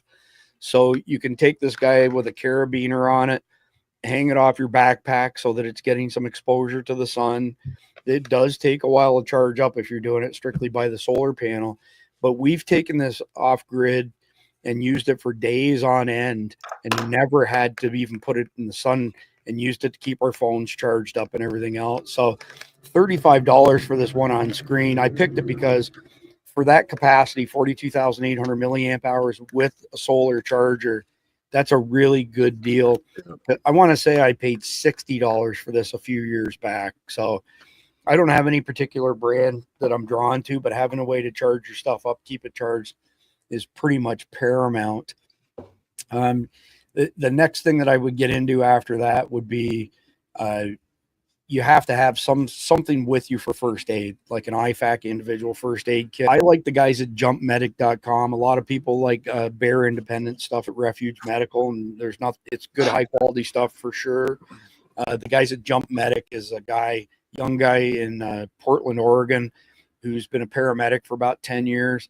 And I've shown it before. When you open up their bags, the whole thing opens up. So it opens up into like a T. So I'll show you. This is the one that I have. And when you open it up, this is what it looks like. It's all just a big T. So when you look at it with the products in it, there's what it looks like. So most of the time, I don't know about you guys, but I do want to hear Randy's opinion on this. When I go to grab something out of my bags, half the time I have to dump the frickin' bag because I can't find anything in it. So I dump it, find what I need, and then it all gets, wuzzled together sort of thing. This type of bag, this Jump Medic bag, makes everything super easy access. Randy, you were a paramedic at one point in time. Tell me about your thoughts on first aid kits. So I'll bet this guy was in the military at some point. And he either was in the infantry or he went SF or he was in Ranger. You know why? Because when you go to those schools, one of the things they do when you're in the field, your ruck is packed with everything that's supposed to have, and then all the stuff you're trying to bring. There are times they just make you dump that entire thing. You got 2 minutes to dump it and then get it all back in there. Man, if you could have had something like this. Yeah. So medical bags, what's the smallest one they have here and what's in it? So that's interesting. When you buy these, and I'm going to see if I can find, there you go. There's a picture right there. So when you buy these, it actually comes with a small IFAC bag. And the idea being is that you take what you want from the big bag to put it in the little bag. And let me tell you what this guy's line of thinking is, which is pretty cool. He said, so Matt, you've got this bag in your truck, right? Bear with me. So you've got this bag in your truck, then this is the one that's shown on screen, and it's got everything that you need until the paramedics arrive. But if you're going for a hike, unless you have somebody who just is going to carry this med bag, you probably don't want anything from it. So to answer your question, Randy, when you go hiking, you take that small bag that comes with the larger bag, take whatever you want out of here, like immediate things, right? Like a tourniquet, the stuff that's really, really important that you have. So the idea is that the small kit can get you back to your truck where the bigger kit is. I see. So they only have one version of this bag? No, they've got a bunch of different versions on their website. And I don't have an affiliate code or anything like that. But we get sent a ton of stuff. And I've told you, like maybe 10% of stuff that gets sent to us makes it onto our website. And these are, I see. They even have one bigger than the one you have. They do. This one here is really big. Actually. Yeah. And they've got all kinds of accessories, and it's a fair bit of money, but this is our primary first aid kit. This is not just like something that's for us to keep in the truck or go hiking with or anything like that. No. This is somewhere you should not try and save money. I'll tell you that right away. I was still thinking of day bag. Like if you had a little, like in my list, I put small to medium wouldn't be anything near this size med kit. But it's like it would be you do have a tourniquet in there because one, if somebody ever hits something where you can't stop the bleeding on one of their limbs, you have to put a tourniquet on there. Yes. So that's important. But then it just goes to wherever you're going, what other type of products you put on there. Obviously, you're right. You're not going to carry this big, huge one, but it will go in your house or your truck. Yeah. So that's the idea, is that the bigger bag on the right, you take what you want from it, put it in the small IFAC when you're on the trail. And so you get that little small bag comes with the larger bag, so that it's, dynamic. No, that makes sense. I mean, that makes perfect sense, because you're not going to carry that big one everywhere. Yeah, and I would make the comment that Bear Independent Refuge Medical are just as expensive or more than this cost-wise. But again, this is not somewhere you should cheap out on. This is our first aid kit. Period. This is our first aid kit. These are called life-saving measures. That's what this is. So you definitely don't want to go cheap. Yeah, and again, I'm not trying to push it or sell it or anything like that. But Randy, since you were a paramedic at one point in time, what other recommendations do you have as far as what people take with them in their get home bag, specifically in case there is, a first aid emergency? Well, you definitely want a few Band-Aids, because, even if you slice your finger, you're going to want to be able to cover that up. And any type of little bandaging, as I mentioned, because you never know, you still want to probably have that tourniquet in there. But you may never have to use that on the get home bag, but in the event you needed it, it's one of those things you want in there, because it's the same old adage. You don't want to not have it when you need it the most. Definitely, I would still put water, you know what I mean? Or some saline in there. I would put some little bottles of saline. I'm trying to think what else, because you're not really going to put splints in there, I don't think. And if you're out walking, you're cutting through what they're going to find stuff to make splints with. But I'd just stick mainly with, I'd have some saline in there, maybe some peroxide or a little alcohol. And I'm talking big bottles, and then some Band-Aids and some different types of bandages, and maybe a couple of the wrap bandages, you know what I mean? And then the tourniquet. And I totally agree with all that stuff. I would add one more thing, and that's moleskin. Oh, yes, absolutely. If you get blisters on your feet, yep, and you don't have something like this at your disposal, you're done. Once your feet go, you're just going to suffer. Yeah, you're going to suffer. And I have no preference. Like, I'm just showing a range of moleskin products, so I can't attest to which one's better than the other. We have several different ones. They're nothing special. We didn't pay a whole lot of money for them, but they definitely are important to have. And I would also add to that, like, if you're at work, so I was born in cowboy boots, and when I leave the home, it's very, unless we're going to the beach, it's highly unusual not to see me in cowboy boots. I'm not walking 18.6 miles home in cowboy boots. It would be beyond painful. So always have a pair of shoes that are comfortable in your truck. And you don't necessarily have these in your get home bag, right? Like, when the shit hits the fan, you take your cowboy boots off, you put something like this on, and your feet will thank you. Because again, if your feet go, you're cooked. You're done. Yeah. So moving on from there. Yeah, JC has a good one. Quick Clot. If you can have some of that, that's also something very good to have. Yeah, absolutely. If you take any medications, it's worth of all of your medications. Yep. With a waterproof bag that has copies of your ID, your emergency contacts, your medical conditions, those pharmaceuticals, all in one spot, so that, God forbid, it's on your way home, have something, that people can help you with. And I guess the other thing I would add, and then I'm coming to you, Jeff, would be, in addition to having comfortable shoes to walk home in, a couple extra pairs of socks. That's on my list. Definitely. Well, go ahead, Jeff. No, I was going to say, definitely want comfortable shoes, extra socks, because that's your weak point when you're trying to hoof it home, or your feet, because they're the ones that come in contact with everything. But if you're in the desert, if you're in an area where it's rainy, you want to cover up from rains. You don't want to lose core body temperature too fast, especially if the weather's cool. But if you're in the desert, you want something to cover you, to protect you from the sun. Oh If yeah. you don't, you can get second-degree burns from the sun out here if you're stuck in it for 2, 3, 4 hours. So you need something to a cover, long sleeve, something like that to keep the sun, something with an SPF factor to it, just to keep your sun or keep your skin from getting fried.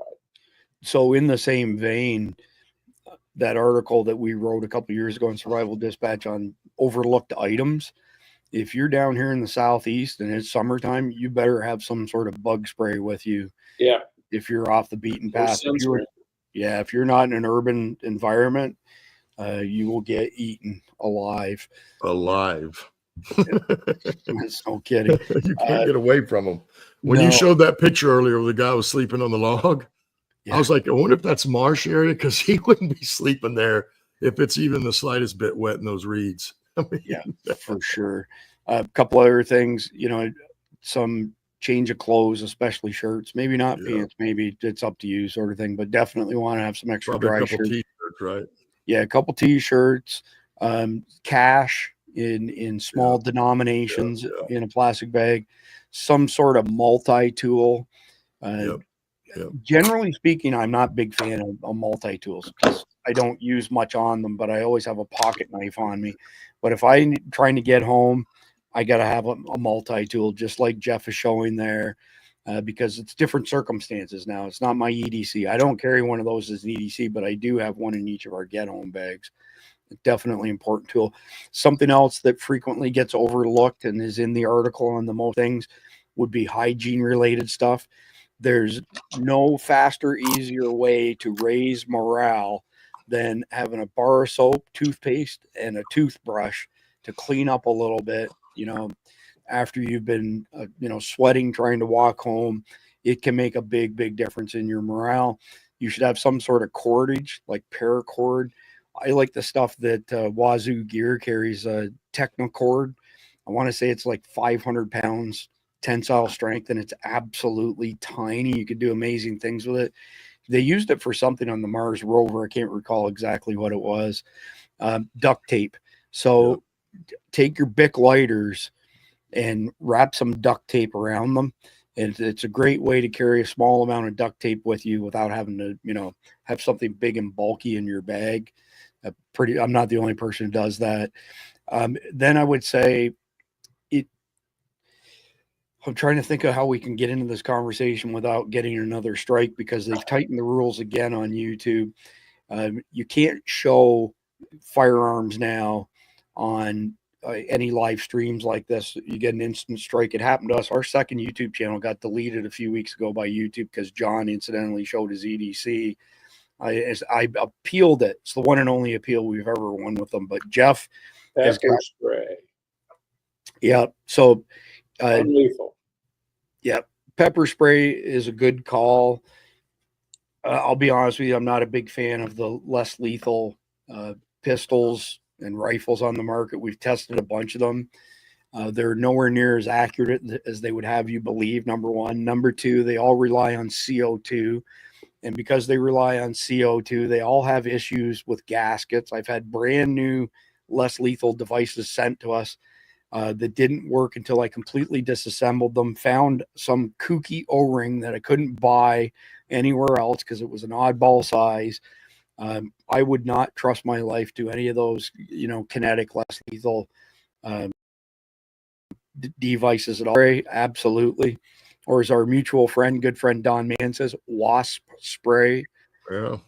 And I'm if you're getting ready to send me hate mail because I said wasp spray, don't do it. Okay. Because when Don Mann recommended that, the keyboard warriors came out of the woodwork and emailing us saying it's against the law to use wasp spray against a human. And we kept saying, Keith Graves, well, what's the statute? Nobody could name the statute. Finally, I got a call from a really, really nice guy at the EPA in Colorado. And he said, look, there's a statement on wasp spray and all these other insecticides that says only used for its intended purpose.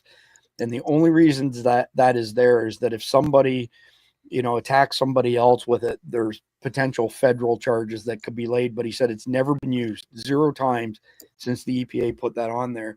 But any type of spray like that, bear spray is good as well for less lethal stuff. It did, again, ounces equals pounds. So at some point in time, you kind of have to cut off what you're going to put in there. But less lethal stuff, I don't know. Do you guys have any other suggestions on less lethal? I want the spray myself. Yeah, no, I'm with you, man. I like the wasp for the bear because it's 20 feet and it's a good stream, you know. Correct. And they could say it's illegal, but really, if somebody's attacking you and they've got a weapon or they may kill you or beat you down, you really worried about spraying them with a little wasp spray or bear spray? No. Well, so that's the next part. And again, I want to be careful what we say here, just so people understand. There are essentially two different categories of creators, publishers on YouTube. So if you're Mike at Grand Thumb, and you're bringing millions of people to the platform, they will overlook all kinds of things. Like he put out a forced reset trigger video not too long ago. We did something similar. We got an instant strike. So, you know, when I say to people, well, we have to be careful what we publish because we get strikes, they say, well, Grand Thumb did this, you know, or Demolition Ranch did this. Yeah, the rules aren't the same. If you're not bring your friends so we can get to millions. Yeah, exactly. And, you know, well, we'll be happy to show you then. At one point in time, the number of views we got was relative to our subscriber count, which is 435,000, our main channel. But we're heavily suppressed because we're not in that class that brings millions of people to the platform. But at the end of the day, the one topic we haven't covered, and the reason we haven't covered it is because of this, the YouTube restrictions. This is going out to 9 different platforms.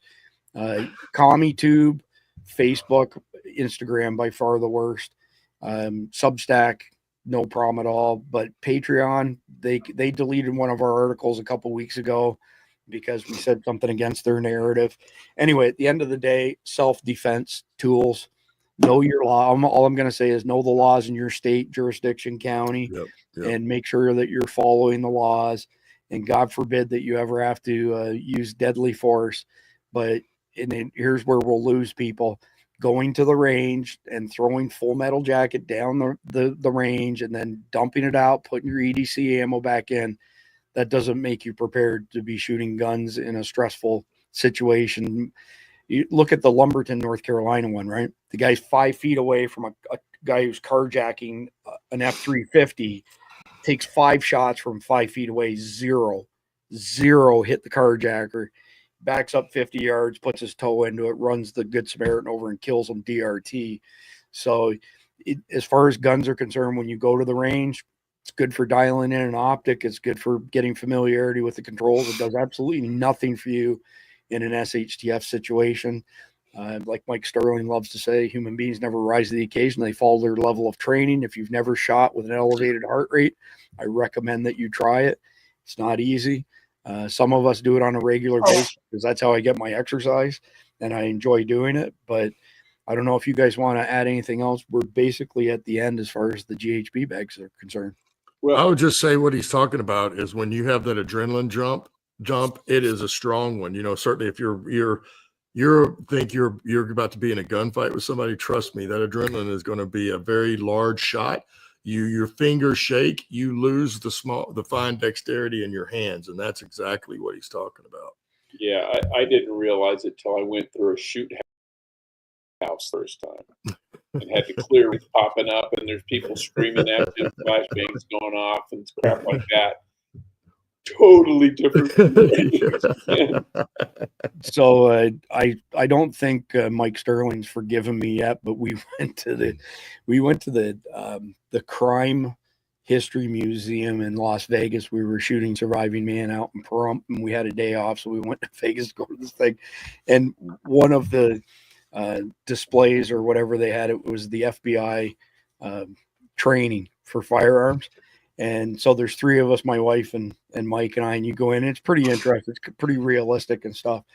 And the first guy who popped up from behind the sofa, I hit him right between the eyes. And they said, yeah, well, your whole team just failed. You just shot the hostage. Well, you have to rescue him now. When I'm coming through with a gun, get out of the way. So Mike was like, gee, thanks. Now we all fail because it was like a team effort deal. But way to go, Chris. Yeah. Everyone hates Chris. And, hey, don't feel bad. We had a scenario in that when we were going through our training before we went over, and we did some with the company, and then we did some with our team sergeant. And this was with our team sergeant. He had some stuff set up, and when we came in, he had several people. There was a couple of bad guys, but there was also a civilian. It was a woman supposed to be pregnant. They actually had a balloon in there, and I can't remember what they had there, but it drew you to it first, and you wanted to shoot. Right? It was kind of a setup trick. Me and I was the first guy through, and me and both the second guy looked and then went on. And I won't say who it is, but it was our officer at the time. He came through, and when I saw him go, I knew instantly he was going to pull the trigger. And we tried to yell, but it was too late. And he put 3 or 4 rounds into this. And of course, as it turned out, but again, it's what people don't realize. When you start going through that, man, your adrenaline, and you're going to do things that you're not expecting. And of course, sometimes, me and the first guys noticed, but the third guy through the door didn't, and he would have killed a civilian right there. Well, it's like Men in Black. You want to tell me why poor Tiffany decided? True story. All right, let's hit the conflicted question. We'll wrap this up for this week. So, economic collapse has happened, and government forces are seizing all resources and searching the country for all nonconformists. You lead a well-hidden and prepared group of about 40. About a month ago, the group added a small family of 4, and now that family wants to return to town, which is a government-controlled area. This may compromise the group's safety, location, and possibly their lives. How would you deal with the situation, and why? Jeff, I'll go to you first because I know you're going to have some creative answer to this. Well, that's a tricky one. Yep. One thing you may want to do is they say go to town. Well, which town? Well, you say you want to leave, you got to go to another town. And oh, by the way, we're going to take you out of here with blindfolds on, so you don't know how to get back in. But are you going to shoot them? I don't think you can. I mean, realistically. Or you could also say, if you rat us out, we'll hunt you down and kill you. Maybe the threat of action. But ultimately, unless you're willing to hold them prisoner or hold them hostage or kill them, if you don't, you're kind of as bad as the guys in town. Yeah, no question. The only spin that I would put on that, Jeff, is I would allow 3 of them at a time to go wherever the hell they want, but the 4th one is staying in our compound. True. And the insurance. And I'm not saying I would treat them poorly. I certainly wouldn't shoot anybody and kill them, not under those circumstances at least. But that was I stewed about this one all day, thinking to myself, man, what would you do? I mean, keeping them hostage is not a great solution, and letting them all go is not a great solution. So the only thing I could come up with is keep one as a hostage, for lack of a better term. Randy, what would you do in this situation? Well, it is a pretty serious dilemma, because letting them go, and if it exposes you and your whole group gets killed or captured, or they take all your stuff, that's bad. That's real bad, and it's because you let them leave. So it's one of those you really have to pare down. I think a way that I would try to figure out is, first, why do they need to go back to town? Is it important? Is there something? I mean, what is the reason?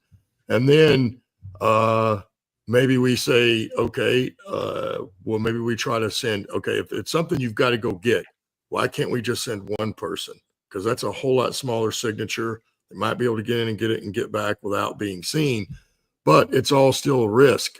And, unless I don't know, I thought about it too. I'm like, man, 4 people, the family, or all of us, that's really what it comes down to. And, it might come down to, you might have to be prepared to move, because they leave. You may just, if you've already got a bug out plan and there's somewhere else you can go, hopefully you do, because then you just may get up and leave, and because you're risking it by letting them go. And again, then it comes down to, do you want to kill them? Most of us are saying no. Of course, we're all living in a different society right now. It will be completely different if it actually came down to this. But what I would say is the same thing. I mean, I don't want to smoke them, so we may just have to, when they leave, get up and move. And I saw Doherty there. They're not going anywhere. Yeah, I know.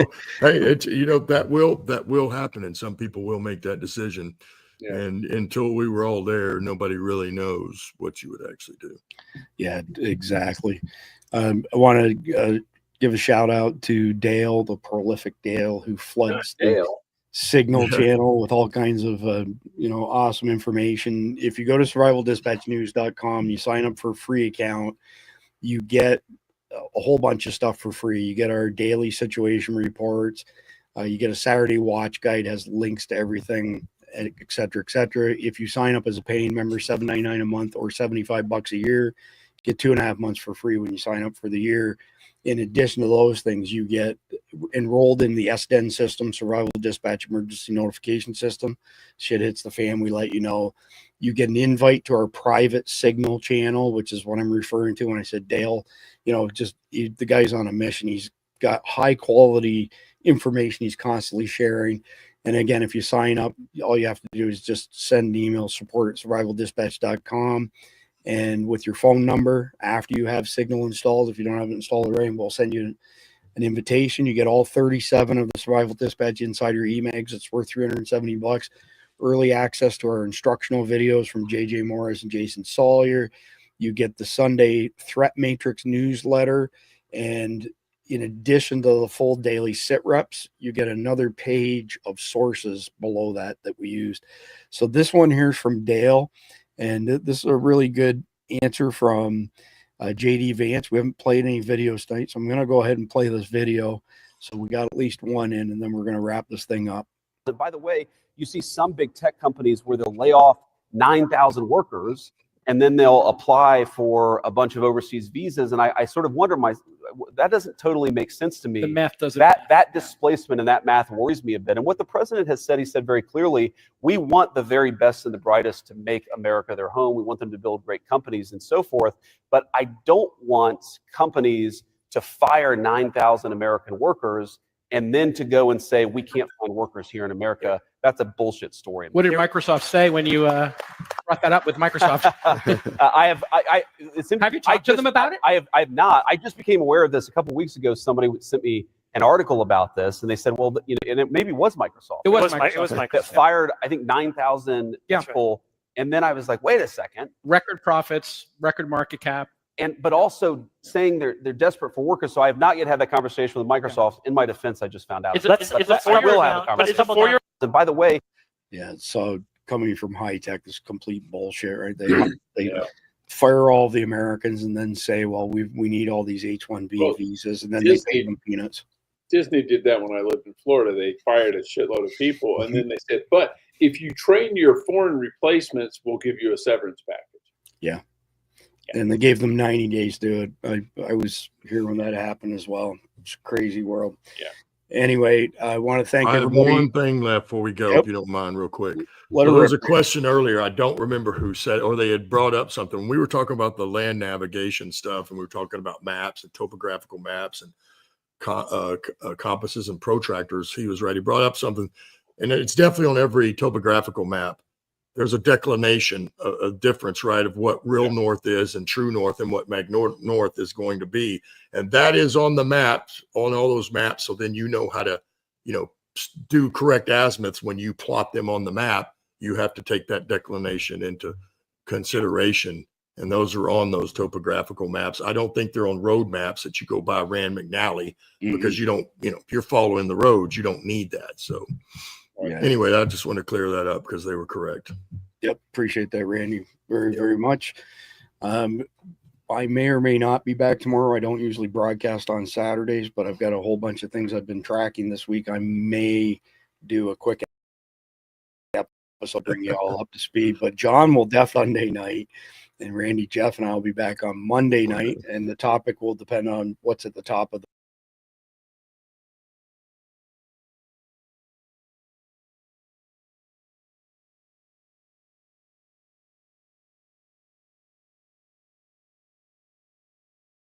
If you ever need to bug out from your house due to wildfire, flood, or even alien invasion, or just want to get out into the country and go camping, the ability to stay connected to the rest of the world has a lot of benefits associated with it. In this video, I'm going to be talking about a way of doing that that goes far beyond simple handheld radio communication, and everything that I'm going to be talking about in this video is all contained in this one bag there. I love the chase and the hunt, and I set the pace when I'm running. I always take what I want and I always give it 100. Don't need a bank, no, I'm funded. Play the game like it's nothing. I'm always thankful for something. Don't take for granted, stay humble. Now waiting, better believe in your mind, cause it's everything. You can mold, shape, find almost anything.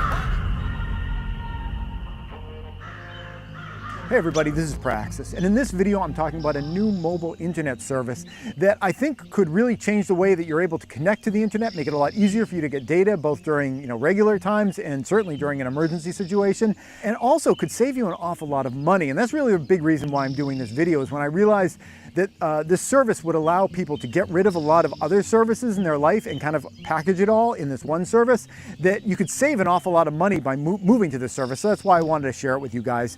The company is called Nomad Internet. When you engage with them, you get this classy little bag here, and all the equipment is in here. It's really, really easy to set up. They kind of pre-set it up for you, which the anti-tech in me really appreciated.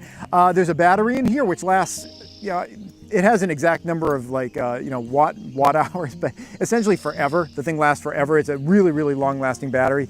It has their internet connection device. This is called the Nomad Air, which is in here. And there's an on-off switch, off and on. And you wait about 30 seconds with the blue light on, and then you have a wireless network that you can connect to with your your laptop or your phone or whatever you might want. And this becomes your internet bubble here.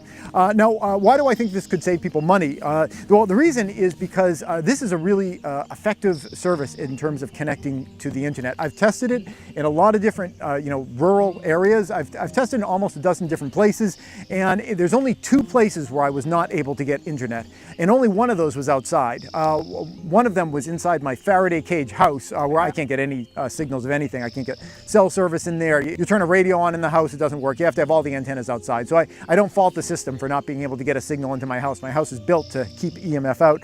There's only been one place outside of my house, deep in the woods in kind of a valley, where I wasn't able to get internet service.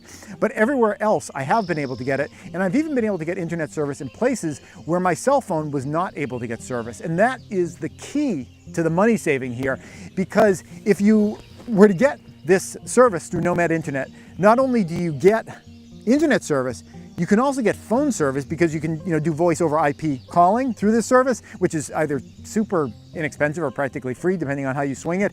So you not only get internet, but you also get phones. So you can get rid of your phone plan and just use this. And the coverage of this, at least through all my testing, and it seems to be the word of mouth of other people who have tested this as well, it seems like the coverage area of this is greater than cell phone coverage.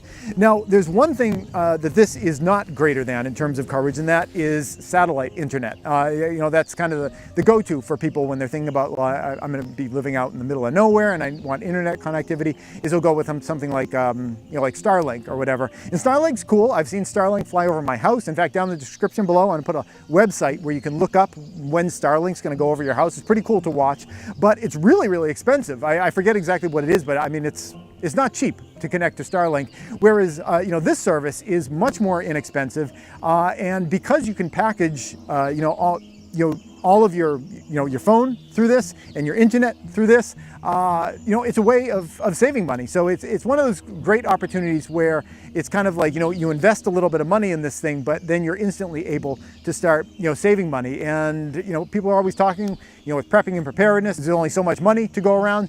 If you were to engage in a service like this, you instantly get access to internet that is mobile, that can just go with you. You can use that at your house as long as you don't live in a Faraday cage. You can use that on the road. You can use it for your cell phone or your telephone service. So it could instantly start saving you an awful lot of money. And that's what seems to be kind of the mission of this company, is to try to get internet out to people that have had trouble getting internet. People that can't swing the satellite internet kind of prices. And it seems like they've created something really, really nice. It's something really easy, and it's something really, really effective. In terms of the electromagnetic spectrum range in which this is working, it's somewhere in like the 3.5 to 5.5 gigahertz sort of spectrum, which puts it slightly higher frequency than cell phone communication. Kind of low microwave kind of range is where it's operating at. And I know that's probably going to trigger a lot of people's memories that 5G service runs in that kind of low microwave range. And that might be a concern for a lot of people, but I honestly don't think that it should be any more than anything else. My view on 5G is very controversial. Everybody hates it. Everybody hates my view of 5G. People that think that 5G is going to like melt their brains and turn them into zombies think that I'm a total Pollyanna about it because I'm not like a vampire in holy water when it comes to 5G. But then on the flip side, people that are just all into it are like, oh, is that a 5G phone? Let me just kind of rub that all over my face. Those kind of people think that I'm like wicked paranoid about it. Because my feeling on 5G is that it's probably not something that you want to be marinating your body in for extended periods of time at high intensity. Just like you probably shouldn't for any of the other generations, not 4G or 3G or 2G or 1G, or any of the other parts of the electromagnetic spectrum that humans have added to the background radiation that we've evolved with. And for that reason, my opinion here is really, it's controversial because there are people that either want to hate it or want to love it. And it really should be neither. It's a part of the electromagnetic spectrum, and because it's man-made and it was created after we evolved, our bodies aren't used to it. It's probably something that we should try to limit it, but not really any more so than anything else. 5G is, like I said, a little higher than cell phones. It's a little lower than microwaves. It's lower than infrared light, which, my body is emitting infrared radiation right now. It's lower than visible light.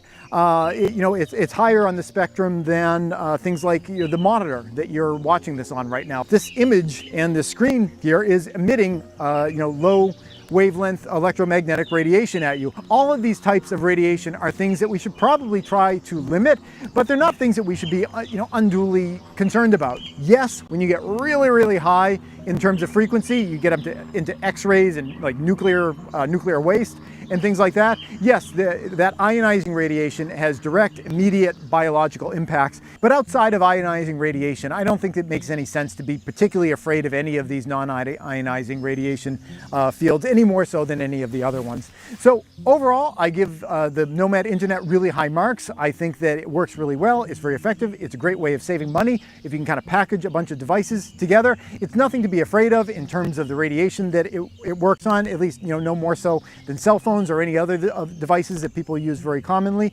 I was able to set up with the company a discount code for you guys. I honestly always forget all like this business kind of stuff.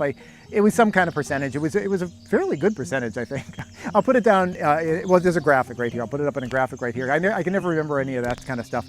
But there's a discount for you guys to get engaged with it. But even without the discount, if you are able to get rid of your cell service and your existing internet and have it all go into this one service, discount or not, you're going to be saving a heck of a lot of money right off the bat. Oh, and the one last thing I wanted to let you guys know is in terms of trying out a new service, you might be wondering, well, like, is this going to work at my house? What if I get it doesn't even work at my house?